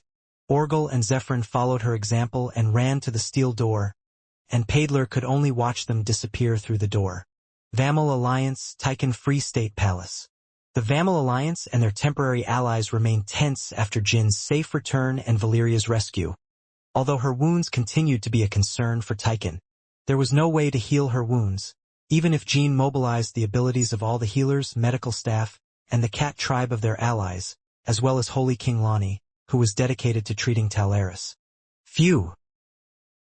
After leaving the medical room, Jean took a breath as if he were tired.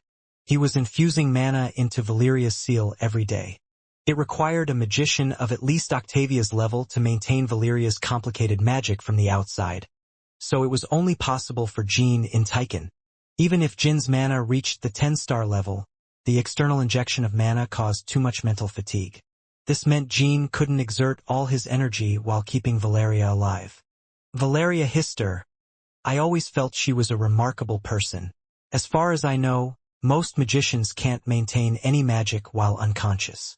Not just magicians, humans can't do anything while unconscious either. Cirrus. Cirrus patted Jean on the shoulder.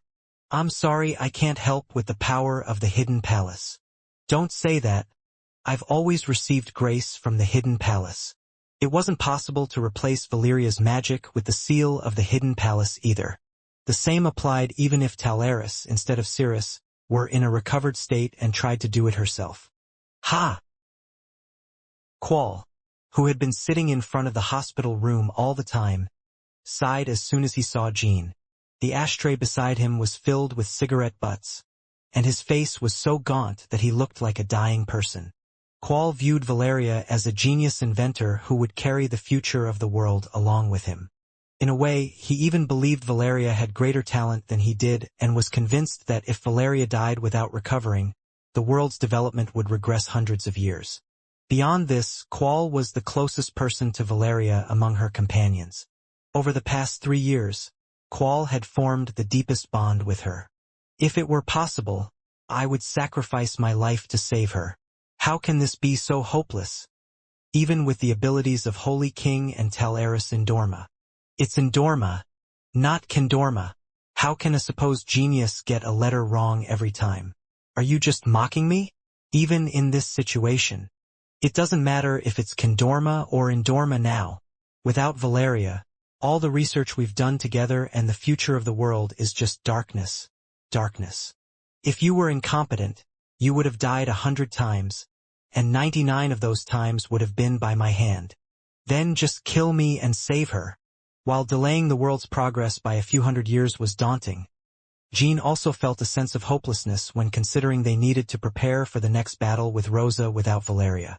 Above all, the figure in the hospital room was Valeria, the person who saved his past self, who had been disabled. "I'll find a way somehow, Dr. Quall. The only way is to obtain numerous blood or tears. Don't these temporary allies have at least one of those? I don't know about the tears, but they might have the blood. Numerous blood." It was the legacy of the god of hope that had saved Jean and Dante in the past. At present, there was no other place to place their hopes. The chaos mixed in the affected area is at a level that can be resolved with a purifier. As long as the seal is maintained as it is now, it won't spread any further. However, the fatal wounds in the vital organs, including the heart, could only be treated with the power of a god. I also have that in mind. Let's first wait for Kinzelo's response. Kinzelo. Do you know when Demon King Orgel will wake up? Wouldn't it be better to just talk to Zippel first? Due to the battle in Caldron's snowfield, Orgel fell back into a state of sleep. From the perspective of Kinzelo's members, it was like a nightmare, as Orgel occasionally coughed up blood while asleep. Kinzelo is much friendlier with us than Zippel. And since Rosa is not yet attacking outside of Huphester, there's no urgent need for me to enter the battle. So let's wait for Kinzelo first. If they couldn't get help from Kinzelo, they would have to seek assistance from Zippel, which was not ideal for several reasons. First, Zippel had invested the most manpower in Caldron's snowfield, and everyone else present at the snowfield had escaped, except for Zippel. As a result, Zippel lost about 100 unfinished living golems, and Octavia and Cadden were wounded again by the transcendent chaos beings, Paidler, Runcandle, and others. While it was true that Orgel had truly exhausted all his power, from Zippel's perspective, it wasn't a matter that could be easily understood and overlooked. But they had stayed in Tychon and returned to Zippel without revealing this fact, following Hito's opinion. In other words, Zippel didn't know that Hito and Sandra escaped with Jean. It's frustrating. If we all work together, someone might suffer losses, but Zippel simply gets angry. In fact, Zippel had yet to respond to the letter sent by Tychon and Kinzelo after the Caldron's snowfield incident, showing signs of anger. Although the temporary alliance won't break due to this incident, there will inevitably be some tension. Zippel may not have responded to communication with Tychon and Kinzelo because they're angry, but they might also be in the process of organizing compensations or other demands. If they ask for some inconvenient requests in exchange for numerous legacy, what will you do? It will depend on the specific request. Why do you ask such a stupid question? Are you so dumb that you can't even remember the name? It's better to accept any request, even if they ask to return the spacetime device. Valeria is more important. Dr. Quall, let's go there to smoke. You know how wise our Lord is. He will definitely take everything he can from the temporary alliance, so let's not worry. Come on, let's go. Jet has brought the best cigarettes from Mila Mountain.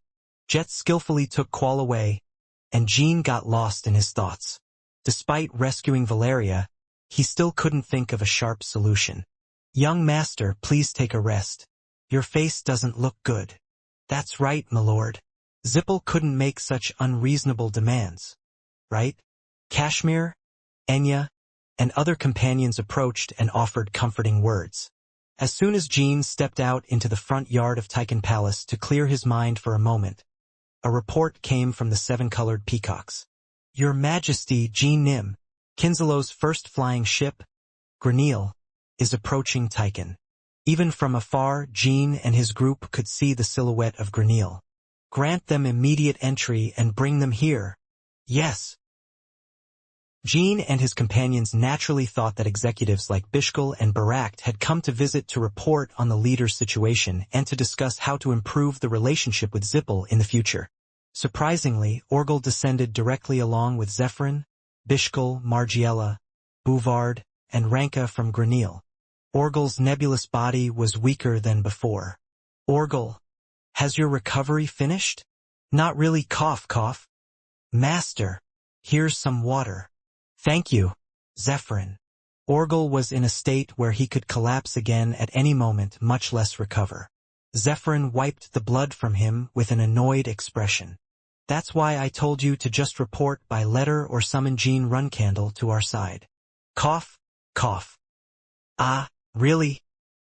For a while, Orgel coughed like an old, sick human. Once his coughing calmed down a bit, he exchanged some brief, formal greetings before getting to the point. I came here to answer your questions about Hister, Jean Runcandle. Jin's eyes widened. I see your expression changes. This is quite interesting, cough, ahem. I would like to enjoy this a bit more, but I can't. If it's enough for you to come in person, could it be that you brought numerous blood?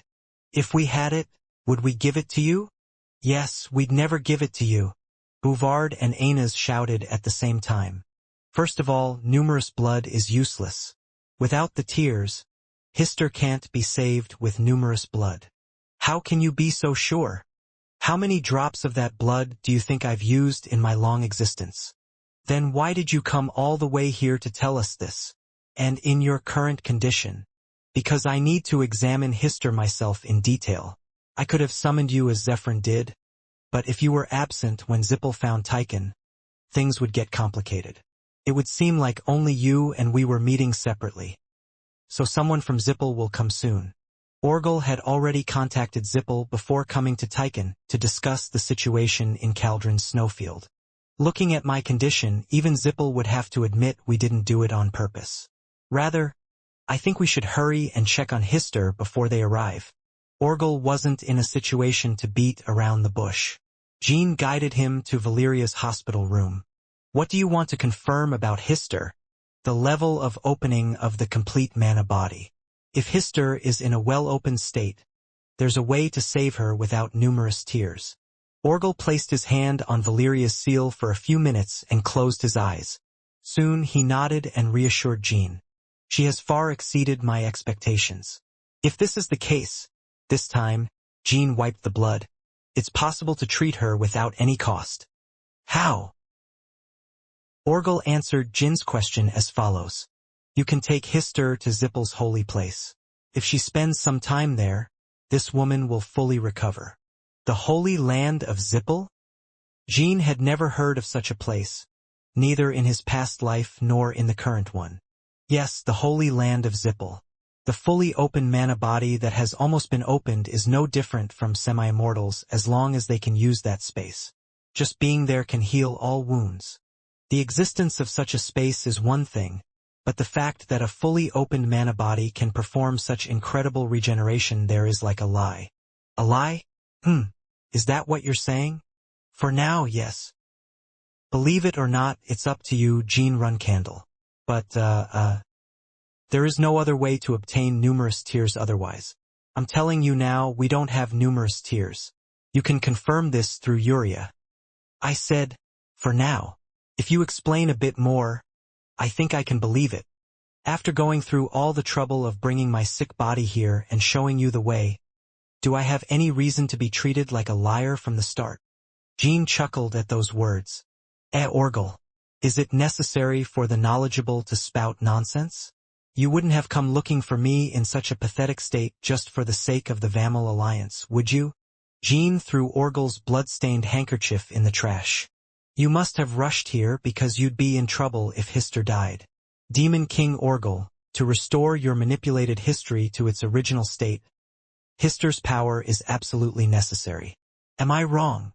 Orgel shrugged. I didn't expect such a reaction from a simple throwaway comment. Yes, you're right. Leaving aside my history, Hister's ability is absolutely necessary to counter the evil god. Then stop spouting nonsense and say something worthwhile. Swoosh. Suddenly, a small steel door appeared in the middle of the hospital room. Unlike usual, where the door transported the user or the target through dimensional travel, this door revealed a green landscape. A bright green sea? It also looks like a desert. You can see it that way. That landscape, is it the Holy Land of Zippel you mentioned? Yes, but this is not its current appearance. I'm sharing my memories with you. It's from a few hundred years ago, but it probably hasn't changed. I've never seen mana of this color. It's not mana. It's a power that has no name. I call it residual energy. Residual energy? Does that mean it's the power left by the existence beyond the gods you mentioned before? Orgel nodded. What does that have to do with the fully opened mana body? The fully open mana body is the only one among humans that reacts to residual energy. It can heal any physical damage, including diseases, wounds, and scars, as long as the residual energy is present. This is only possible when the fully open mana body reaches a certain level or higher. Is there any special reason why only the fully opened mana body reacts to residual energy? Well, I don't know the reason either. I just assume that it's because some will of that existence is embedded among the owners of fully open mana bodies. Perhaps the fully open mana body is a blessing that was only allowed to those who possessed that being's will in the first place. According to his explanation, the residual energy could heal any wound except for aging and mental shock, but only for the owners of fully open mana bodies. Then, a vague human figure appeared within the steel doors scenery. Although unclear, it was easy to see that it was missing an arm. That memory is vague, so it's not being shared correctly. Maybe it's a fully opened mana body like Hister's. The person in the landscape lay down in the middle of the Holy Land. Crazy. After a while, Jean could see the person's amputated arm beginning to regenerate. The residual energy of the Holy Land and the person's mana mixed, creating a magnificent iridescent light and bubbles. Why do you look so deep in thought? Do you think I'm showing you a fake landscape? Of course, Jean thought that possibility existed. Given the powers Orgel had shown so far, it seemed possible. But Jean decided to trust Orgel, because if true, there couldn't be anything better. Orgel had no reason to lie now. Even so, the reason Jean was troubled for a while was because another thought came to mind. I think not only will you have a fully open mana body, but you'll also be able to recover if you go there. And right now, you don't know the location of the Holy Land. So, in exchange for saving Hister this time, you hope I'll find out the location of the Holy Land for you. Am I wrong? A slight smile appeared on Orgel's lips. Sometimes you and I communicate very well. That's right, Cough. Aren't you relying too much on me just because we communicate well? Even if I find the location, I have no intention of sharing it with you, Orgel. If you regain all your power, it won't be different from another evil god awakening before me and the people of the world. It's sad you think that of me. Anyway, if you find the location, at some point we can make a deal if your perception of me changes or if I have something you can't refuse. That's a rather ominous future. Zippel will never make a deal with anyone regarding the location of the Holy Land. No matter what. In the first place, I would do the same. But this time, they have to accept a deal to save Hister's life, right? That's correct.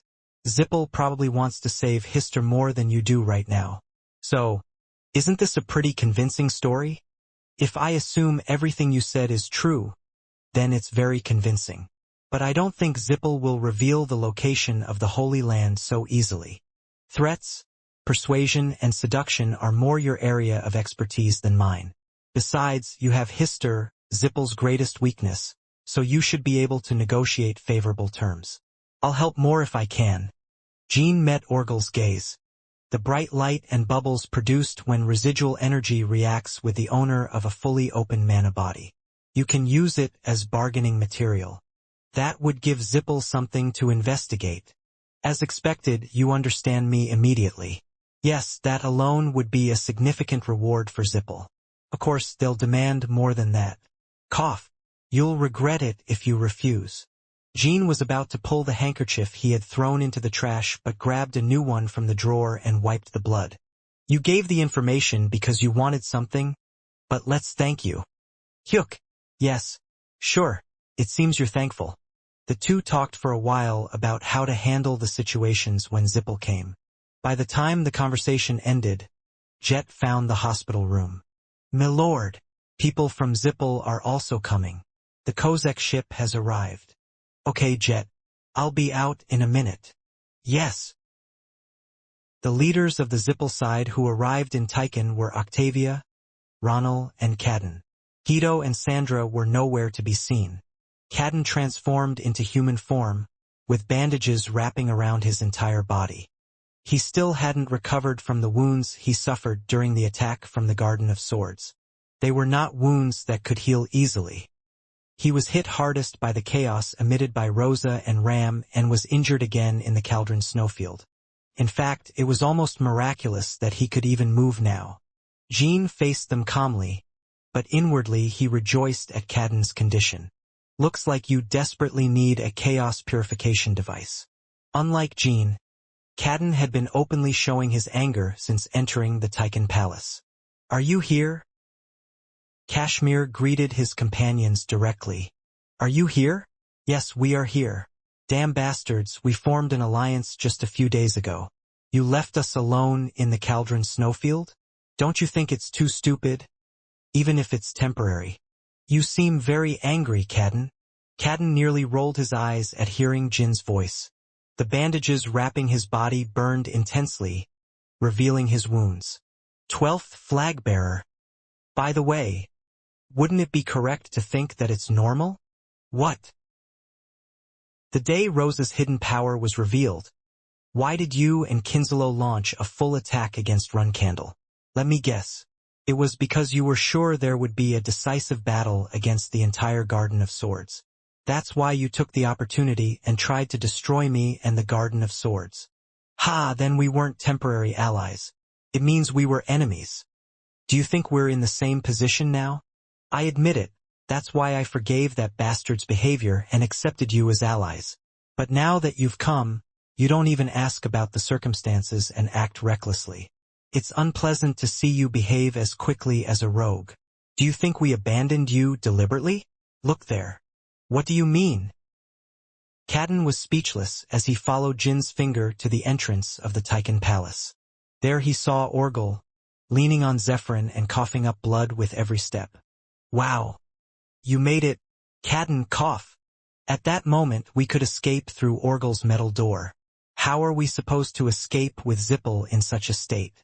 Even one of the 10 great knights, Paidler Runcandle, who you dealt with, was being summoned right in front of us. Sorry. For that. Ugh. Cadden. The situation was really urgent at that time. If you want, here's a 1,000-year contractor you can consult. Cadden had nothing more to say while watching Orgel, who kept collapsing and being lifted by Kinslow members. Of course, Cadden wasn't a fool, so he had expected the situation to be urgent to some extent, but he didn't know Orgel would be in such a state. Moreover, even though the Zippel side suffered damage, no significant figures died, and the temporary alliances achieved their goals. We rescued Hister, and I survived. Isn't that a pretty good outcome? As Cadden tried to say something, Ronald stepped forward and made a slight bow. We think so too, but please understand that there is some emotional aspect to it, Sir Jean. Please understand a little of Cadden Nim's anger. I will. What is Hister's condition? We received some news from Kinslow's side, but we don't know the details. She is barely alive. Orgel says she can recover if she goes to your holy land. Ronald blinked for a few seconds, as if asking, how do you know that? What did you just say? It's as you heard, Sir Ronald. The Hister needs the holy land of Zippel to recover. Ronald's eyebrows furrowed as Jean responded naturally. Jean had not seen him display such emotions during their previous encounters. Cadden and Octavia blinked in disbelief. They never expected to hear such shocking news at that moment, when they had come to negotiate a temporary alliance.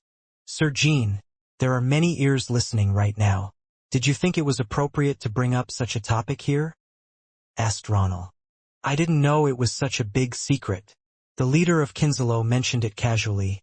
Jean replied, and Ronald glared at Orgel. Orgel barely managed to stand up, waving his hands apologetically. A moment of silence ensued. Meanwhile, Jean asked all his companions to leave, except for himself and Kashmir, leaving only Orgel and Zephyrin by Kinzelo's side. "Sir Orgel, what were you thinking when you did this?" Ronald asked. Cough. "The master is not in a condition to continue speaking, so let me answer on his behalf, Zippels," said Zephyrin, lifting Orgel. "First of all, I hope the members of Zippel do not get too excited and listen to my story. I understand that Sir Jean brought up a delicate topic without much thought, which may have caused frustration."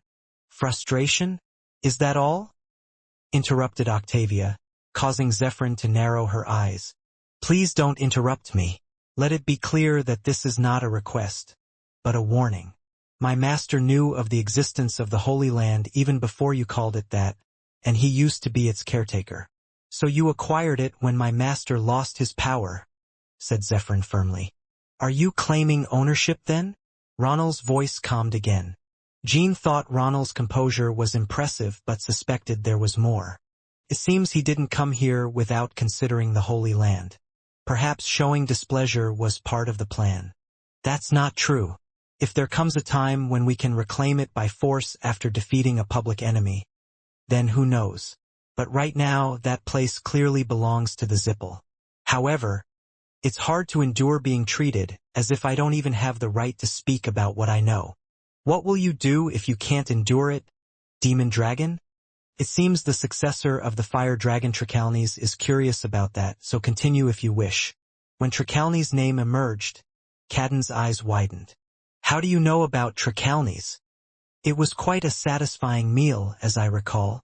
Normally, Cadden would have raged at that moment, ready to kill Zephyrin. However, the Fire Dragon Tricalnes was the king of the fire dragons before Cadden and the most perfect creature of Shinu.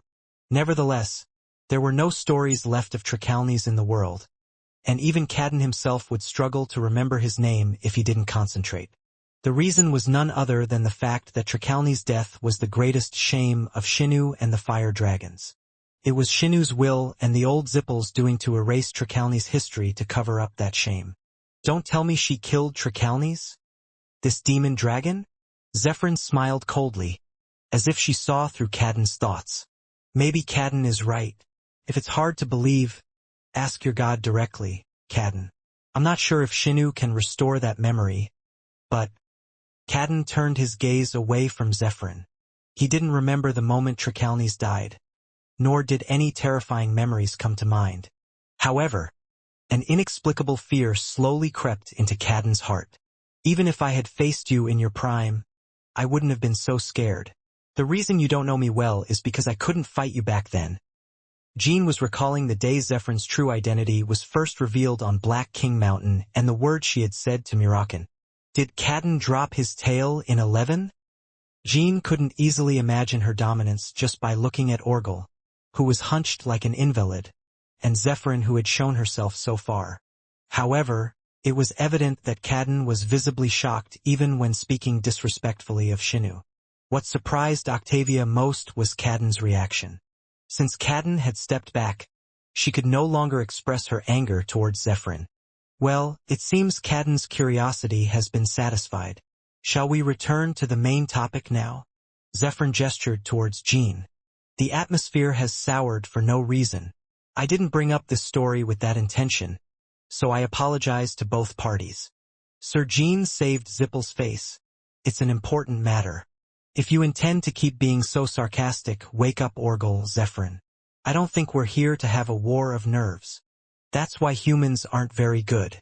Is it because your lives are short that you lack courage? Anyway, Sir Ronald." "Speak, Jean Nim." "Hister's survival is necessary for us to eliminate the common enemy. If it's difficult to open Zippel's Holy Land, at least provide the tier of numerous. I don't think we can even attach the words tier of numerous to it, and we don't possess the tier of numerous either. Let me take a look at Hister first." The task of showing Valeria, who had lost consciousness, to Zippel. Even merely doing so made Jean feel like he was committing a sin, but he had no choice to save her. Since her appearance had already been exposed to Zippel, there was no reason to be cautious and hide it.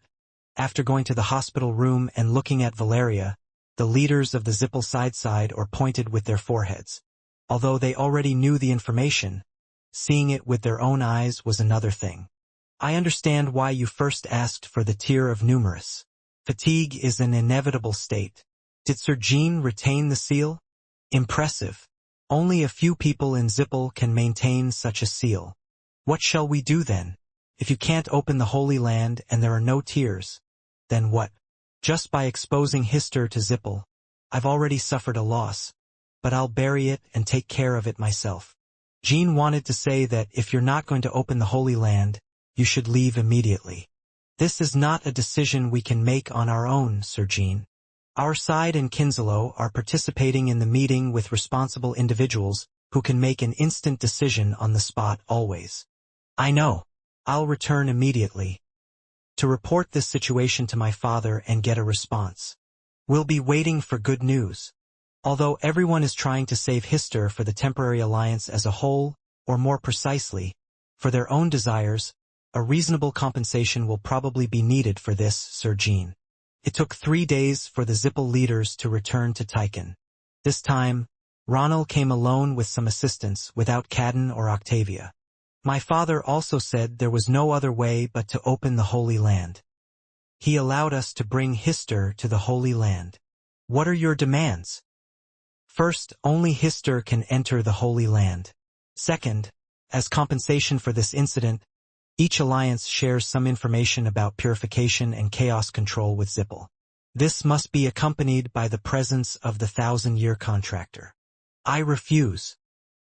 Jean flatly rejected the proposal as if he had nothing more to hear. Well, then we won't be able to save Hister. I heard Orgel say that if a full mana body goes to its Holy Land, it leaves some kind of mana trace. Zippel can receive considerable rewards just by studying that trace. We don't know how much damage that research will cause us after the alliance dissolves. Jean shrugged. Who benefits more from Hister's injury? Zippel. We all want Hister alive, but Zippel can even investigate. So please don't be too greedy. If it breaks this time, I'll put aside all the talk about Hister. Don't push your luck. Agreed. If so, we'll open the Holy Land without conditions, but you must agree to move with senses blocked as much as possible to avoid exposing the Holy Land's location. Also, I don't want Jean Nim and Hister to have another escort. The requirements were just words Ronald had thrown out, and these words were based on the clan elders' opinions. Ronald wasn't happy with their opinions. I understand perfectly. When would be a good time to leave? If it suits you, we can leave right now. Since boarding the Kozak, Jean hadn't taken a single step in the windowless cabin. He merely clung tightly to the sealed Valeria and waited for the ship to stop. It hadn't been 5 days since the ship had reached its destination. Thank you for your hard work, Sir Jean. You may disembark now. As soon as Jean got off the ship, he realized he was inside a huge building. It was larger than the construction yard he had seen in the Soda Desert in the past. Ronald guided Jean for about 2 hours. When they reached a door inside the building, Ronald stopped walking. This is as far as I can guide you. After this, I can't access, so another person will assist you. Only 2 Zippels could freely enter and exit through the door. One was the Patriarch, Kelliarch Zippel, and the second. Are you Jean Runcandle? The next Patriarch, Baradin Zippel, approached Jean from the other side. The friend he hadn't seen in about 3 years greeted him in a dry voice instead of the usual cheerful one. Follow me. I'll guide you to the Holy Land. Jean found Baradin's back very unfamiliar as he walked ahead through the door and saw a sword at Baradin's waist. Sword. At first glance, Baradin's hand lacked the calluses typical of those who wield swords. We couldn't send the young Patriarch, Jean Runcandle. I wonder what the reason is. That boy is no longer the Baradin Zippel you knew. Now! He's almost like a newborn. A newborn? Can you explain it in simpler terms, Spectre Captain? It literally means what I said. Currently, Baradin has lost all his language, knowledge, magic, habits, and memories. A conversation that Jean had with Octavia not long ago, during the first meeting of the Temporary Alliance. Yuria confirmed that all this was true. At the time of the first meeting of the Temporary Alliance, Baradin was really no different from a disabled person. Has something changed in Baradin during this short time? It was hard to even imagine that he seemed like a newborn, and Baradin was displaying a very businesslike and stable attitude. Jean even felt a certain sharpness in his steps as he walked at a moderate pace, and along with that, he sensed a familiar energy. Aura. It was at such a weak level that it didn't even reach 1 star, but it was definitely an aura. Curiously, there was only a tiny amount of mana compared to the aura. A magical swordsman. The premonition that the experiments with living golems that Zippel had been doing so far might have been to create a magical swordsman had already been brought up several years ago. However, Jean never expected to glimpse the result through Baradin at this moment, which could be the product of those experiments. Baradin Zippel.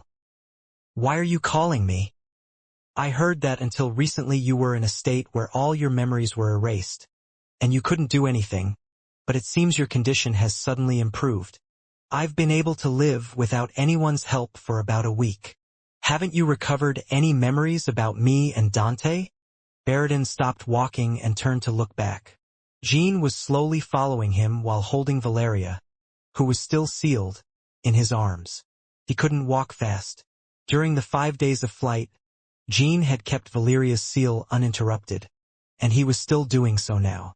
His mana wasn't exhausted, but the mental energy consumption was too great. Jean was sweating.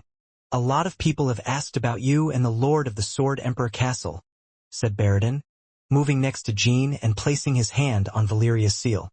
As he did so, mana effortlessly flowed into the complex seal, even though he hadn't taken any special measures like Jean. I don't remember anything. Oh, really? Thanks to Baradin maintaining the seal, Jean was able to walk more comfortably. Jean didn't ask any questions about Baradin's abilities. But there's something I'm curious about. Why did so many people only talk about you or the Lord of the Sword Emperor Castle, and not about clan members, when trying to find my memory?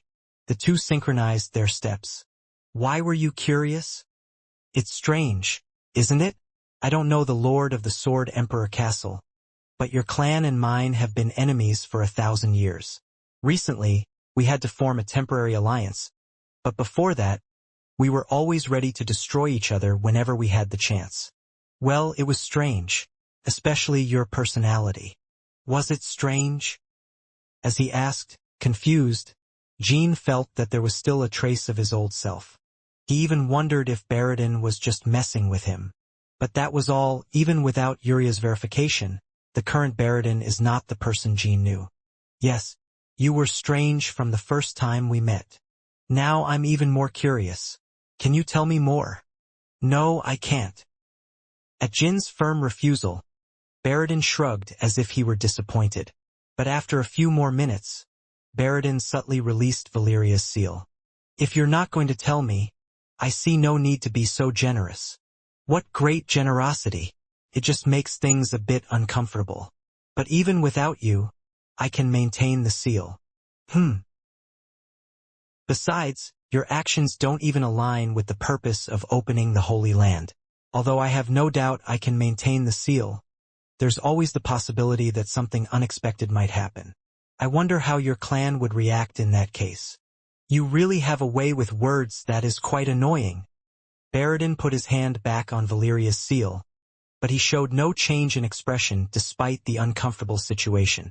The path leading to the Holy Land beyond the door had a strange landscape. The ordinary corridor made of stone and various metals became more blurry as he ventured into it. Like the vague form of Orgel's body. It wasn't a landscape that could be seen in the human world.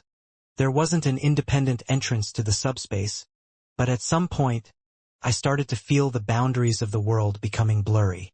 The colors and textures that made up the space left traces as if washed by watercolors. How much further do we have to go? I can't tell you. It's not difficult to measure the time myself, but is it a secret? No, it's because the time it takes to reach the Holy Land is different each time. It depends on how welcoming the Holy Land is to the three of us. As mysterious as its great name suggests. The last time I came, I heard it took 15 days. It was just before I completely lost my memory. So it could take 15 days, but there must be a reason why we didn't prepare extra food. Yes, since the remains of the corridor disappeared, we don't feel hunger in the Holy Land. Instead, the more we walk, the lighter our bodies feel. As he spoke, Jean felt his stamina recovering rapidly since crossing the boundary. His mind, which had been confused by maintaining the seal, was also much clearer. Still, Jean wanted to calculate the time by measuring his steps. But, strangely, as his body and mind became healthier, the concept of time became more tenuous. Even roughly calculating that each step was a second was difficult. After several attempts, Jean resumed counting a second. Is it because there's a time gap between the Holy Land and the human world, like in other dimensions? It's a strange feeling.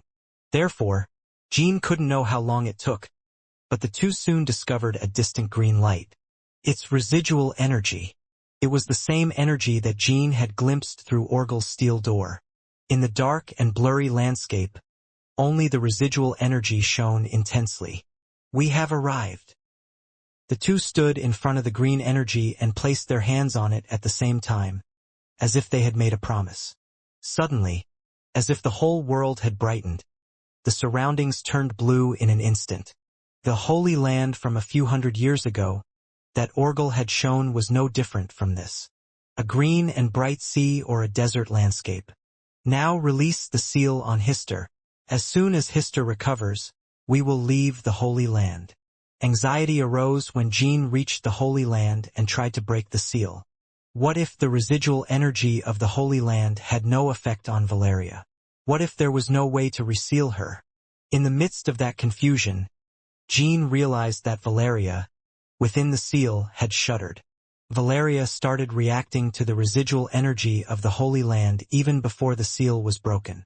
The pale seal was already turning green. You come all this way and worry about everything, Baradin said, as if he had seen Jin's intentions. As you said, since your clan and mine are mortal enemies, there's a reason we are trying to save Hister even by opening the Holy Land to the enemy, Runcandle. You know it better than anyone, right? It sounds like you're going to deal with me here right after Hister's recovery. There were those who insisted on doing so. Are they Octavia and Cadden? No, mostly the elders. Jean came alone with Valeria, who was wounded, deep into enemy territory. The fact that only I can deal with Rosa makes my shoulders feel a bit heavy. Kinslow still has a variable called Orgel's recovery, but doesn't Zippel have any hidden moves? Yes, they do. I didn't know. I would be happy to hear that the enemy has hidden powers. Please tell me what it's about. I suppose it's a question that needs answering. Facing the public enemy. It's the manipulation of history. However, it's a means that can never be achieved without its ally, Hister. During the first meeting of the Temporary Alliance, Ronald said that Zippel could face Rosa through history manipulation. So, in fact, it's crazy that Jean came to this place at this moment. It was a decision that Jean would never have made if not for Valeria or his companions. Jean can't escape from here with the help of the Red Owl or Mort. If Zippel doesn't keep its promise, Jean would inevitably be in mortal danger. But my father was directly against it. Aren't you curious about the reason? It's probably because he has to keep using me to deal with Rosa. Zippel and Kinslow didn't want to lose Jean since he is the only one immune to chaos at this moment. That's why even the high-level staff of each faction came to support them in the Cauldron Snowfield. As Jean ventured deep into enemy territory, the only thing he believed in was this fact and his own strength. Exactly, and I thought the same. It's unlikely we can complete the manipulation of history through Hister faster than the moment the evil god fully awakens. At this moment, you are definitely more important than Hister to our clan. Whether it was a lie or the truth, Baradin didn't seem to have any reason to hide anything about the manipulation of history now. I suppose it doesn't sound attractive that I am the most important asset of Zippel. If someone else were the guide, they would have attacked me at least once during this part. Jean began to unseal Valeria slowly. It wasn't because he believed everything Baradin said, but because he judged it best to heal her as planned and leave. And Jean Runcandle. Yes. We made a promise before I lost my memory. Promise. Once, I promised that even if you came to our family unannounced, I would spare your life at least once. Be grateful that this is a banquet hall. Haha, aren't you too straightforward? I know your father spared my uncle. Since we're at it, let me make a promise too. Even if you come to the Zipple banquet unannounced someday, I won't harm you. That conversation took place at the banquet of the unique bridge, just before Jean became the provisional flag bearer.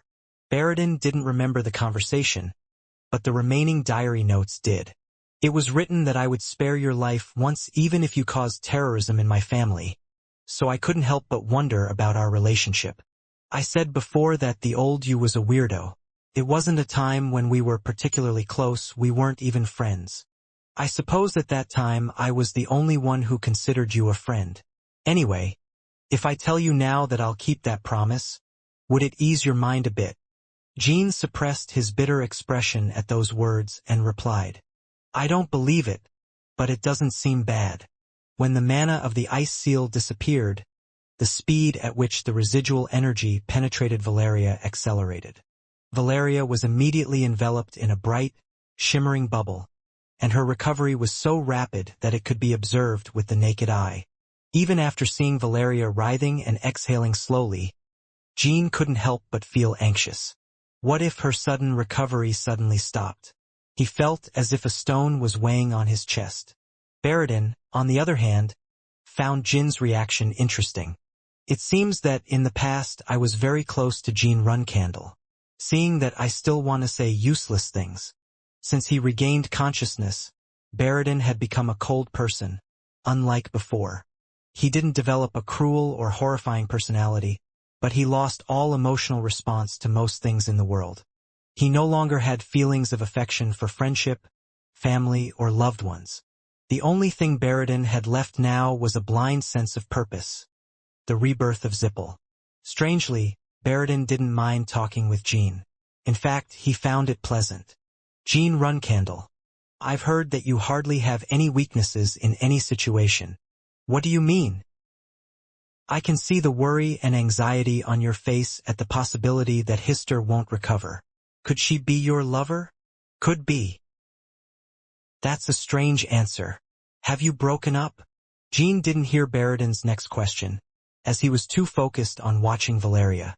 Fortunately, her recovery was accelerating. Baradin didn't care and took a crystal bottle out of his pocket and filled it with iridescent bubbles. The bubbles in the bottle shone with beautiful colors like opals. It wasn't clear what kind of reward this trace of mana would bring to Zipple, but no matter the cost, it wasn't more important than Valeria's life for the Jean and Vamal alliance. Ah! Finally, Valeria opened her eyes and took a deep breath. Jean hugged her without realizing it. He almost shouted her name. Jean. Jean Runcandle. Yes, it's me. How, ugh. You're not fully healed yet. It's okay to wait and talk slowly. Valeria looked at her chest. She briefly felt the pain of the moment when she was stabbed with Lunch's sword, as memories flooded in like a torrent. Memories. With the feeling that her head was about to split, the memories of the moment she fell came rushing back. Neru? Is Neru okay? He's fine. Neru was protecting you. Thank God. Valeria's gaze fell on Baradin, who was holding a crystal bottle with the trace of her mana. She regained her usual cold demeanor, which hadn't been affected by her recent awakening. Jean, I've recovered.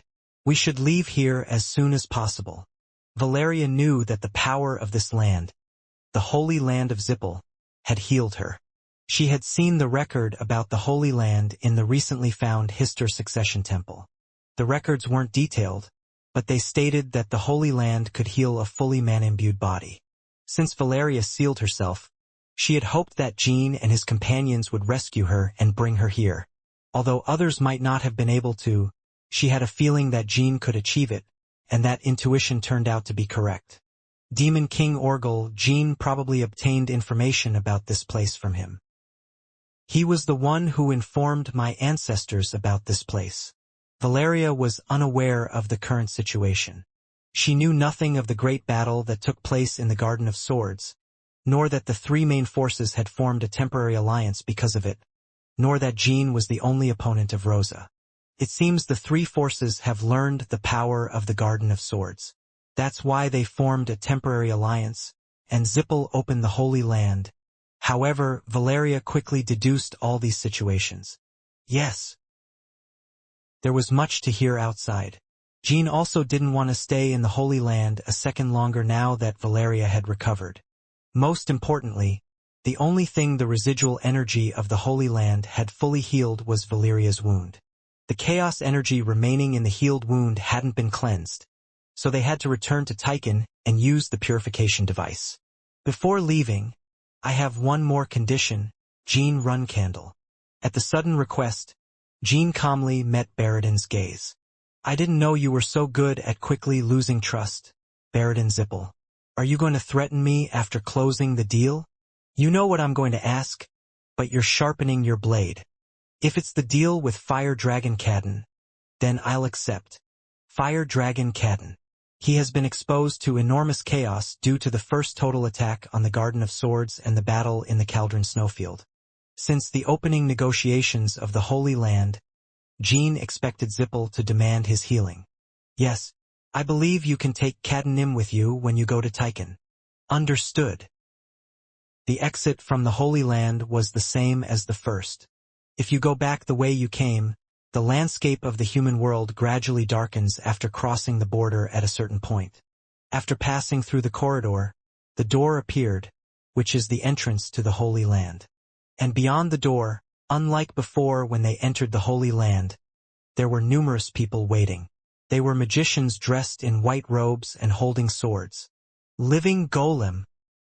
Or perhaps modified humans who could be a form of magical swordsmen. The number of people was endless, and no matter how far they looked, they couldn't see the end. They are openly announcing that they are fostering the living golem magical swordsman. Are they trying to intimidate us now? Each of them had a significant amount of mana and aura, unlike Baradin and everyone else they had encountered so far. If their combat skills were at the same level, even Jean wouldn't be able to handle them all, especially if he had to protect Valeria in that situation. They are not just dolls with energy. They are completely different from those who are not trained, even in breathing. Another strange thing was that their physique was completely the same, as if the prophet had cloned Joshua. When Jean approached the nearest living golem and tried to remove its hood, Baradin blocked his hand. Look at what we promised to show you, Jean Runcandle. I have a feeling that the face under that hood will be the same as yours. Do I have such a common face? My diary, which no longer exists, is full of compliments about my good looks. I don't know what your intention is. It was strange from the beginning that you didn't hide the fact that you were reaching the level of a magical swordsman. Think of it as sharing power in the position of having a common enemy.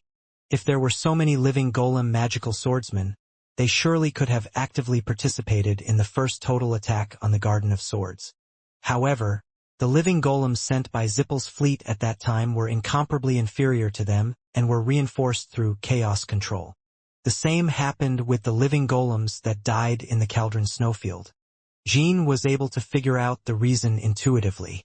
These living golems seemed to be able to exert their strength only near the Holy Land. That was the only reason there were no living golem magical swordsmen during the total attack. Even Cadden and Octavia participated directly, so at that time, Zippel had put almost all of its exportable power. Baradin nodded as if there was no need to hide.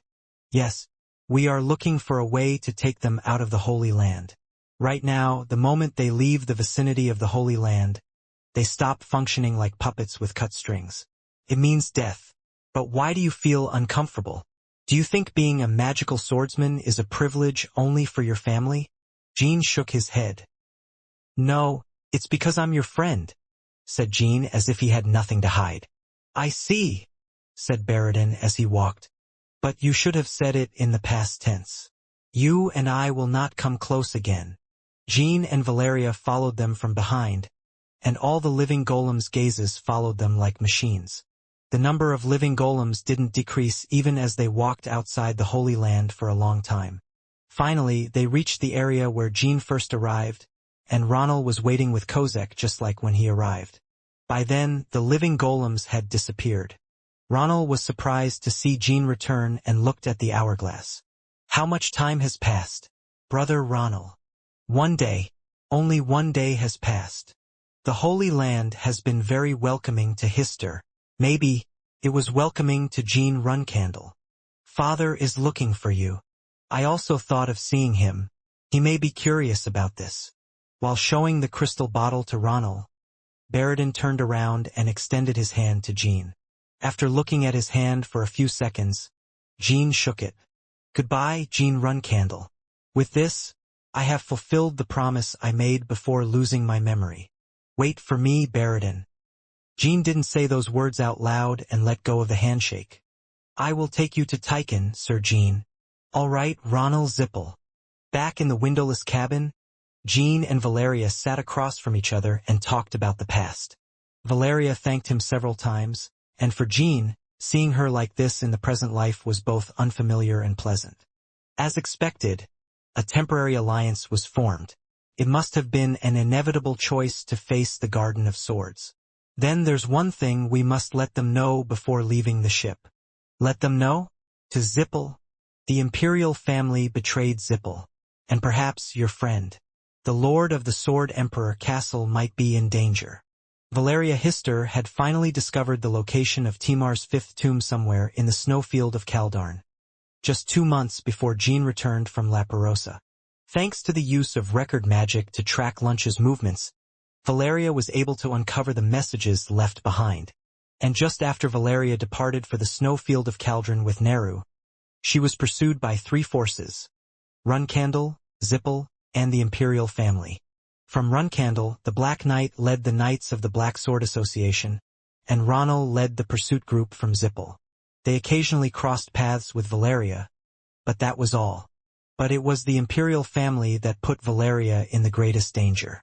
Valeria was desperately pursued for 2 months and couldn't contact Tychon even once. All because of the Imperial family. Are there such outstanding pursuers in the Imperial family? Even the best forces from the Garden of Swords and Zippel couldn't find Valeria. Even though I am from the Special Forces, even the Special Forces or the Imperial Guards can't compare to the 1st Division of the Black Sword Association or the Black Knight. Even if they were strengthened by the power of chaos or maginization, I'm not sure.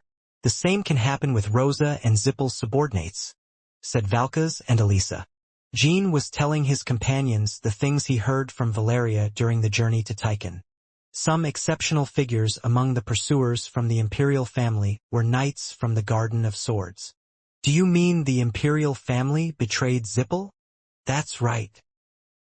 The people who just transferred the eastern part of the empire to Zippel.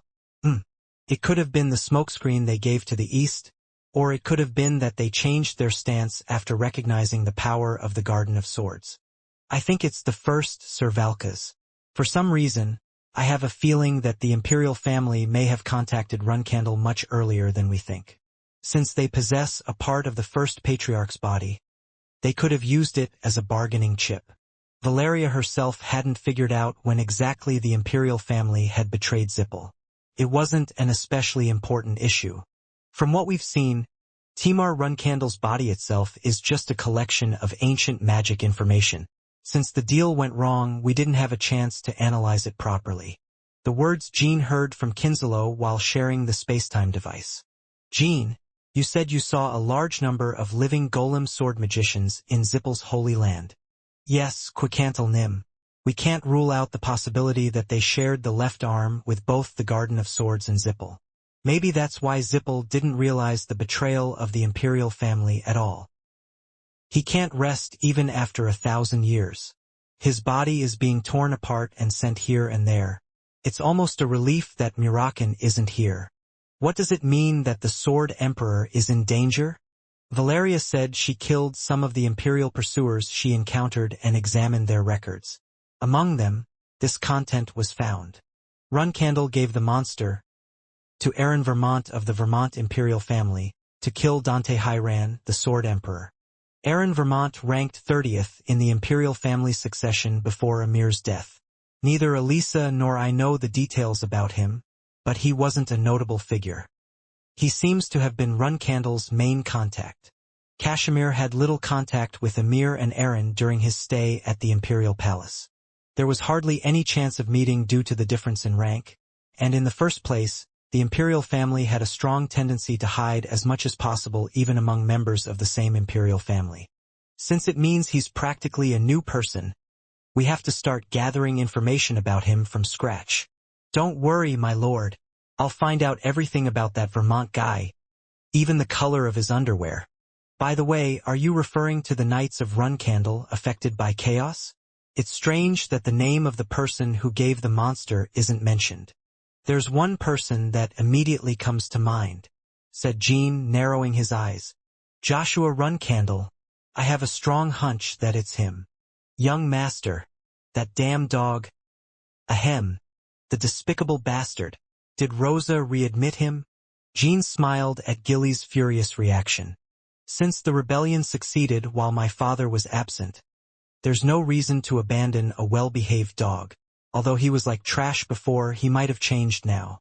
Or rather, he might have been forced to change through chaos. It's a dirty and depraved story. Just thinking about him and Rosa makes my heart ache so much it's hard to bear. But if it's Joshua, is there any reason why his name doesn't appear in the record magic? Well, it could be because he accepted chaos and became an entirely new existence. Of course, I can't be sure. It's just a hunch. Anyway, it seems there are 3 things we need to start right away. The first is to search the Sword Emperor Castle, and the second is to rescue the remaining allies within Huphester. And finally, should we enter the 6th tomb Valeria found? Jean nodded at Quickantle's conclusion. That's right. It seems I need to personally take care of all 3. The remaining important allies within Huphester were Vin Blanche and Pecan Minche, the godsmith he had contracted with. Additionally, there were several individuals presumed not to be on Rosa's side, such as Petro, Jin's butler, and Heinz, Siren's butler, and the nanny and family of the siblings. Several people presumed not to have joined Rosa, and the natives of Cologne in Luna's territory.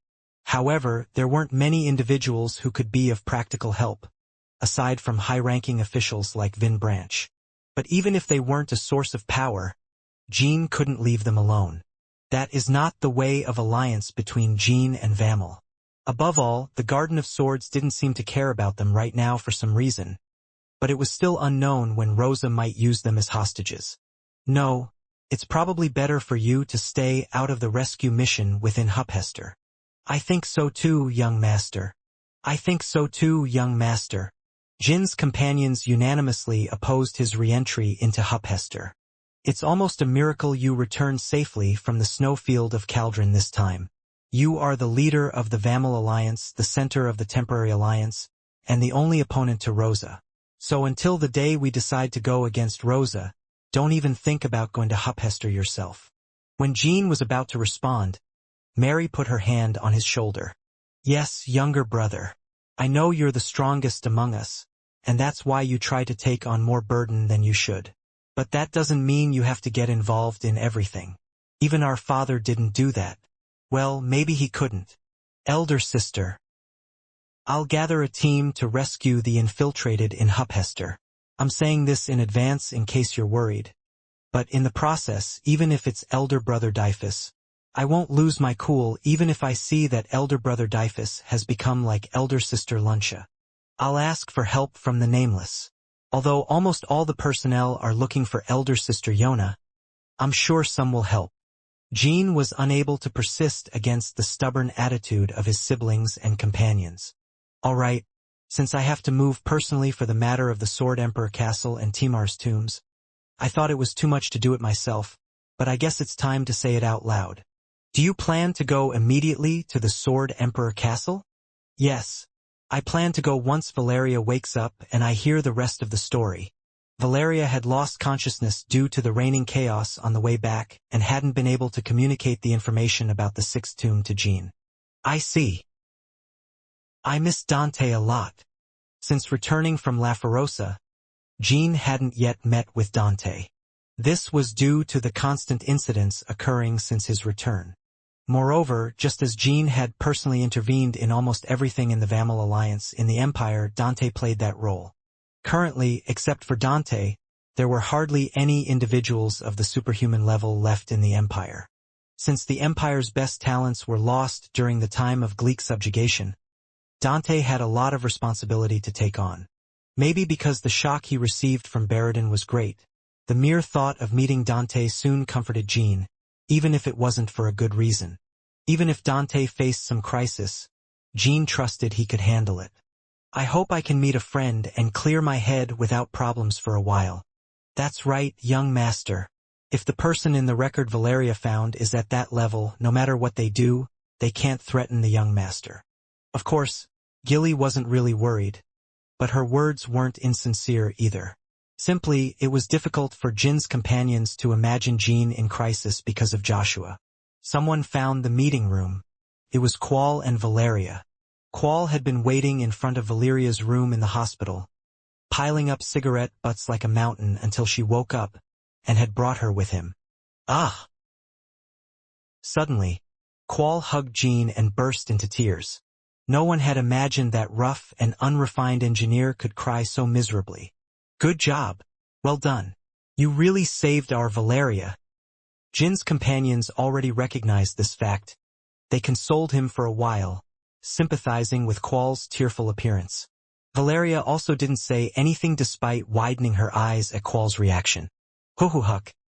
Even the chaos has completely disappeared. I couldn't tell you everything since I lost consciousness due to the chaos.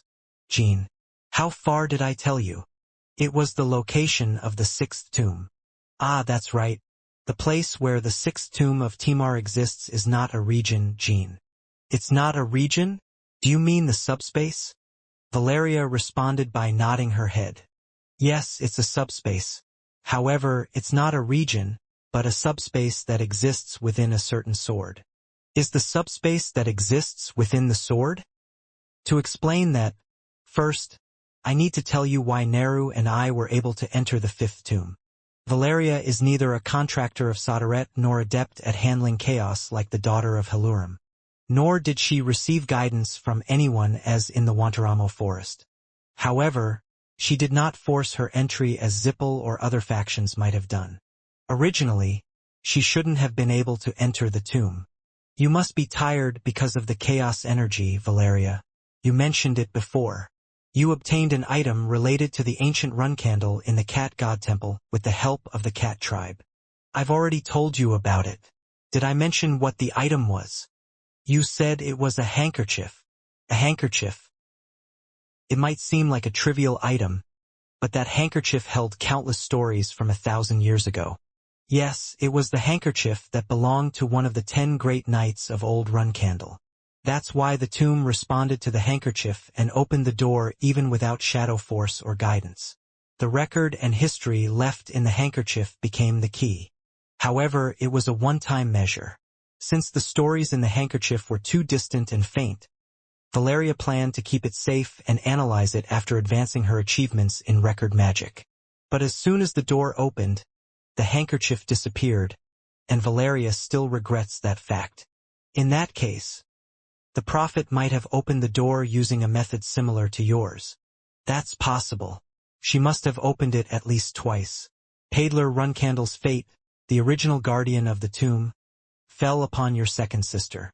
Anyway, I figured out how to enter the next tomb inside it before your sister replaced Paidler. Unlike the other tombs Jean had found so far, the fifth one had a clue leading directly to the next one. In the fifth tomb, not only was Paidler Runcandle there, but also a record of a person named Bale, the owner of the handkerchief. That was the reason the tomb reacted to the handkerchief. Bale? However, Bale's records are too vague, so I only confirmed that the sixth tomb was hidden in his sword and the approximate location where the sword was originally hidden. It's in the Black Sea, but the possibility that it is still there is not very high. At that moment, Jean felt a strong hit on the back of his neck. Wait, Valeria. What? The handkerchief you got reacted to the fifth tomb, which belonged to Bale, and the sixth tomb is a subspace within Bale's sword, and the place where the sword is hidden is in the Black Sea. That's what it means, right? You definitely said Baal, right? Yes. Jean blinked for a few seconds, and Valeria looked around, shrugging.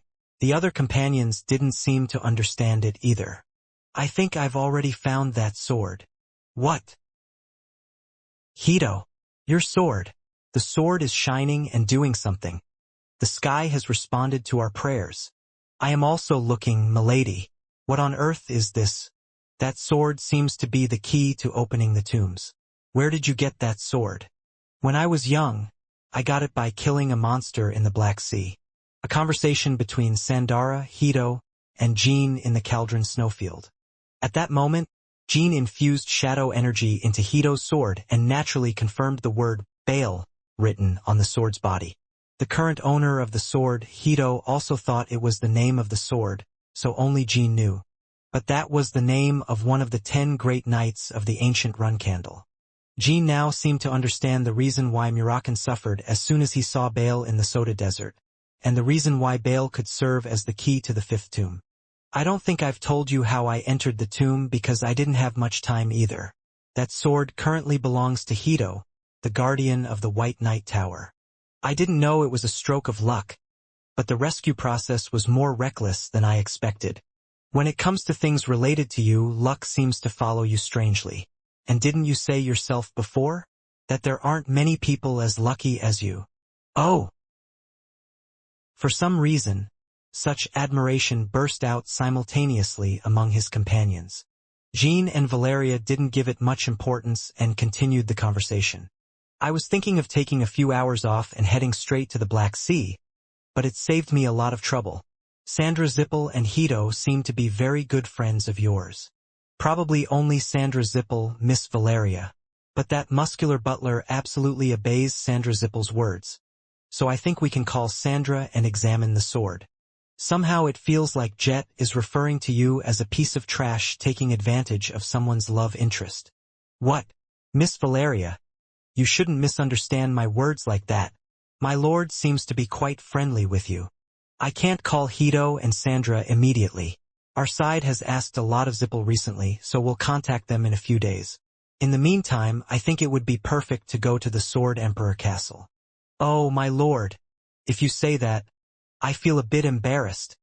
Even the bad side of our Lord Jean is cool. Jet, Enya, I'm not just asking for the sword. I think it's better to make those two our people, if possible. Jean saw what happened to Baradin. Jean was convinced that if Sandra Zippel stayed with Zippel, it would inevitably happen in the not-too-distant future. He wanted to erase the surname Zippel from her. Valeria felt uncomfortable hearing Jin's proposal to make Zippel his ally, and she expressed her opinion in a calm tone. Do what you want. Do as you please. Just don't forget that someday. All the Zippels in the world will surely die by my hands. Valeria stood up from her seat. I need to go inside and rest for a while. Mr. Quall, let's resume our research in the afternoon. Jean brought a lot of data from La Ferosa, and since there was a singularity that the Red Owl was connected to that world, we will be busy again. Doesn't Miss Valeria get tired? She said she had less work to do because there was no need to go to the Black Sea. But now she's going to work again right away. It's not that she doesn't get tired, but that she can't afford to be tired. The resentment for the ruined clan and the murdered relatives is embedded in her. Jean didn't say those words out loud. Then, I must also prepare to go to the Sword Emperor Castle.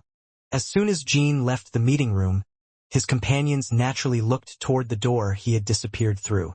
They look a bit alike, don't they? I think so too, old Valkas. The Lord exudes a more human feeling. They seem like people who learned from the same master or father for a long time. Then, I'm thinking of creating a Valeria fan club. Something like an extra job. Sometimes you are scary, Enya. How can I hear that from Faye? Let's get to work. From now on, Jet will investigate Erin Vermont, and Lady Mary, Sir Haytona and Daytona. You can speak comfortably, King Kashmir. Yes, speak freely. What kind of language is that to use with the king, you all? Are you willing to throw away your dignity as flag-bearer just because we lost the Garden of Swords? Can I take on the role of Mu and N? No, elder sister. We will correct ourselves. We decided to become new people, elder sister. I will be watching you. Go and tell Cosmos to fix the ship. We will leave in a few days. And bring me a list of the recovered knights. Yes, elder sister. April 1st, 1803. Wow. Hoo-hoo. Two children, whose hair and eyes were dyed black with cosmetics and disguised tools from the Golden Snow tribe, shouted in excitement. In fact, one of them was a dragon who had lived for hundreds of years, but outwardly looked like an ordinary child, caught in the excitement of the journey. Latrie and Uria. Jean decided to take the two on this trip to the Sword Emperor Castle. In case of emergency, Quicantle also accompanied them as a protector. It's not just the children, one by dragon standards. Everyone had disguised themselves for the first time in a long while. Jean and Quicantle had dark blue hair and played the roles of dragon siblings. Jean Appa, Miss Quicantle, the red owl is amazing. We arrived at the Empire simultaneously like a transfer gate. Right? It's good that there's something that seems amazing to AZ Mills contractor. It seems more surprising to me that Miss Quicantle chose this place as our destination. This log cabin, it brings back so many memories. A serene log cabin nestled in the middle of a forest outside Vermont's capital. This was the starting point where Jean changed the fate of Uria and Enya during his early days as a provisional flag-bearer. It was a house with the same structure as the one where Murakan and Quicantle lived a long time ago. Uria had only heard about this place through words. She didn't go out much from Tychon, of course, when she met Jean, and even now, as AZ Mills' contractor, her special nature made her very cautious in all aspects of her life. Memories? Well, I can see some solid emotions, like regret or nostalgia, in every corner of this log cabin. Uria, let's set that aside for now. It would be better to go and eat your favorite seafood stew before going to the Sword Emperor Castle. Okay, Miss Quicantle. Jean Appa, do you want to eat only seafood stew? Can't we eat and play until nightfall? Uria's innocence was cute and pitiful. Uria, you are the only princess of the Vamal Alliance and the Free State of Tychon. All of a sudden? It means if you want to have fun, the leader of the empire will come to see you. From then on, the party truly stirred the center of Vermont and spent money joyfully. Although the world was gloomy due to the remnants of Gleek and Rosa, the capital of Vermont still had vitality, just like before the era changed. It was proof that Dante was doing a good job ruling. Jean contemplated the piece of the land his friend had protected and nurtured with a proud heart. By nightfall, when the second seafood stew was served in a new seafood restaurant, no one was left in the restaurant except them. Even the waiters and the owner had left. It's really like Jean Appa said, "Sir Dante is here, right?" said Uria looking at Dante, who had just opened the door. Jean and Dante smiled at each other without saying a word for a while. It was a reunion after about 3 years. How did you find out about this place? Dante? I heard a report that a craftsman named Paul Gray-Mick and his group were making checks all over the center of the capital, so I hurried to see them. Jean smiled. Sit down, Dante. The food just came out. The friend Jean hadn't seen in a long time still looked the same. The handshake was even firmer than before, and Jean felt as if he could sense the last 3 years through it. It's been a while, my friend. You've undoubtedly grown stronger. I thought you'd be a bit rusty since you've been so busy, but now you've turned into a man of iron. Dante. If I couldn't even do this, I wouldn't be qualified to be the Lord of the Sword Emperor Castle. I was so busy when I returned that I couldn't come to see you earlier. No one will be unaware of the great things you've done once you finish your closed-door training. I myself was busy until a few days ago, so don't worry.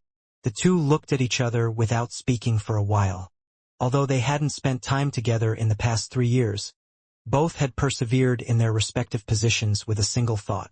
Even without saying it, they felt how hard and deep the past was for the other. Oh, I'm late with my greetings. Princess, Miss Quicantle and Sir Latrie. I am Dante Hyran, the Lord of the Sword Emperor Castle. Why are you being so awkward, Sir Dante? It's not like it's the first time we've met. That's right. Are you telling us to stop eating? Dante scratched his neck, embarrassed by Yuria and Quicantel's response. I wanted to formally greet the princess once. It seems I went a bit overboard. Bubble, bubble. The seafood stew was boiling. The meal began when Yuria placed the seafood soup in an empty bowl and served it first to Dante. After Jin's return, Dante already knew most of what had happened. This was because every time an incident occurred, Kashmir sent someone to inform him. I see. So Baradin has completely forgotten us due to being a victim of such a dirty experiment. How could they do that to the next patriarch and his son? However, Dante learned about Baradin's condition for the first time today. While Dante trembled with rage, Jean patted his shoulder to calm him. He already knew that Baradin was in a desperate state, but hearing the situation through Jin's words filled his heart with venom. Zipple, we will surely save our friend from the perpetrators of this artificial catastrophe one day. Yes, we will, Dante. Until we destroy the evil god, I will suppress my anger. Like you, I will use them until I can and then crush them mercilessly. Just as Jean learned the value of righteousness from Ron and Dante, Dante was also learning from Jean the necessity of mastery. If it had been the previous Dante, he would never have shaken hands with those who turned his friend into a miserable experiment, even if it meant dying. But now it's different. He had many lives hanging on his shoulders. As the Lord of the Sword Emperor Castle and Regent of the Empire, the world he viewed was completely different from when he was just a young patriarch. Sometimes he had to use his enemies, sometimes he had to take a step back, and sometimes he had to do things he didn't want to do. Otherwise, he couldn't save the countless families and people who only looked up to him and the world. Dante, you're becoming more like Lord Ron. Dante's face always had the look of a good friend, but it was clearly changing. He had begun the path of the Emperor, not just a young patriarch. The Emperor who is stricter with himself and will never fall. Jean was proud of Dante's transformation, and it was precisely what Ron had wished for in life. His grandson, who was always ready to fight against evil with his life, was undoubtedly adorable, but he always worried about him. Jean spoke to Ron in his heart. It seems you can now enjoy watching him in peace. By the way, Jean. Yes. I've been wondering since earlier, why did you come in disguise? It doesn't seem like it was just to entertain the princess. There are people in the imperial family who want to kill you. Unless Zipple sent someone as capable as you, it would be impossible. Zipple has no reason to do that now, right? It wasn't Zipple. It was the Garden of Swords that provided the assassin. Dante's pupils narrowed. The Garden of Swords? Yes, the imperial family betrayed Zipple and sided with Rosa. That's what Valeria confirmed. Did you know? I'm ashamed to say I had no idea. The betrayed party was the same. Zipple also didn't know that the imperial family had sided with the Garden of Swords. Even after Jean informed Zipple of the betrayal, Zipple did not recklessly purge the imperial family. Given the circumstances, they first had to assess how much information they had given to Runcandle. Valeria said she believes you're in danger. We suspect that Joshua is the one who provided the assassin to the imperial family. With the strongest knight skills enhanced by chaos and the prophet's abilities, it wouldn't be a dream story for the imperial family to assassinate me. The reason the Garden of Swords is trying to eliminate me is probably because they find my presence annoying since I'm helping you. That's why I came in disguise after a long time. I also brought our princess here. Of course, Jean didn't bring Yuria into this dangerous situation just to give her some pleasant memories. Are you planning to find the assassin through the princess's abilities? Exactly. Dante was about to express his concern about bringing the young princess into such a dangerous situation but stopped when he saw Jean. He wondered if Yuria could be in danger no matter who the enemy sent, given that Jean was there with her. I think you wanted to say something, said Jean. I realized it might not be a big problem. Unless there are assassins or old swordsmen from Runcandle involved, replied Dante. Even if it's Sir Paidler, Yuria won't get hurt. Because you're here too, said Jean. Then what should we do now? There is very little information aside from the fact that the Garden of Swords provided an assassin to Erin, Vermont. So, call all available personnel to the palace and start with the lower-ranking ones. Are you suggesting we call everyone just to ask if there's an informant? Jean nodded. It's the only way we can investigate with the princess present. Uria, Latrinim, Miss Quicantle, and I have to attend the imperial meeting. As it's a meeting of the Empire's top ministers, we need a pretext to attend. I was thinking, Jean, I'm no different from the sole absolute ruler of the Empire. Not even the late Emir Vermont had more power than me. Therefore, we don't need a pretext. All the Empire's subjects should come running to me when I call. Oh, I forgot for a second that you had changed. There was no need to invent a pretext. I'm curious. What pretext did you have in mind? I was going to say that the dragons you rescued from the contaminated area came to repay their debt and asked for your help, since you've completed many missions without knights. For what you've been trying to think, there's a lack of plausibility. Dragons that didn't belong to any force are extremely rare in the world right now. Well, I'm glad we don't need it. But if anyone ever asks me about your origin, I'll have to say it, said Dante. If the traitor is in the capital and the fact is revealed immediately, then there's no need to lie, replied Jean. The meal had ended. Outside, the carriage was ready, and the group headed straight to the palace.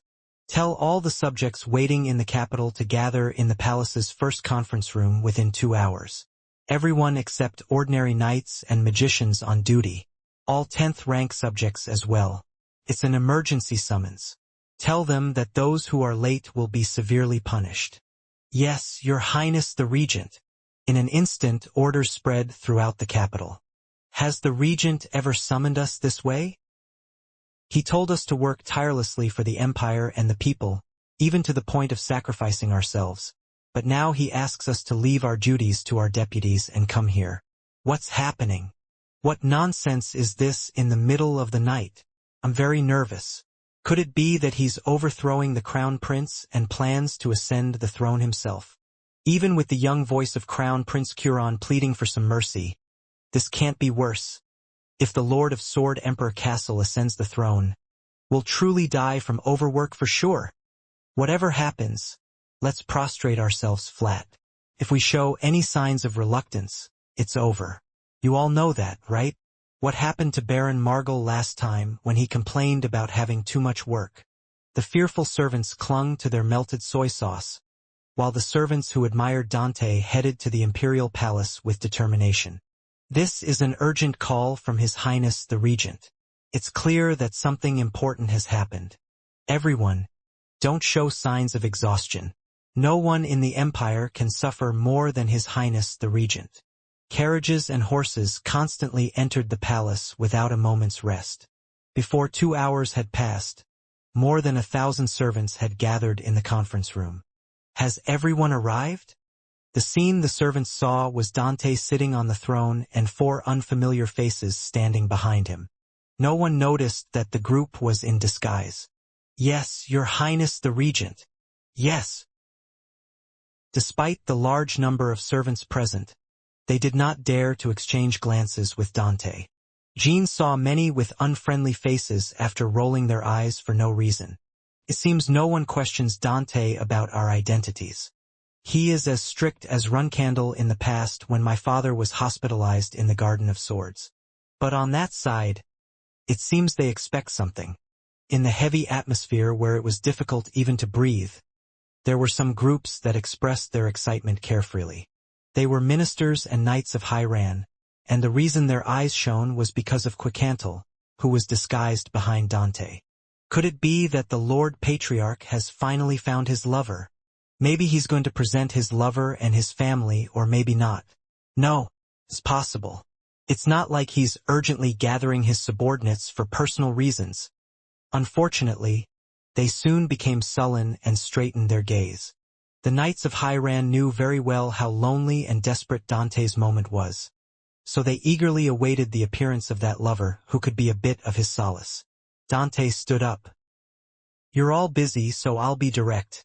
I gathered you all here because there's a traitor within the Empire. Ah! How can this be? Do not open your mouth until I allow it. Let's finish quickly and return to contributing to the Empire's stabilization. From now on, you can only answer my questions with a yes or no. Now I will ask the first question. Dante looked at his subordinates with fiercely severe eyes. Is there anyone among you who has plans to harm me, or knows someone with such plans? No. The servants responded, and Dante awaited Uria's signal. After studying the subordinates for a few minutes, Uria gently tapped Dante's back 7 times with her finger. That meant 7 of them had lied. 7. Although it was due to several tragedies, Dante quickly gained absolute power over the Empire over the past 3 years. Power gained so quickly is usually precarious. However, since there were only 7 traitors, it was a testament to how well Dante and his advisor Casimir had done so far. Uria marked the corresponding number of people on the layout of her subjects that she had drawn in advance and handed it to Dante. 3 grade 10 subjects, 3 grade 7 and 1 grade 5? Jean also checked the location of the traitors out of the corner of his eye. They are too trivial to recruit to assassinate the regent of the Empire. At first glance, I noticed that they were all people who didn't even know Jin's face. They were not from a powerful family, nor were they possessed of special abilities. They are just ordinary subjects. Dante also had the same question. He couldn't immediately think of what they could do to assassinate him. However, the apparent status and abilities can change at any time. Zephyrin was like that, and there was no telling what form the Prophet's chaos control power could change people into. Yes, I believe everyone is too busy to think about betrayal. At those words, many of his subjects cursed in their minds, asking what the hell this was, but those who lied were not included. Silence followed. Even when Uria was checking the liars, the hall was quiet for nearly 10 minutes, so the subjects had no idea why Dante was acting like this. Dante, who had been pondering for a while, eventually turned his head and looked at Jean as if he couldn't do anything. He beckoned me to come closer and put my ear to him. Why? I knew those 7 could be traitors, but what should I ask next? Why did you become stupid while I wasn't seeing you? Now that's a question. I'm naturally somewhat dull. I should have planned the list of questions properly in advance. There is no need to worry, Dante. Ask if there was anyone who passed on information to Runkendal. That makes it clear whether they just had a different mind or betrayed us. Oh, I understand. Dante cleared his throat. I don't have many questions left, so you will have to understand my bizarre behavior. No. No. Uria thought about listing the liars but stopped because there were too many. Has anyone here given information about Nana Empire to the Garden of Swords? Of course the answer was no. However, the 7 who were initially caught by the power of truth were telling lies again. Jean was soon able to understand why the Garden of Swords had recruited such ordinary people as its agents. People entering the Imperial Castle.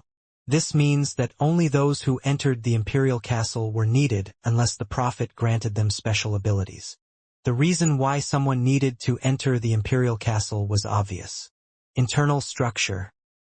The Beemont Imperial Castle was the largest external building in the world and had the most complex internal structure. In particular, spaces that were not open to the public, such as the Emperor's residence or underground passages, were largely unknown to other major powers. The 7 people confirmed to be traitors are also made up of low-level and mid-level people, so they don't know all of those areas.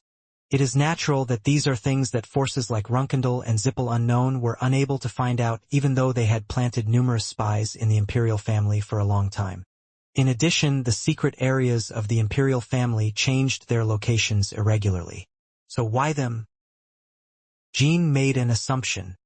In the past, a tunnel made by a prophet in the Soda Desert. What if you need the help of someone from the imperial family to make it? Even if it's not very detailed information about the secret area, the rough structure of the castle's interior may be needed. Even assuming that doubts remained. Dante has often gone on solo missions to contaminated areas, so if he were to be assassinated, such a moment would be more appropriate. You can gradually find out why I chose the Imperial Castle instead of performing a solo mission. First, all I had to do was check what information they had passed on and whether my guess was correct. Jean. Finally, ask if anyone has been implanted with chaos or other special abilities. Dante nods. Last question. Among the subjects gathered here, is there anyone who has been given chaos or other special abilities? Doesn't exist. This time no one told a lie. This meant that the traitors also did not receive the power of chaos. In that case, even if we catch them right away, there is no way there will be any other casualties. Arrest the relevant person. When Jean whispered, Dante widened his eyes and revealed his suppressed anger. Hylon. Command Matriarch. Kima writes, Julian writes, Edmund Keld va Roskala Bernard Chen Kilane Nash Ataboyne. Capture these 7 immediately. Hyland's elites who attended the meeting captured them before even 15 seconds had passed. The subjects were shocked by what had happened out of nowhere. The intention to suddenly convene and intimidate such small children only seemed to create a kind of fear in the eyes of the subjects. Or I even thought that Dante had finally expressed his revenge on Ron and turned into a tyrant. My Highness, why are you doing this? Your Majesty, why us? Other subjects may misunderstand, so I will tell them the truth. This person who is currently standing behind me is the Princess of the Free State of Tychon and the indentured servant of Az Mill. Ah! Exclamations came from everywhere. If the disguised girl was Yuria Alprian, the identity of the man who was whispering to the regent was as obvious as fire.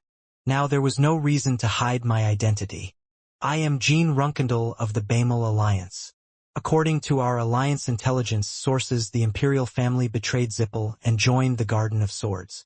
So there was a need to urgently find out if there was anyone in the Empire who had a connection with the Garden of Swords. The captured traitors knelt before Dante. Dante immediately blindfolded Yuria, then drew his sword and struck the neck of one of them. The thick blood poured out, instantly staining the golden floor with blood. Hee. Oh, it's a misunderstanding. I betrayed my ship. Close your mouth. Those who died painlessly before were just lucky. You are unlucky.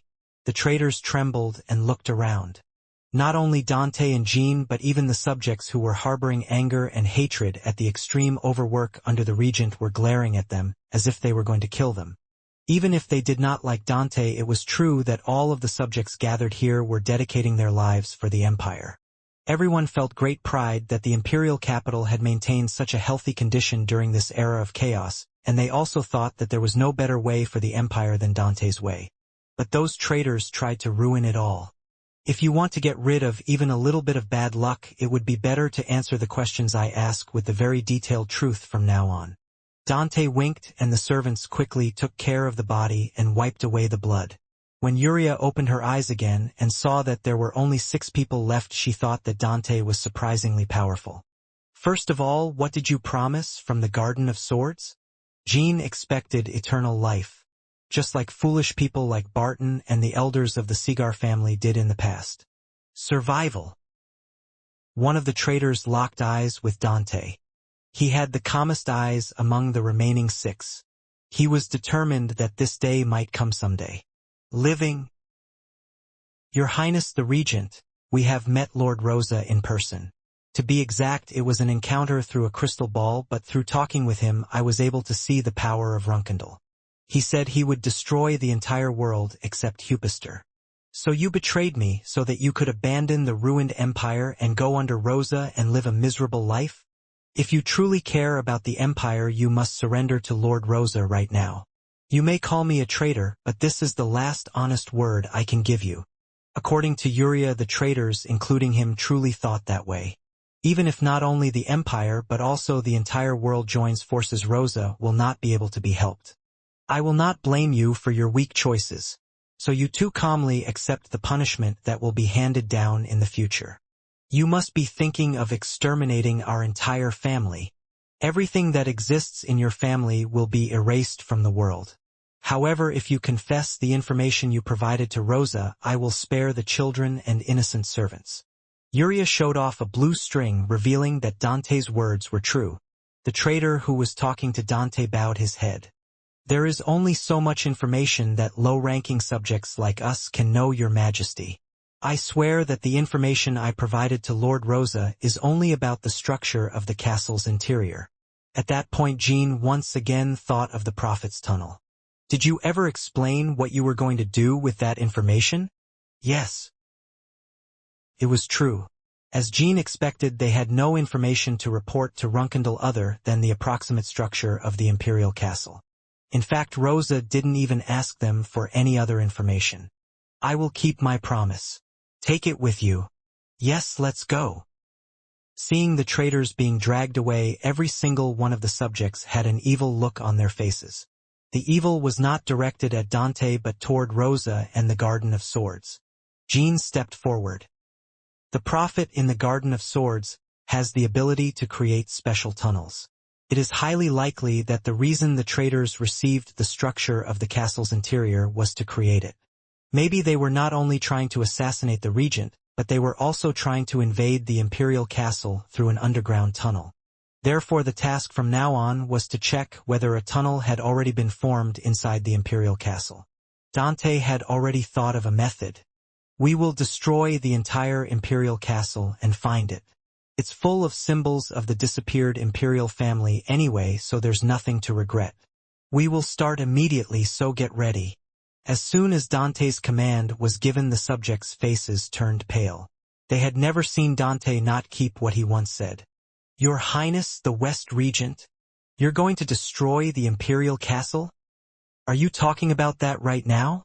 Those who were careful not to keep their mouths shut due to the pressure of their power raised their voices as if they were arguing. Exactly. Do you have any objections? This is a castle with thousands of years of imperial history. It's not right to say we're going to get rid of it so easily.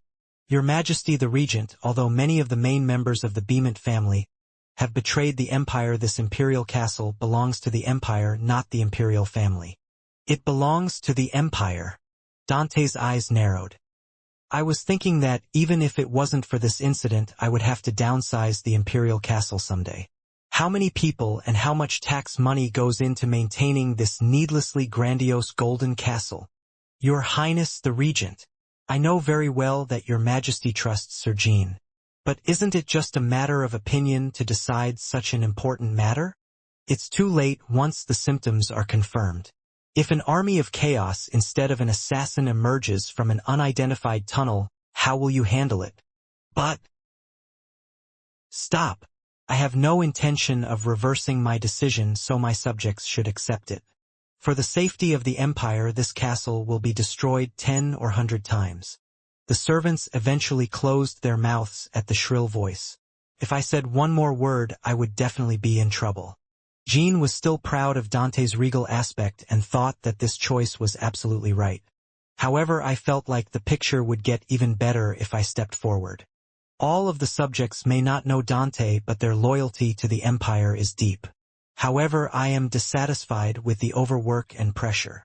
Jean cleared his throat. Can the Bamul Coalition formally express an opinion on the demolition of the Imperial Castle? Please speak, Sir Jean. As Lord McGill said just now, the Prophet's Tunnel is just a rumor. Also, as the Regent said, it is an issue that cannot be undone once it is confirmed, and it seems that the Regent will never let go. Can you please stop His Highness the Regent? How can I stop something that not even the subjects of the Empire can do? Instead, the Bamul Alliance, which was the first to talk about tunnels, also wants to take responsibility for the demolition of the castle. As allies, the subjects exchanged glances and murmured. Jean smiled at them. It was a smile filled with pure goodwill, but the subjects were also worried about what the 12 horsemen were planning to take. Currently, the Free State of Tychon has the world's highest level of defense capability. In addition to the improved dragon spear, a magical cannon looted from the previous imperial family, it is armed with various cutting-edge technologies. Are you saying you will share those technologies with us? Exactly. I will share more than before. The Bamul Alliance will dispatch Sir Amala, the person who contributed most to the increase in Tychon's defense capabilities, and other personnel, and provide some of the key materials needed for development. From the moment the imperial castle is demolished and the new castle that will become the center of the empire is built regardless of the existence of an underground tunnel. The subjects thought that now that Jean had shown his card, the next thing he would say would be about what he would gain from the empire. In addition, we will provide support not only for the defense of the new castle, but also for the entire empire, and technology for flying ships will also be shared. I think this will be sufficient compensation for destroying the symbols of the old world. However, when there was talk of additional support again, the subjects wondered why Jean was doing this. The Bamul Alliance and the Empire are allies. The Regent and I are closest friends, and the world is on the verge of destruction in the face of chaos. I hope everyone knows that this support is not intended to take something away from the Empire in the future. Even if he didn't destroy the Imperial Castle anyway, Jean had planned to do so from the beginning. Now that Rosa has become an evil spirit, and someday after I defeat her.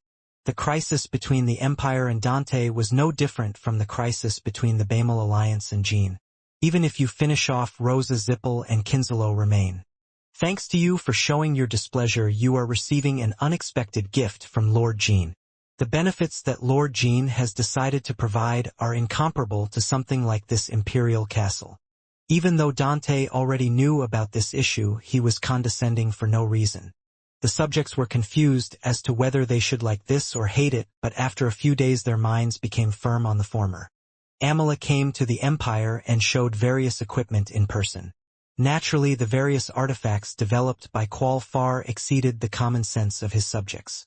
The demolition is not happening as quickly as expected.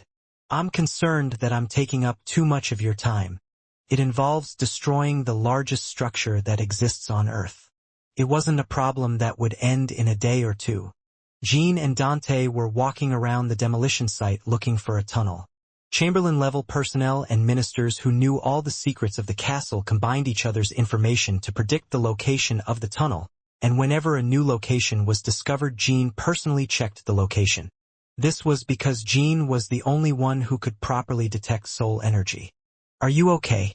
Most of the urgent matters have been resolved, so your safety is the most important issue now.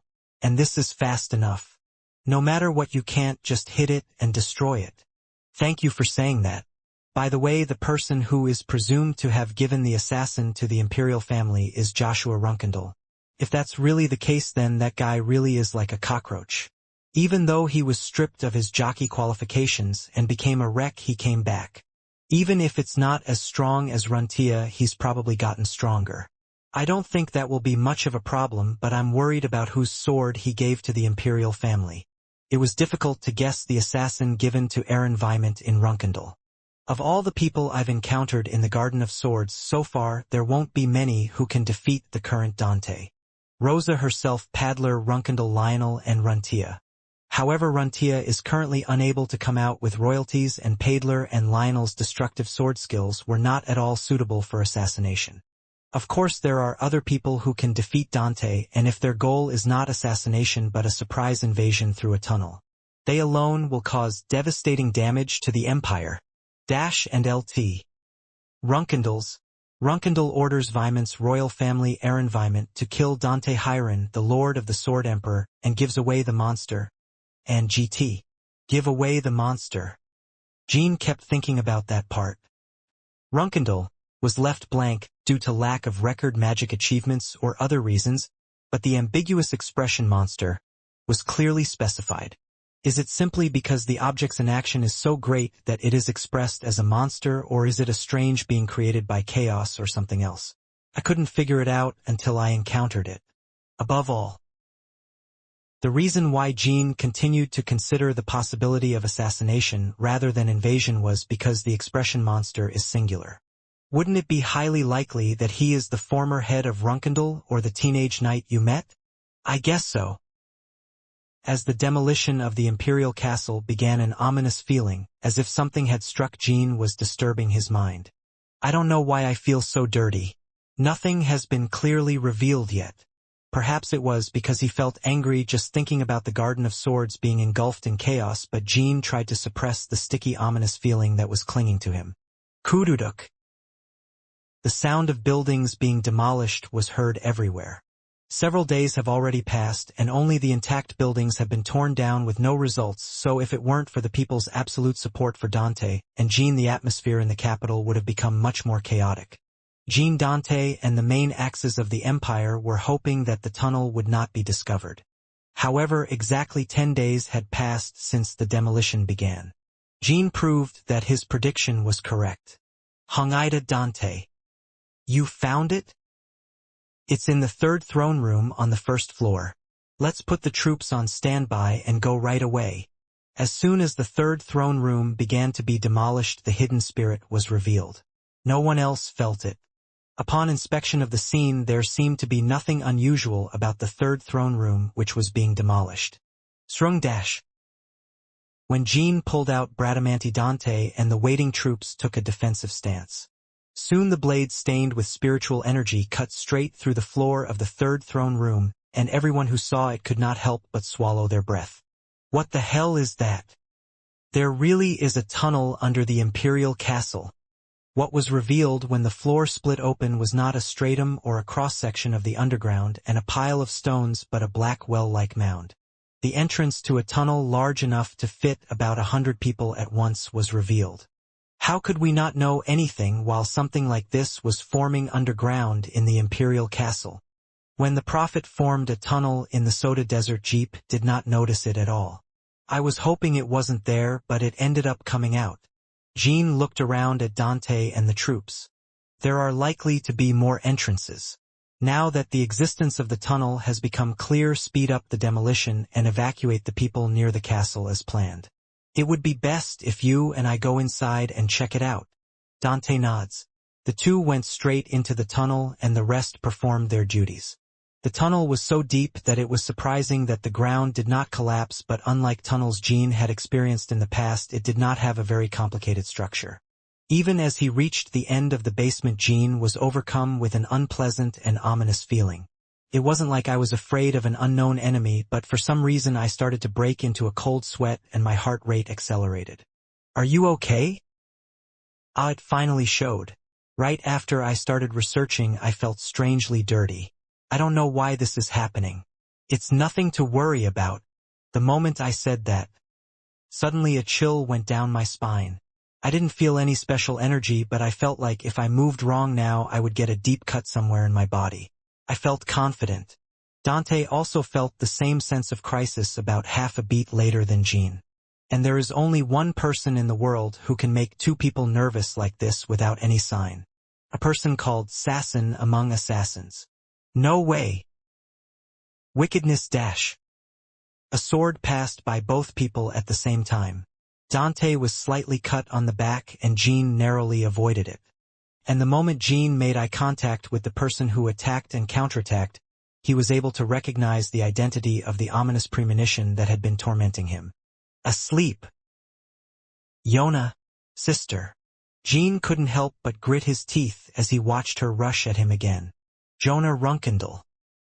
As soon as I saw that image and those heartless eyes filled with chaos and murderous intent, I almost lost my senses. However, showing weakness even for a moment in front of someone like her was nothing short of suicidal. What the damn bastards did to you? The love and care he had for his only youngest sister was much deeper and greater than the hatred he had for Rosa and the Garden of Swords that rose up in an instant. That was the reason why Jean was able to capture the opposite sex in that split second. It was not a defensive instinct to protect himself, but the only thing that made Jean move was to protect his sister. So that when my sister comes to her senses, she won't be overwhelmed with guilt and hurt for hurting herself. Kong dash. Bradamanti fell to the bell as fast as light and deflected Jonah's sword. Jonah looked embarrassed for a moment, as if he didn't know he would take this so easily, and there was no way Dante would miss that opportunity. Jean. However, Dante did not delve into the moment when Jonah hesitated. I knew better than anyone what she meant to Jean, so I couldn't hurt her carelessly. I missed the opportunity to end the situation as soon as it started, so I didn't know what would happen if I couldn't quickly subdue Yona. While Yona was buying time, an invasion could begin through another tunnel, or Yona could escape from the two men and indiscriminately slaughter the people in the capital. For example, Dante thought of his friends' hearts before the safety of the Empire. It was a choice he should never have made as the supreme ruler of the empire, but Dante had no choice. Thank you, Dante. What should I do next? I'm embarrassed to ask you this question too often. Jean quickly regained his composure. I felt more intense anger than ever before, but at the same time my mind and inner self became stronger than ever. If you make even the slightest mistake from now on, you will have to lose Jonah. She is in a state of runaway marriage, and the prophet must have played some more tricks on her. Maybe that's why he was softer than the Jonah that Jean knew. Although it was more destructive, Jonah's characteristic shadow-like movements had clearly faded. Is suppression possible? After 2 more battles, a conclusion was reached. Dante, if you and I get a little hurt, I think we can subdue you. If it is murder rather than suppression, it is possible without taking such damage. From Dante's perspective, killing Jonah was of course the right thing to do, and Jean was asking an unreasonable request. Good. However, Dante didn't even worry about it. If it had been Ron who was in the tunnel, he would have also asked Jean for the same request. I owe you a lot. That's nonsense. I have a long way to go to repay you for what I have received so far. Whoa. Jean overlaid his spirit on Bradamanti. However, even though the strong spiritual energy was aimed at him blazing like fire, Jonah did not show any reaction. Is it because there is no reason? If you are a sister, you should have a strong rejection reaction to spiritual energy. Jonah was casually pointing his sword at Bradamanti, who was covered in spiritual energy. The sword was also not Jonah's sword, Death. At first glance it looked like Death, but it was a bit longer, and above all it didn't have that unique eerie feeling. Sigh! Dante, who stepped to the side, let out a sigh. A bit of Dante's hair was cut off by Jonah's blade. She decided to eliminate Dante first. You have to be prepared for quite serious injuries. It looks like there hasn't been much fighting outside yet. There is no particular disturbance at all. Can you feel that from here? Thanks to experiencing a little bit of the sense of commitment. I must hope that this tunnel was created solely to infiltrate Jonah. Dante was so focused on keeping Jonah in check that he couldn't pay attention to anything else. Even if it wasn't like that in the first place, reading the atmosphere outside from this deep tunnel was an overwhelming task for him. You have become a monster as expected. Maybe that's why these ordeals keep happening. As Jean began to check in earnest, Jonah had to change his plan to deal with Dante first. It is a joint effort between the magic swordsman, the closest to the world's strongest and the best sword of the empire. The two even worked well together like twins, so all Jonah could do was attack randomly, almost to the point of struggling.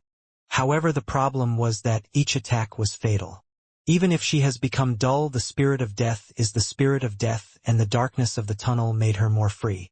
When you thought you were in front, a sword came from behind, and when you thought you had swatted away, a stab came again from a blind spot.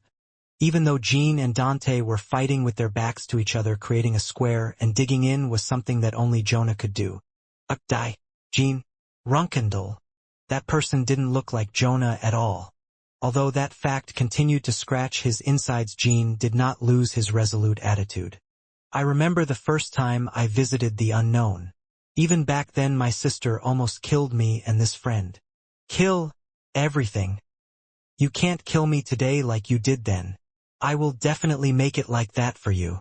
The moment when Jean and Dante can end Jonah together has come quite a few times. However, the opportunity to subdue them did not come soon, and the two people's residual wounds were increasing. After Jonah realized that the two men were not even attempting to cut him deeply, he attempted increasingly bold and dangerous attacks. Is it still okay out there? If the situation seems to have exploded, I will inform you immediately. Wait, Dante. Has it started? That's not it. You called me a monster a little while ago, right? What suddenly? Monster. Unlike the name. Runkendal.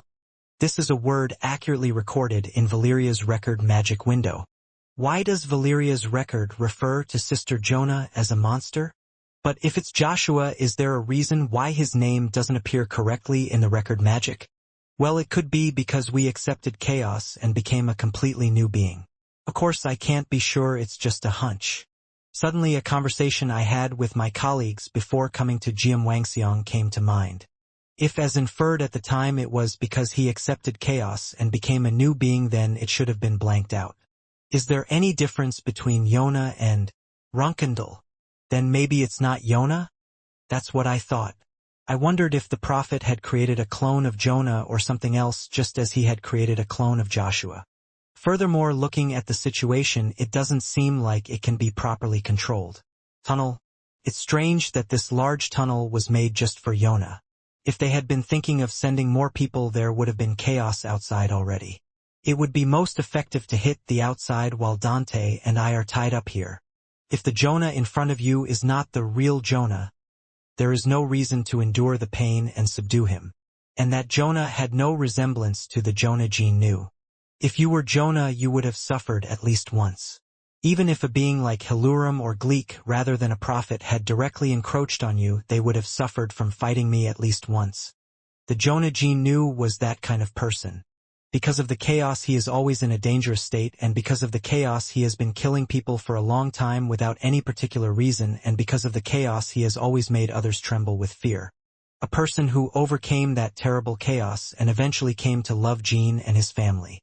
The youngest sister who weaved green roses for Jean even though she constantly heard voices telling her to kill humans. Get out, Dante. Jean, are you really planning on giving up on Yona? Don't do that. I don't think so. I'll buy some time, so go and bring Yuria. Princess Yuria? It may not be Jonah. I'll explain the details later. I can't deal with it alone for long. It was only natural that the two of them had to be prepared to suffer significant injuries in order to subdue Yona. Because they are just greeting me like a scarecrow. I will come back as quickly as possible. When Dante turned his back, Jonah's blade came rushing in. Jean blocked Yona by striking away the vaguely visible sword.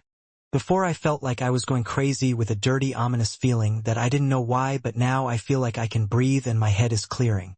I don't think you're real for some reason. Pick dash.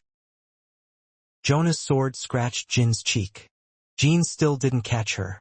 Took about 10 minutes to deal with Jonah alone. Jean was covered in blood, but his breathing and movements did not change at all. Instead, the sense that had encompassed the outside world was now focused only on Jonah. Jean. Appa Jean. Dante gritted his teeth as soon as he saw the blood-soaked Jean, but Yuria could tell at a glance that there were no deep wounds, so she wasn't that shocked. What about outside? This time Jean asked Dante. I'm fine. Are you okay? Appa Jean is okay. And that person. Yuria concentrates for a moment and unleashes Asmal's power. Her eyes turned green as she grasped the truth about Jonah. It's not Jonah. Are you a clone like Joshua? I don't think that's it, it's just a soulless battle doll. It looks that way to me. Are you sure it's not Jonah? Absolutely not. As soon as Yuria's confirmation was finished, Jin's legs gave out and he fell to one knee on the floor. I felt an indescribably deep sense of relief at the fact that Jonah wasn't real. Of course, fake Jonah rushed forward to finish Jin off, and Dante was scared and fired his sword to protect Jin. Jonah's sword was faster than that sword.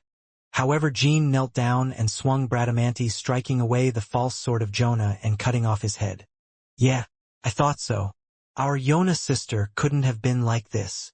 The fake Jonah, whose head fell off, struggled for a moment and then oxidized and disappeared.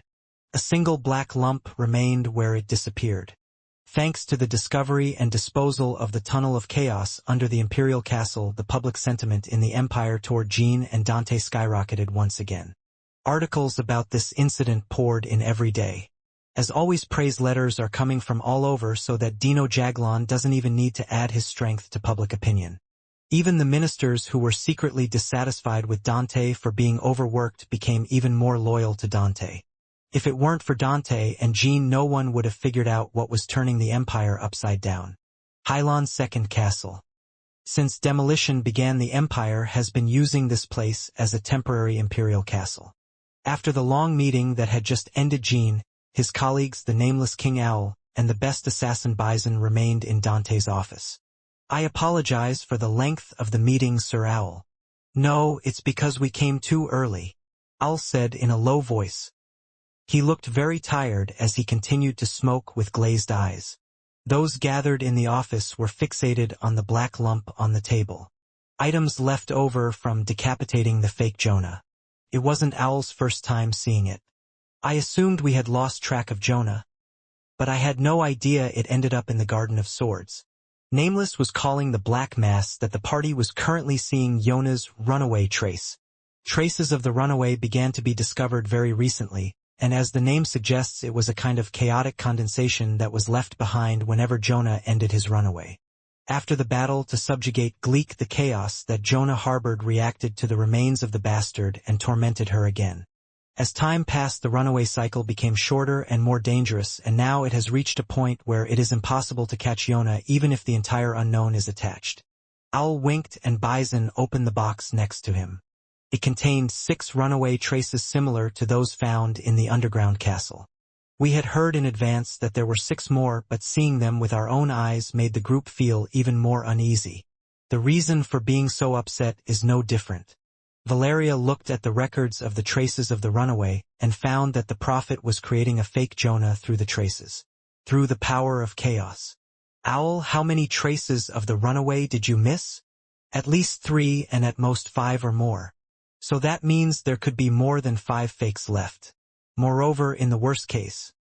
No, there is a high probability that additional runaway traces will continue to be created. We are missing out. Owl nodded heavily. Is there any possibility that Jonah was completely captured by the Garden of Swords? That won't be it. When you cut down the fake one, we had tracked down the real Jonah and fought a battle. Owl said, rolling up the right sleeve of the nameless man. There was a long black wound which I got while tracking down Jonah a few days ago. There were no deaths because the search team consisted only of Owl and the top gunners. Even so, if Jonah had targeted the best assassins first instead of Owl, Bison wouldn't be standing where he is right now. You were in pain after you almost killed me. That child now will be incomparably more dangerous than the fake you dealt with. Did you ever feel like Jonah was brainwashed by the Prophet? You must have seen at least once how enormous the power of chaos that child possesses. I also heard from Lord Soren in the past that the child's confusion was of a very special kind. I don't think the Prophet can easily control that. Your father said that. Okay. Is Soren's expedition still out of contact? Yes. Owl closed his eyes once at Jin's calm answer. He also did not think that Soren and the expedition team would still be alive.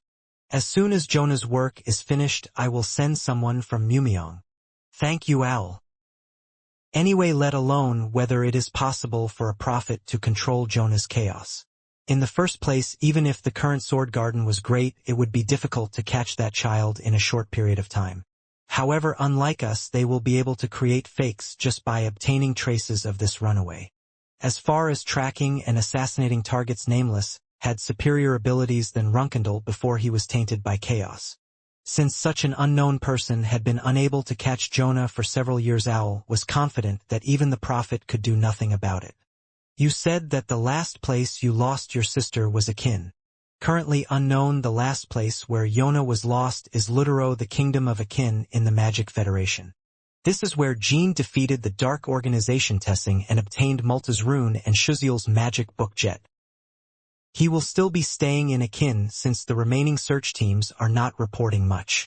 Even if you leave, it will still be part of the Lutheran Magic Federation. The farther Jonah's location was from Hupister, the better. Especially now, thanks to the temporary alliance, we were able to receive help from Jeep. However, unlike Valeria, Jean did not want to receive any help from the entire Jeep. Yona's case is different from her teacher. Valeria is a person who is absolutely necessary for Jeep. Therefore, he accepted Jin's unreasonable demands in exchange for only traces of magical power. But it wasn't Jonah. If possible, Zippel would like to use this opportunity to eliminate Yona. Right now it's impossible to control her even in the unknown due to her outburst, but it's obvious that Yona will be on Jin's side from the moment she comes back to normal. Therefore, from Jeep's point of view, there was no reason to capture Yona alive. Even if Jean requested to be captured alive, there were plenty of reasons to refuse. Either conclude that civilians in Akin may be harmed by the runaway, or that Yona's capture is impossible due to his inaction. Of course, the moment Jonah is killed, the alliance may be threatened to be broken. But that would be nothing more than risking the fate of the entire world and making a fuss. Al was also thinking the same thing. I need to get help from Jeep, but I'm worried. Unlike us, they have no reason to save Jonah. But honestly, I feel frustrated because if I don't notify Zippel, there will inevitably be a situation where civilian damage will occur or Zippel will be exposed to a weakness. Has Yona ever gone berserk and killed civilians? Owl made eye contact with Jean in response to the heavy question. Does not exist. Really? Yes, I swear not. It seemed like Jonah had focused all of his indiscriminate desire for murder on me and the nameless assassins. Owl exhaled a puff of cigarette smoke. It's probably because that child was thinking of you 12 horsemen. Jean sweeps his chest. After meeting Jin, Jonah stopped killing people without reason. She was always wary of chaos and her efforts were still effective. What should I do? Owl felt devastated as he asked that question. I felt a sense of shame at the fact that I was asking Jean about an unnamed matter, no matter how strong Jean is. No physical transformation has occurred yet, and it appears to be resistant to chaos, as is total cannibalization. We need to find the purifier as soon as possible before it becomes unusable. So does that mean it's better to get Zippel's help, even if it means risking Jonah being eliminated? Yes. But I don't plan on talking to Jeep's leaders. Owl's eyes narrowed. Then? Tower Keepers Hito and Sandra Zippel. I will only accept help from 2 people. Those 2 will probably help me find my sister without informing Zippel. Hito and Sandra had already sent a request to meet anyway. We had to look at the sword of Hito, which is presumed to be the entrance to the 6th tomb, in order to make them completely members of the Bamel Alliance. Can we trust them, or does Sandra Zippel have that much power? Al didn't say anything like that to Jean. It was because I felt like I could see the poetry of my youth in Jean. Jin's words carried that much weight. I get it. Then our nameless will search for a kin again from now on. Also, could you infiltrate the personnel who are not being mobilized to search for Sister Yona into Huffister? I will do that. I don't think we can maintain our neutral position in these times. As of today, Nameless will officially become a member of the Bamul Alliance. Since it is a coalition matter, it would of course be right to step forward. I will send someone as soon as I hand over the list of rescue targets. Thank you, Owl. I will have a Red Owl and colleagues on standby, so please contact Tychon as soon as you find Yona. Owl stood up and shook Jin's hand. That brazen kid from a few years ago has already grown up and has me under his feet. It's something that even your father couldn't achieve, so it's okay to be proud of it. I don't think of myself as being below me, just a member of the Bamul coalition. Still, I believe you will turn a blind eye to the previously promised return of Mandoju. I would do anything to save that child. I can finally say this honestly. Owl cleared his throat as if he was embarrassed. Yona is actually our unknown youngest daughter princess and greatest treasure. Not only me, but everyone cares about Jonah. Not only your family, but perhaps even more than you. Even if the child loses the ability to kill, that fact will never change. Although it feels like a special confession, Owl and the unknown members have always shown an infinite weakness towards Yona. Therefore, everyone felt that those words were not new, but Owl continued to clear his throat. Although Yona was not aware of it, her subconscious also considered Nameless to be her family. So even while the chaos is encroaching on him, he only tries to cause trouble to his family. If it's not your family, you won't be able to be forgiven by anyone when Sancte returns. Sometimes there are people who seem to share more blood than one another. For me, my colleagues and my brothers from the Ming dynasty were like that, and for Yona it would be an unknown thing. I think it would be nice if we could all welcome her when she comes back. Tychon Litra Refreshment Shop. Mr. Jean, do you know that? Sandra Ziffel is very happy these days. Wow. Sandra said, biting into a Litra cookie. Hito, who was sitting next to her, wiped the cookie crumbs off Sandra's mouth with an expressionless face, and Jean got the feeling that they were closer to father and daughter than butler and host. Usually in situations like this, it's polite to ask why you're happy. It's true that the word politeness can come out of the young lady's mouth. Really what? I'm thrilled. I hope you will continue to think about courtesy and dignity. What can I say? You have no manners from the start. Don't ordinary people feel intimidated just by looking at those useless lumps of muscle? Stop spilling the cookies. Why on earth can't I eat it without spilling it, whether it was when I was 5 years old or now? Why do you do that when Hito takes care of everything? Then I guess I won't be able to help you from today onwards. Then I will rip you to death. Jean even had the impression that they were like a pair of comic actors. When I quietly listened to the two people talking, I often burst into laughter. Why do I feel good? Sandra Ziffel. That's because I see him quite often these days. It's okay to ask the obvious, haha.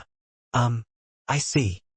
Telling the pureblood Zippel and the unidentified superhuman tower keeper to betray Zippel. Except for Baradin, I never imagined that the day would come when I would say something like that to another Jeep. It is Hito who holds the key, not Sandra. On the surface, Hito was absolutely obedient to Sandra, but Jean thought that Hito had the actual leadership between them. Of course, Hito follows Sandra's words in most cases, including things that do not make sense. But there was a certain line. If Sandra made a request that crossed that line, Hito would never comply and Sandra would swear or pester her, but that was all.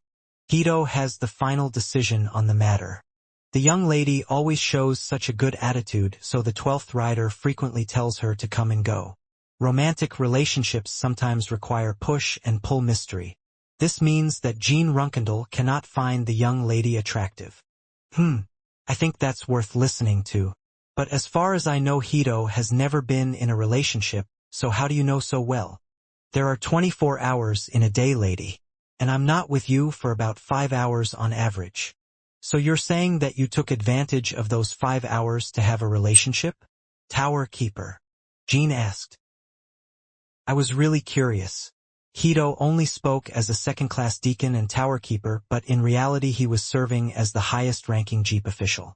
In that case, there will be a lot of work to be done during the remaining 5 hours, but the question arises as to whether it is possible to have a relationship during that time. Okay. Is that strange? It's a little strange. It seems that being the top executive at Zippel is not as busy as I thought. Oh my God, I never thought Mr. Jean would be more interested in Hito than me. Are you crazy? Waving your tail like this? I'm not the highest ranking officer, I'm just a butler, the 12th rider. He's just a butler. Jin's eyes narrowed. Then I would like to propose a job change. There was no need to say it again. Great. Sandra immediately nodded with her eyes sparkling, but Hito's eyes became sharp. A job change offer? Exactly. Do you know what you are talking about? I know clearly. Then pretend you didn't hear it. Why again? Why aren't you going again, miss? Now the 12th horseman is telling me and the young lady to betray our family. What's wrong with that? I told you to do that before too. Miss, it may be because you feel like your mind is going back and forth, but this is something a 12 horseman should not say. The alliance is only temporary and Zippel and Runkendall are ultimately incompatible. It was only a few years ago that I almost got hit by Hito in the soda desert. Back then Hito overwhelmed Mr. Jean and his group, but what about now? What do you mean? Can you win? I don't think that will work. I had expected it since I had explored the Garden of Swords alone, but seeing it up close and in person was a different feeling. Look, Jean definitely has potential. I didn't think so at first either, so it's not Hito's fault. So why don't you do what I said last time? Oh, surprise. A conversation between Hito and Sandra in the Cauldron snowfields. In fact, Sandra had already been advocating for Hito to side with Jean. Hito is stubbornly refusing. Are you saying it's not possible simply because of the long-standing enmity between Ziffel and Runkendall? Okay. You are not a pure-blood Jeep. I don't think I have any personal grudges against Runkendall or the Bemul Alliance. That's right, you're not a pure-blood. A pure-blood say I'm going to betray you, so why are you stopping me? I have no personal grudges. But now it's about to happen. Don't you feel like you are taking too much advantage of the young lady's love? It's a shame that Mr. Jean is taking advantage of me. And even if you use it, what's wrong with it? I just like it? It might seem that way, but I'm saying this not just for the benefit of my alliance or Runkendal, but for you. I meant it. Of course Jean cannot understand Sandra's feelings for him, and the person she is feels like a mystery. After going through several events together with her over the past few years, I developed a kind of camaraderie and compassion. Because of this, Jean was convinced that as long as Sandra continued to be in Jeep, the future would ultimately be miserable. Sandra, please leave for a moment. I don't like that. Just stay here, lady. I'll make dinner later in about 30 minutes. I'll have a cup of tea with Enya and then I'll be back. When Sandra disappeared, only Jean and Hito remained in the tea shop. Hito looked uneasy and wiped his glasses and took out a cigarette. No smoking here. Hito's shirt buttons bounced on Jin's side as his muscles bulged even more. Hito lit the fire and burned off one cigarette in one breath. Gray smoke briefly obscured the two men's vision.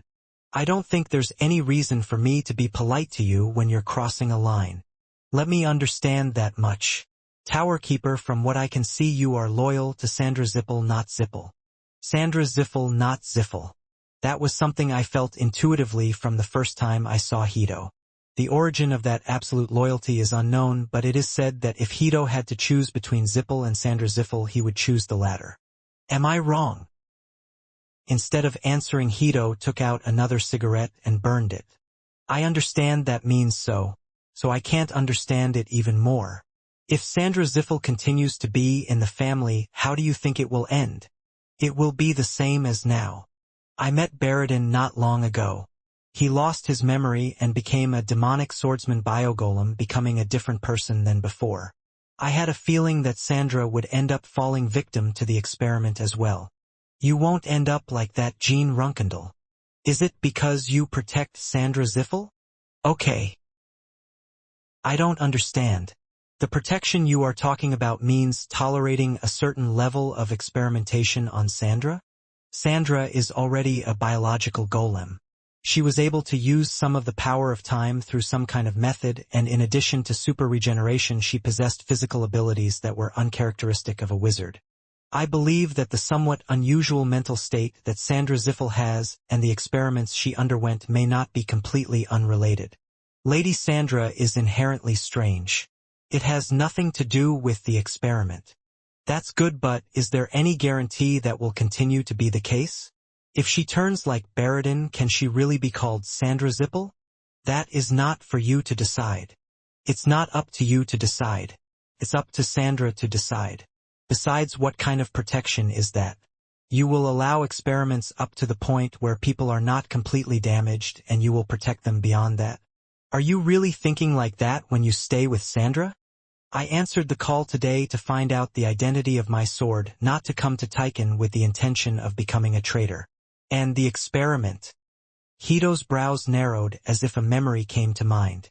This is what the young lady wanted. You sound cowardly. Even if Sandra wanted it, she wouldn't really think it was right to let her become a test subject. Or did you decide that, in order to protect Sandra under any circumstances, she needed at least that much regenerative ability? Then what can you do? What? Hito stood up. Let's say Miss Sandra betrayed Jeep. What's next? Can you and the Bemol Alliance always keep Miss Sandra as number one? Can you give priority to Miss Sandra even if the entire coalition is destroyed? Of course it's impossible. You are definitely strong. Now you will be stronger than me. However, when the fight with Rosa ended and the alliance was broken, I still could not picture you defeating Ziffel. It's the same even if I come under your wing and help you. So what you're saying is that I will bet Sandra's life on the one that you think is more likely. Okay. Even if Lord Soren had made the same offer instead of you, I would have rejected it. Now that I've said this, I hope you stop listening and give up. Then can I understand this to mean that I will accept your offer when I have the power to completely overwhelm Ziffel?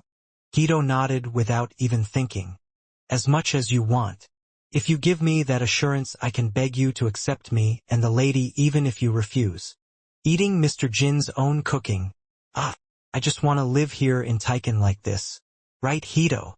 Not at all, Mississippi. Why are you always so negative? I don't like what I'm doing these days more and more. If you keep doing this, you can let the family know about your misadventures. If that happens, you won't be able to come see the 12 Horsemen even if you have the opportunity like today. There's no trash, right? Do you think a snitch is suitable for someone of that size? It seems like a good combination. No one would think of me as a snitch based on my appearance, so it has its own uniqueness and charm. A day has passed since Hito and Sandra came to Taiken. And the colleagues who watched the two like Jean felt that the two were a good father and daughter, but the daughter was a very badass. No matter how much I roll Crayon Shinchan, I don't know about this jet. Why on earth is that amazing man so obsessed with Sandra Zippel? I don't think I've found any weakness. It's a strange relationship. The very existence of that person named Hito is strange in the first place, Lord Bacchus. There is absolutely no information about the author of our ghosts, and isn't the same true for Black King Dan? The Lord also learned of its existence only after encountering it in person in the Soda Desert. Does it make sense that we don't know a person like that at all? It seems that Lord Soren and the highest level of Runkendal Jiffel knew about him. But it is true that he is a person shrouded in mystery in many ways. Taiken still knows little about Hito. He is the exclusive butler of Zippel Sandra and the second-class butler of Zippel, and yet he is treated as the best in the family. Hito was in a position where he could apply for leave in this situation, citing only the vague reason of personal history. The writing on the sword that Miss Valeria is examining also reads Veil. Since yesterday, Valeria has been staying up all night looking at the records of Hito's sword Veil. Since the veil is an object related to Old Runkendal, its history has been manipulated as expected. Lord Hito. Bacchus visited Hito on behalf of everyone. You can just call me the Tower Keeper, Captain Black King. It is more convenient to call him sir. I called you because I had a question. What is it? I'm curious about the relationship between Sir and Sandra Zippel. Are you saying it's something to be curious about when a butler serves his master? Because they don't look like ordinary butlers and owners. I heard from Jean that Kyung is loyal to Sandra Zippel, not Zippel. I'll prepare good alcohol and cigarettes, so if you have a special story, can you tell me? Bacchus was a very friendly person. Hito also seemed not to be too bothered by Bacchus' sudden approach. Good alcohol and cigarettes are always welcome, but there is no particular story. Don't do that, just tell me. Taiken's work is almost paralyzed because of the curiosity about Sir and Sandra Zippel. Bacchus took out the finest pine smoke from Mila from his arms and held it out to Hito. Hito savored the scent and smiled with satisfaction. The quality is such that at most 1 carton can be produced per year from all Mila tobacco farms. Okay, I'll let you know. The group pricked up their ears. But the next moment Hito gave a very disappointing answer. There are often people who care more about their dogs or cats that they have raised for a long time than their own bodies. The reason I serve you is the same. I've been by your side ever since you were young, so now it's only natural. Comparing me to a pet?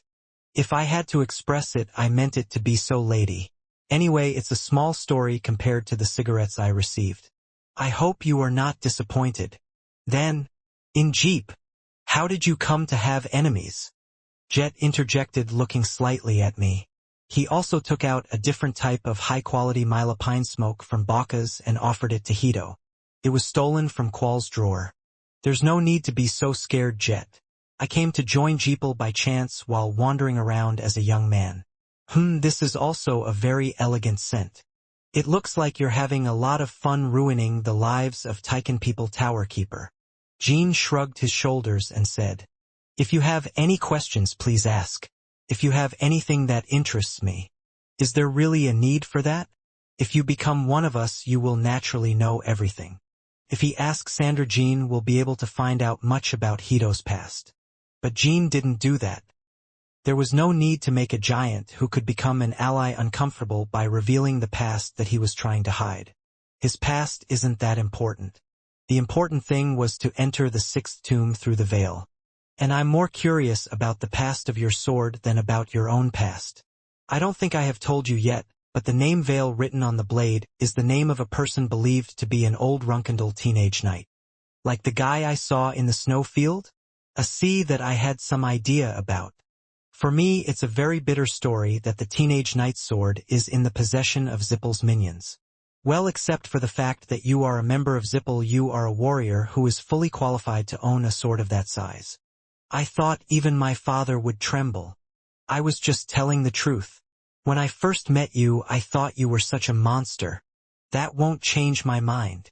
One of the reasons I need to impress you is because there is an issue related to Yona. As soon as Sandra and Hito arrived, Jean had asked them to help him find Jonah. For that matter, didn't the young lady agree yesterday? Ho, don't worry. I will somehow rescue my sister-in-law. I believe in Sandra, but I think you could report it to the top. You've been treated like a snitch twice. You can bring in a truth contractor to check. I'll leave it to you and trust you. I don't believe it, but the moment something goes wrong with Jonah Runkendall, he will try to scare Miss Sandra. So he probably thinks that I won't report it because I don't like it. I'm not that mean either. But if the other person is mean first, then there is nothing we can do. I don't mind being kidnapped by you. As the conversation continued to that point, Valeria came out of the lab. As always when something like this happens, his face was haggard, but there was one thing that was different from usual. Your eyes are quite sparkly? That was the look Valeria only gave when she made a particularly great discovery. Jean smiled inwardly as the sight reminded him of his past life. Jean, have you finished analyzing the records? Okay, follow me. I'll explain. When Jean left, Sandra glared at Valeria as if she were going to kill her, and Hito sighed and calmed her down. You seem excited. It looks like the harvest is bigger than expected, right? This sword contains the most complete record of old Runkendall we have ever discovered. Didn't you say that the history of the sword was quite strongly manipulated? I said that, and I actually said that at first. But this is my first time experiencing something like this. Once my magic touched it, the history of this sword began to restore itself. Recover history yourself? Just as a dry forest swallows rainwater, Hito's sword slowly revived the records contained within it, as soon as Valeria's recording magic touched it. Valeria simply stayed in that state all night and did not take any special action to further restore the records. Okay, it is safe to say that this sword perfectly contains a fragment of Runkendall from 1,000 years ago. The condition is incomparable to the records we saw in Wantaramo Forest. Until now, Jean has never seen the complete records of old Runkendall. Some or most of the records Jean saw were always damaged. Then it will show you more than the recording devices that Soderette left behind. Of course. Besides, maybe. Valeria paused for a moment and made eye contact with Jean. You might even meet a living old Runkendall. In the grave within this sword. What? Jin's eyes widened. I thought about why the fabricated history was restored so easily. There may be some natural weakening over time, but that alone cannot explain it. It wasn't because my recording magic was great. As Valeria used recording magic on Hito's sword, she clearly felt that some vivid power within it was beginning to resist the manipulation of history. So what you're saying is that there is a living teenage knight in there responding to your recording magic and overcoming the manipulation of history? There is no law that says there is a teenage knight, but there is a very high possibility that someone is alive inside the sword. Not in the form of a guardian, but as a real living being. And if he is of sound mind and if he shows favor to you, you can hear stories from those days directly from him. My heart beat faster. If only I could hear the mysterious story of the old Runkendall in person, many of the questions I have had so far could be resolved. In the first tomb, the background to why Sildurai called Soderette a traitor, the reality of the fabricated history, the death of Timar, and the end of Runkendall in those days. And the reason why Soderette hid the fact even though he had already identified himself as a contractor 1,000 years ago. That's an amazing story. I didn't expect to find such a clue in the sword held by Ziffel's Tower Keeper. I wouldn't have been able to enter the 5th tomb without that sword. Are you going to tell the Tower Keeper about this? I think it would be a good idea to let them know. He is a thorough person.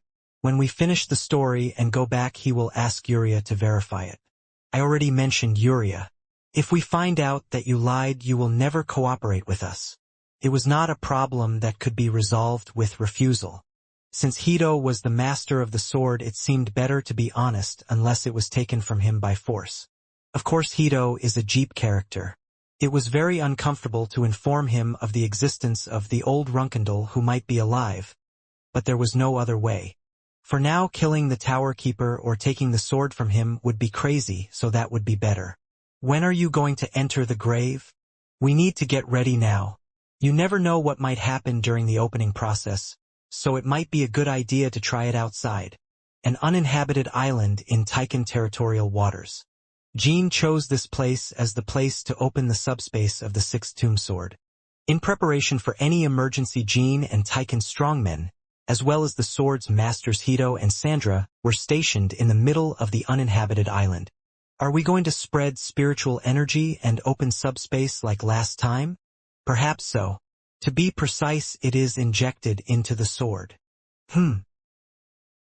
Hito adjusted his glasses as if he were distrustful. Didn't you say that location conditions must be met for Timar's tomb to be opened in the Cauldron Snowfield's 12 riders? I don't think this deserted island fits that criteria. Not all graves were like that. Even back then, I just made an assumption due to the sudden situation. Hito shrugged and handed the sword to Jean. Jean accepted the sword and smiled at Hito. Don't you think it's somehow fateful, Tower Keeper? What are you talking about all of a sudden? Suddenly I wonder if it was just a coincidence that you obtained this sword after 1,000 years. The combination of the old teenage knight and Jeep's butler is not like that. What a useless fatalism. I just want to placate you by invoking useless fatalism. By any chance? Maybe you are a descendant of a teenage knight named Bale. That's why the sword found you. It's not a coincidence. It's a romantic story, honey. Young lady, it's not romantic at all. Why does our stupid butler think like that? When the head of the family first accepted me into the family confirmed all my identity. You know, right? Those lowly guys who abandoned Hito. I remember, even though I couldn't see his face in person because he was already dead. Did you hear the 12 horsemen? My parents were humble commoners and criminals. She abandoned her child because she felt overwhelmed and sometimes visits the orphanage out of guilt, but she never picks him up again. They were the kind of criminals who would soon stop walking when the guilt became bearable. Even as he said those words, Hito didn't seem to have any change of heart. In fact, he did not feel much toward his parents who abandoned him right after he was born. I never missed it or even hated it. Furthermore, the family even confirmed their roots, and it turned out to be a merchant family from the fallen Urad kingdom. It means that whoever is inside the sword cannot be my ancestor. It's a disappointing story. Now I see that not only you but you need to learn the mystery of push and pull. If you rush to me saying you want me like that, won't it make you feel even more excited? I'll keep it in mind. Jean smugly licked his lips, pretending to be disappointed. Hito was somewhat disgusted by that sight and thought he should have beaten him up more in the soda desert. Soon Jean changed his expression and looked around at the people. From now on I will infuse the sword with spiritual energy. It would be great if the tomb was opened without difficulty, but we don't know what variables may arise, so everyone please remain vigilant. Yes, my lord. I understand, my lord. When Jean released his spiritual energy, the entire area immediately began to darken. Even though it was broad daylight, night seemed to have arrived in an instant and the dazzling sunlight was obscured by a black curtain. As expected, a large amount of spiritual energy is needed this time. I entered with almost all of my spiritual energy exhausted and felt a bit nervous, perhaps because of the memories of the last tomb where I fought a difficult battle with Runtia. Also, he might face a burdensome opponent with his spiritual energy exhausted. Above all, there is a high possibility that a living figure of old Runkendal exists within this sword. He, like the tomb guardians he had met so far, could attack Jean with all his might, and a teenage knight could not have been weaker than Runtia. He's a living member of the old Runkendal. This was possible because subspace is a dead world, or it could be something that has a lifespan of thousands of years like dragons or demons. I have never received any information that all of the teenage knights are human. Or it could be in a sealed state, like Alona Ziffel. Spiritual energy spread without end. Then it poured down into the sword once and was absorbed, and those watching could not even estimate the size of the spiritual energy that Jean was handling. It reminds me of Murakan's spiritual energy liberation in his heyday. I thought that idiot had found his strength, but he couldn't even help Jean because he was trying to replace Misha. It would have been reassuring to have that guy at a time like this. In the Cauldron snowfields, the tomb refused entry to anyone except Jin. In the past, the group had entered the tomb together to confront Guardian Sarah, so Quicantle was hoping that they could do the same this time. A long time has passed like that. The spiritual energy is being injected like crazy, but I can't feel any change from the sword. If things continued like this, it would soon run out of spiritual energy, but Hito's sword remained steadfast. It did not emit light or form a gate like it did in the Cauldron snowfields. Jean, does something feel different from last time? Couldn't that redhead have brought some wrong information? Sandra said, glaring at Valeria. Valeria did not react and just watched Jean and the sword. If I fail like this, I have to find out how to open the sword door through recording magic again. Things like locational conditions.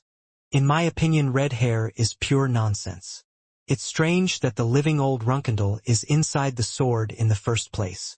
I'm curious too. Oh, but if what the redhead said is true, the door suddenly opened. What if that Runkendal attacks Jean? Like in the snowfields of Cauldron. Wouldn't the problem you have to worry about be if that old Runkendal becomes an ally of the 12 Horsemen? I hope you wish. That's a good thing for Mr. Jean, so how can I worry about that? I lost my roots and family to you and have been chased for a long time, Valeria said in a low voice. He didn't even look at Sandra. What redhead? I feel like tearing you to death, so I'm asking you to shut up and focus on your work. Because everyone had no choice but to gather together to work. Valeria still didn't look at Sandra, but Sandra blinked at the chilling death in that low voice. And just as Sandra was about to scream, suddenly Hito's sword began to vibrate and change for the first time. Is subspace about to open? Fortunately, I don't think there will be any major problems. Quicantle interrupted. It was because I saw Jin's expression. Are you okay, Jean? Self?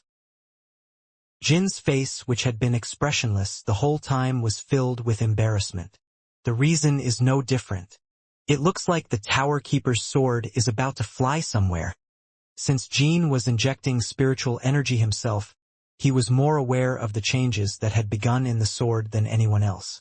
And from what he felt, Hito's sword seemed to have chosen to move, instead of opening the door like last time. Before less than 3 seconds had passed, Jean was sure. The fact that the sword will soon fly out somewhere. I tried to block the flow of spiritual energy into the sword, but the sword had already gained enough power to move. Like a magic cannon being fired.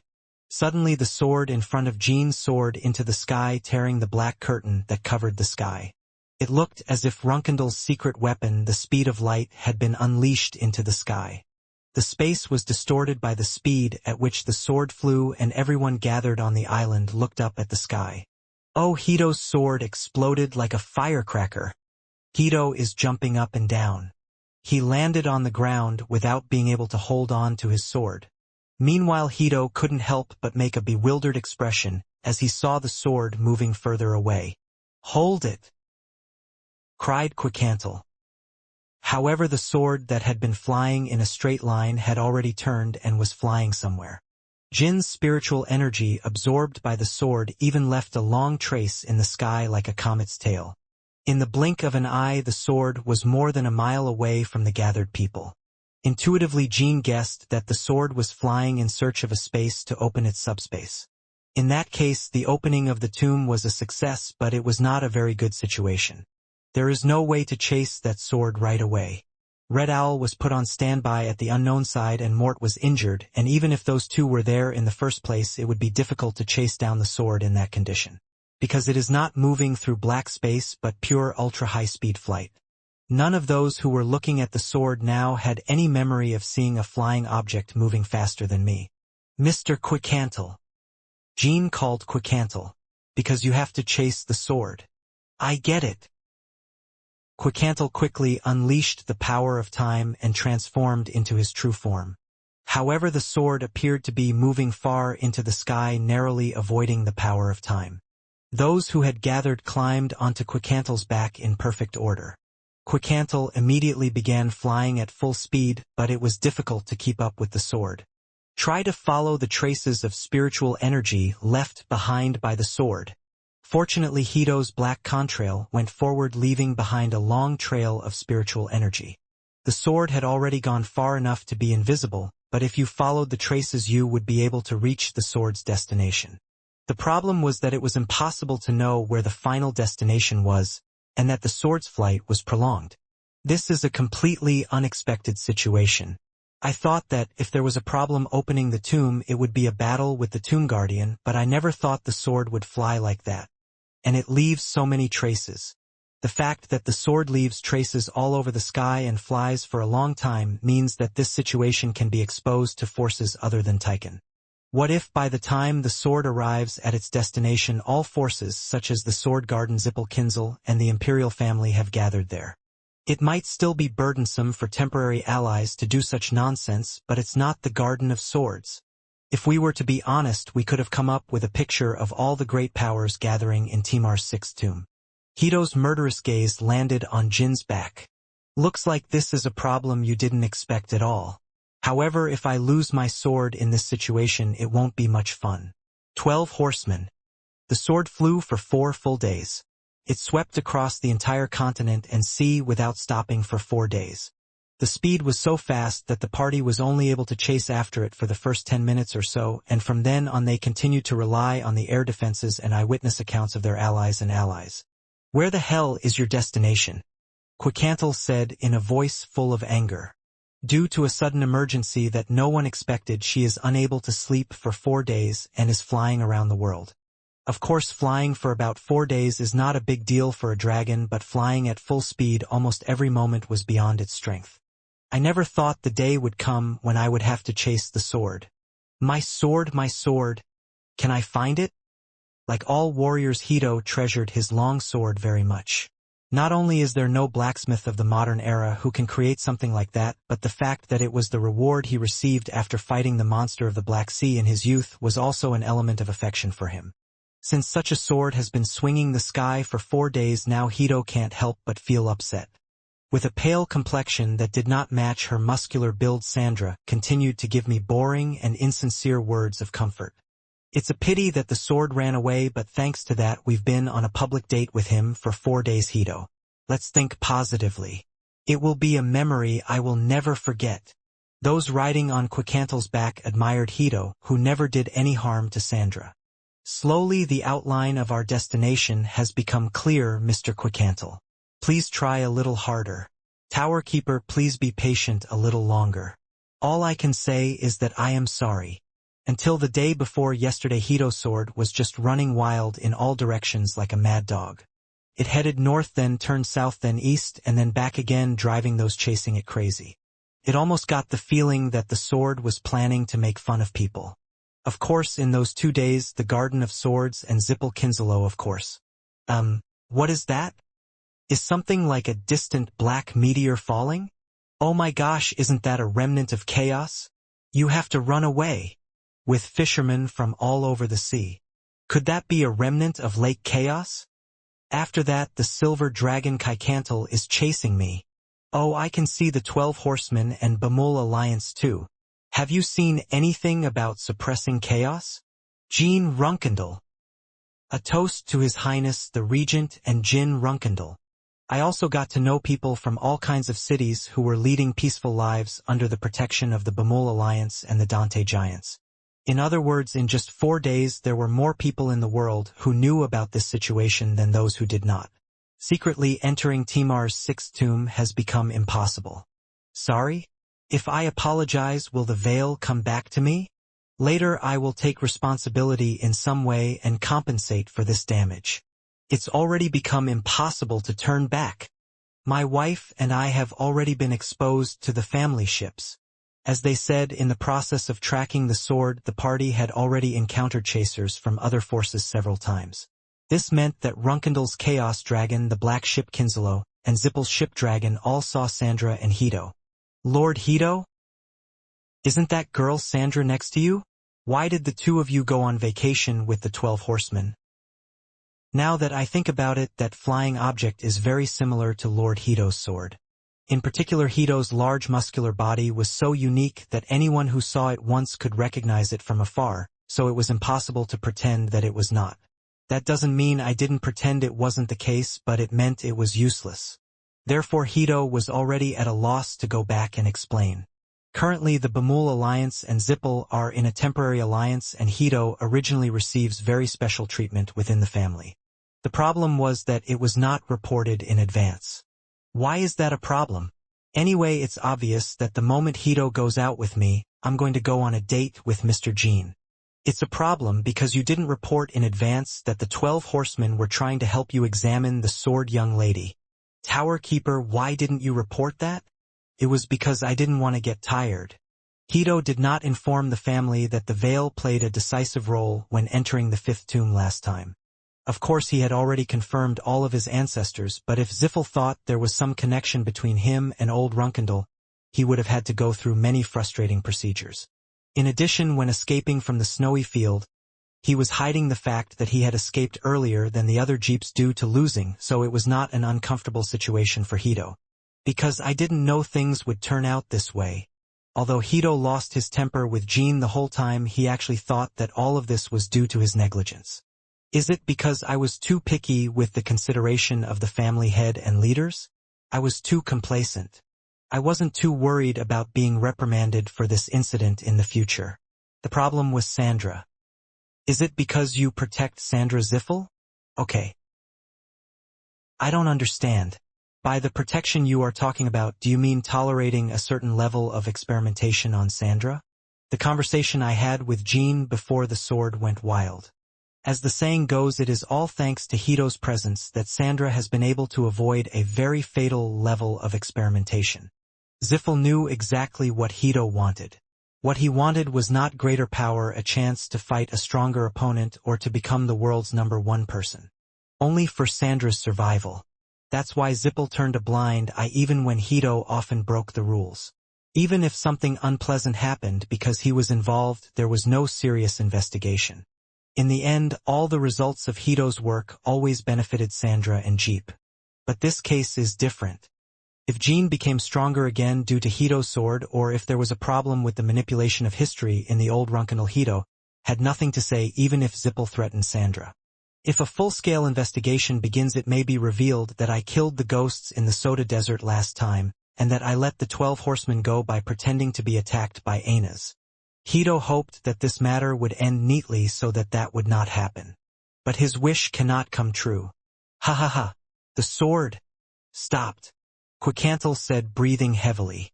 In the middle of the territorial sea, which Huffister calls the Sea of Swords and the Lutero Magic Federation calls the Sea of Magic.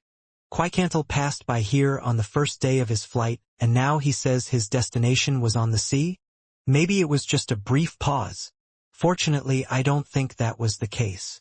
When Jean answered, the sword stopped there for the first time since it started moving.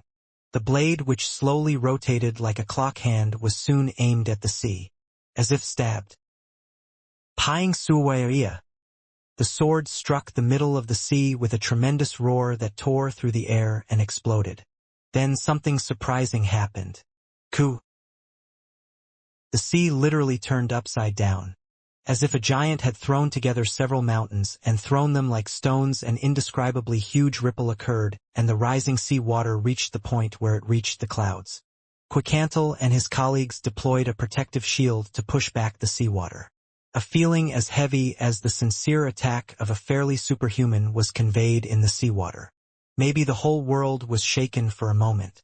And the power that Hito's sword exploded was all Jin's spiritual energy absorbed 4 days ago. It takes a long time for such an uproar to subside. The sea will continue to struggle for a while, pushing the tsunami all the way to the land, and there is nothing else people can do until the disaster is over. However, what the sword caused was not a disaster but a divine discovery. The spiritual energy pouring from the sword was moving on its own, touching the bare skin of the sea below.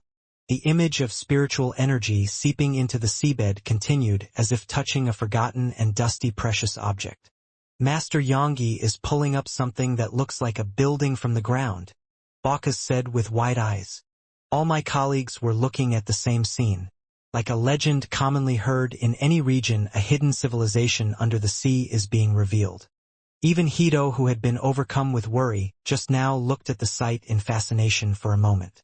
Everyone watching was in awe.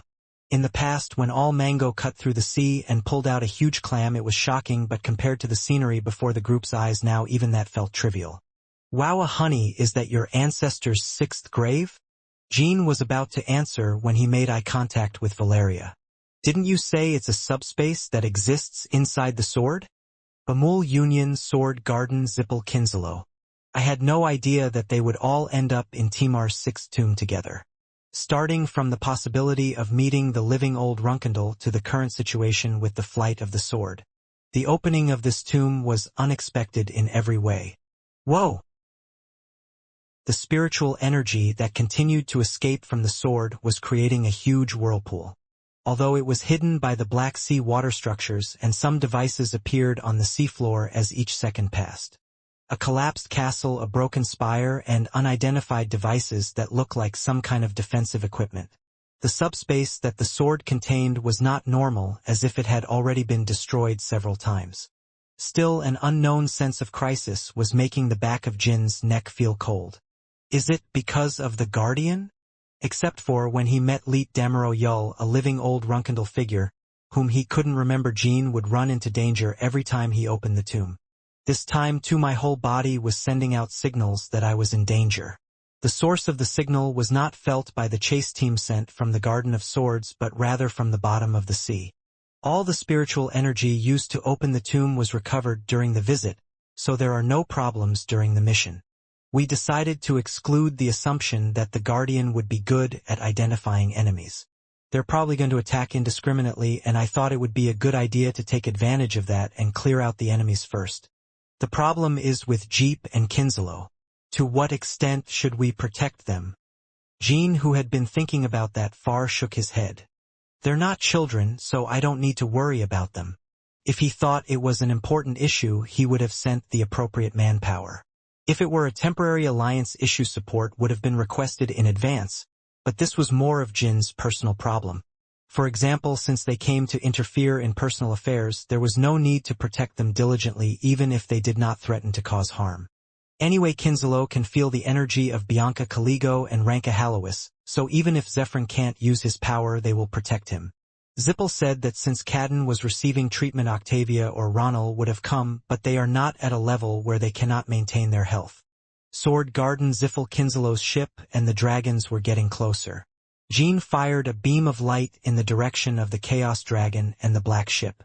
As the lightning-charged light speed surged, the charging Chaos Dragon and Black Ship oxidized, leaving behind a residue of chaos. A sword plunged into the center of the dazzling energy emitted by the forces of each power, a sea that was turned upside down as if creating a world.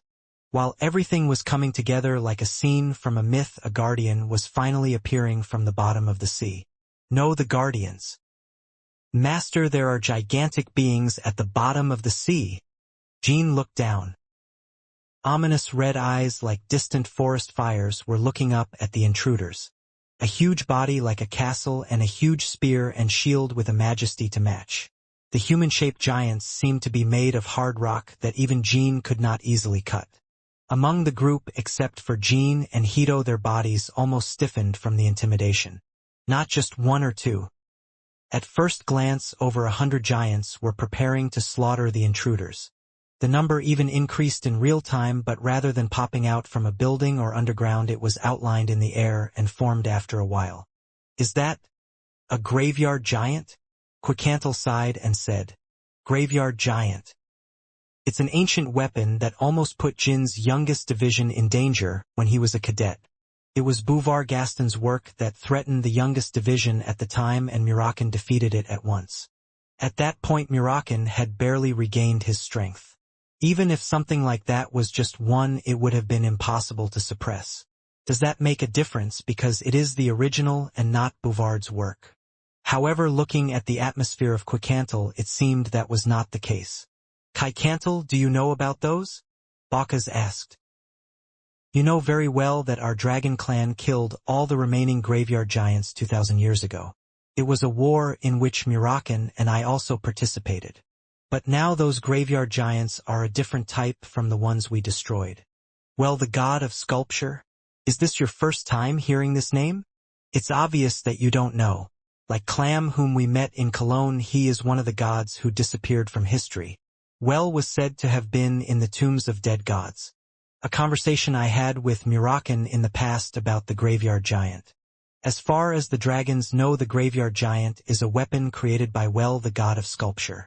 Created to protect himself, who had been reduced to an ordinary human and the tombs of forgotten gods. Quicantel's expression distorted. Arya said a little while ago that this tomb doesn't seem to be Soderet's subspace, right? Yes, Soderet's name is not listed in the record window. Apparently this is not Timar but the tomb of a dead god. It's probably different from the tomb that our dragon clan disposed of. Then it was originally the tomb of a dead god, but when Timar's tomb was moved it could have been used as his tomb for a while. Probably so. Ugh! Suddenly Quicantel shook his head as if he was in pain. Like when Murakan reacts to his own memories that have been manipulated and forgotten. The teenage knight who decided to guard this place. He was a person related to the dead god who was the original owner of this tomb. It was impossible to remember any more than that. Quicantel gathered his wits and exhaled heavily. Maybe I can meet him and ask him, what are the stories behind this tomb? The fact that Quicantel's memories are starting to return is proof that the old Runkendal is alive and well inside this place. Jean nodded at Valeria's words. It's a great harvest tower keeper. I have a favor to ask. You're so shameless. It's getting worse. Are you asking me for a favor in this situation? I will take care of all the graveyard giants by myself. So don't just protect Sandra, please take care of my colleagues as well. No, I will leave as soon as I find the sword. Jean shakes his head apologetically. If it is possible, do it. But I can read spiritual energy and that sword is now firmly fixed so that no one can pull it out. Jean said, pointing at the sword. It wasn't a lie. Jean was convinced that even if he used all his spiritual energy again, he would not be able to pull out Hito's sword from the bottom of the sea again. Moreover, the sword was no longer the unusually long sword that Hito was familiar with. What kind of strange shape does my sword have? Maybe that's the true form of the sword you have. Valeria shrugged her shoulders and answered for Jean. It would be appropriate to describe it as having horns growing on its sword body. Hito, who had raised his senses, was gritting his teeth as he looked at the small blades sticking out on both sides of the sword body. 12 horses, woo! In the end, Hito exploded and screamed. In the past, he had frequently experienced situations that worsened to this extent, but this was the first time it had happened since he met Sandra. No matter how crazy Sandra acted, Hito was never in a situation where she couldn't control it. It was impossible for Hito to give up his sword and escape. Even at the minimum, the size of the subspace formed in the sea is about 10 li. Since it was in the middle of the sea, it was impossible to escape by running, and the biggest problem was the layered curtains of spiritual energy. The veil was not going to disappear unless it swallowed up all the intruders. Already some of the people from the Garden of Swords and Zippel were sucked into the tent, leaving behind deathly screams. There was no need to even imagine what would happen to those who were absorbed into the veil. Flesh and remnants of swords and wands were pouring out of the surface on the other side of where they had been captured. This place was already hell. I am truly sorry. Since the situation has come to this, I have no choice but to suggest the best direction. After the matter is over, I will definitely apologize and compensate. Jean also wanted to apologize more properly, but the graveyard giants had started to move, so he ended it briefly. Lord Quicantel, Lord Baka's tower keeper, please take care of your colleagues. Let's get this done as quickly as possible. Hey Hito. He's trying to get to those monsters on his own, so throw yourself in and help him too.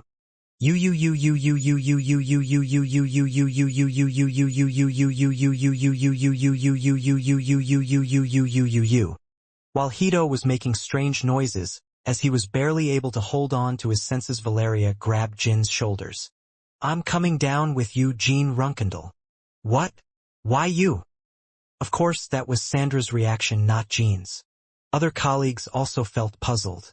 It is difficult to understand why Valeria is trying to fight in a fight that even Bacchus cannot participate in. But Jean followed her words without even thinking. I would appreciate it if you could. Maybe it was in her past life, but the current Valeria is by no means the type of person who would run to her death just because she was worried about Jean. Therefore, her coming forward meant that she was confident. Valeria naturally extended her hand to Jean. It had no particular meaning, just meant to descend together for battle, but Sandra's blood couldn't help but boil. This person, this pair, what are you doing? Stop. My tongue is dizzy. Miss.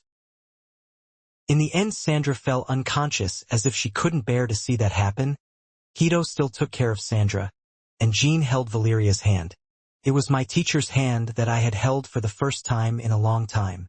Wouldn't it be possible in this life to share the heavy burdens held in these thin and fragile hands? No, maybe we are already sharing it together. Jean suddenly had this thought. Eggplant. When Jean and Valeria jumped off Quickantle's back, the graveyard giants fired red rays of light as if they had been waiting. Jin's brain energy and Valeria's blue magic mixed together and illuminated the dark seabed. Jean felt the sense of crisis that had chilled the back of his neck when subspace first opened was quickly fading.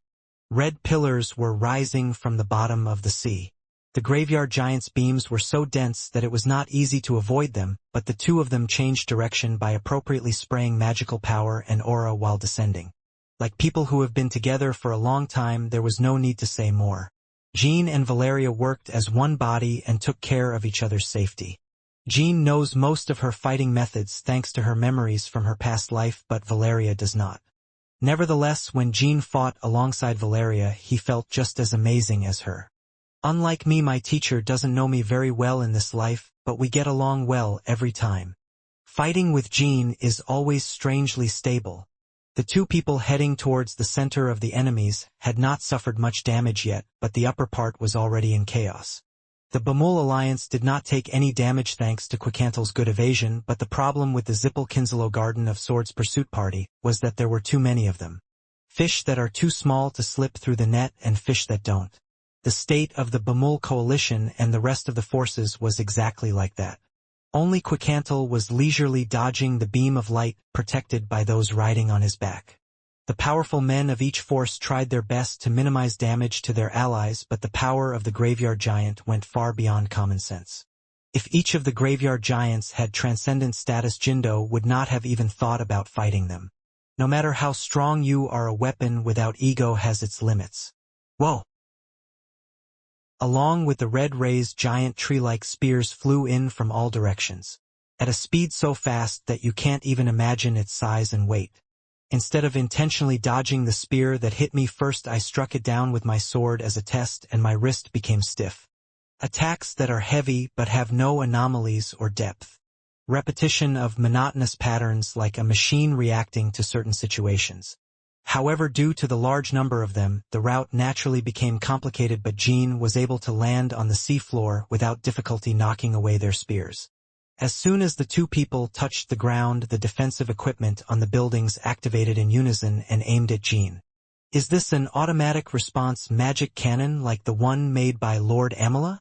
The magic cannon did not identify enemies. Even though the graveyard giants were blocking it, they just fired their guns in the direction where Jean was. However, the gun bounced in all directions like light reflected in a mirror. The gun bounced off the bodies of the graveyard giants, creating a noise unbecoming of its power. The majority escaped through the air or the seawall, but they were still so numerous that there were many guns that threatened Jean and Valeria's path. This must be a little tiring. The moment that thought occurred to me, Valeria tapped the floor once with her silver pine staff. Then a huge magic circle was formed like water flowing through a groove.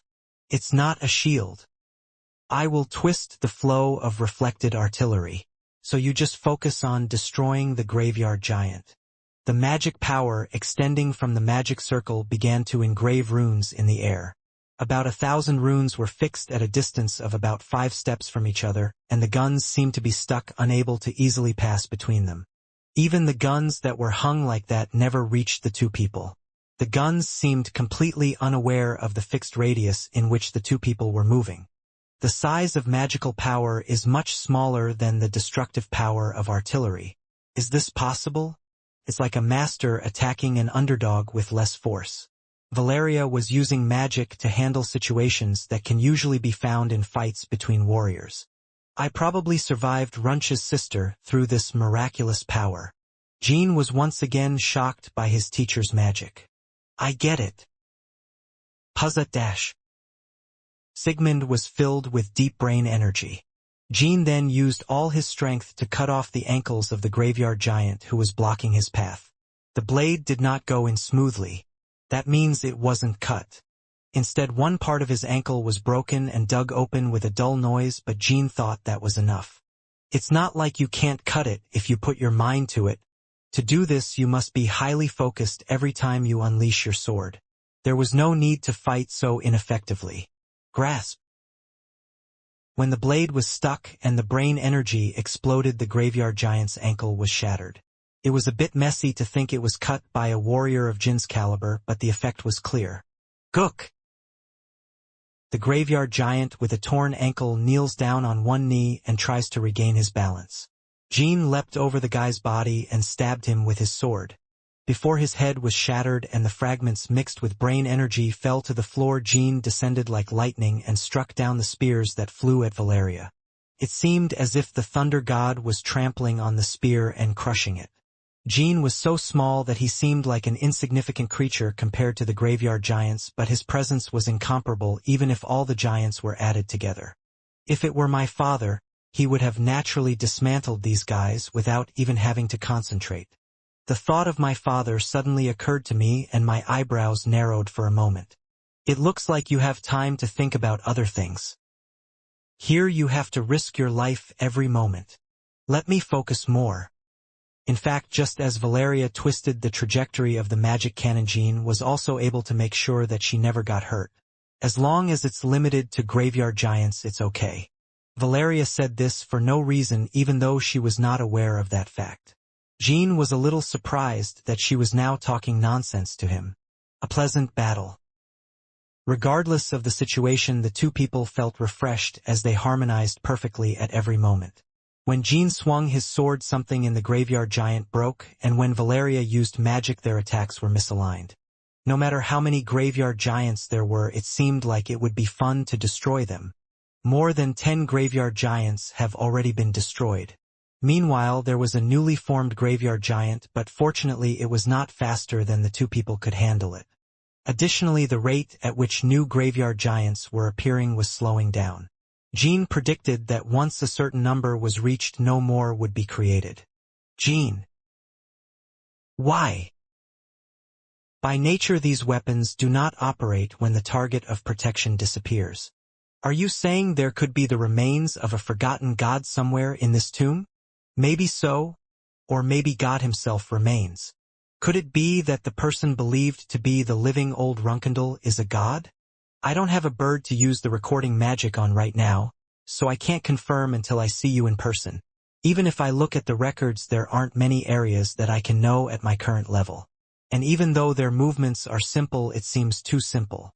At Valeria's words, Jean suddenly got the feeling that the movements of the cemetery giants were strange. As if it had some purpose. From what you say, it doesn't seem like the graveyard giants are only moving to get rid of intruders. Each one was so huge that I didn't recognize it until just now because I was worried about causing damage to my allies and was destroying them as much as possible. The formation they are deploying is not one in which they intend to surround us, Valeria. It just seemed like we were naturally put under pressure because of our size. Jean and Valeria passed between the graveyard giant's legs and began to take a closer look at their overall movements. First of all, not all of the graveyard giants were attacking Jean and Valeria. One graveyard giant stood still and stared at the ground while another giant was digging the ground. Unless it's broken, there's only one reason to dig it. You're trying to find something. The graveyard giants exploring the underground have a more elaborate form than other giants. Jean, if my prediction is correct, this is an ancient method of breaking seals. I'm trying to find the core of the seal buried somewhere here. What happens after we find the core? The power of all the graveyard giants will be connected to the core and the seal will be released. The reason the sword flew for such a long time in the first place must have been in the process of finding where the core was hidden. So that means the sealed entity won't be able to wake up the moment we destroy them all. Valeria nodded. The choice is yours. The one who awakens from the seal is the old Runkendal, who is presumed to be a god or a divine being. There is no guarantee that whoever he is, he will show favor to both of you. Rather, it was much more likely that they would turn out to be hostile. Or beyond just being hostile, there was a possibility that they were filled with resentment and hatred like Paidler. Let's wake him up. But Jean didn't even worry. If you destroy all the graveyard giants right away, you and your party will be safe, but a piece of old Runkendal's history will be lost forever.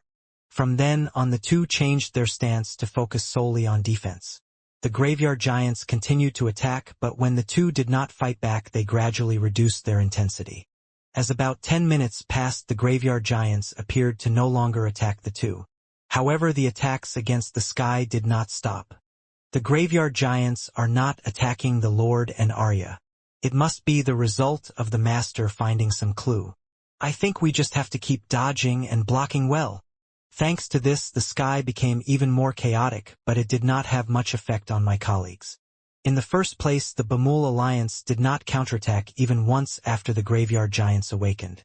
On the other hand, Zippel and Kinzelo's Garden of Swords continued to fight back, so the graveyard giants did not even recognize the Quicantal group as enemies at any point.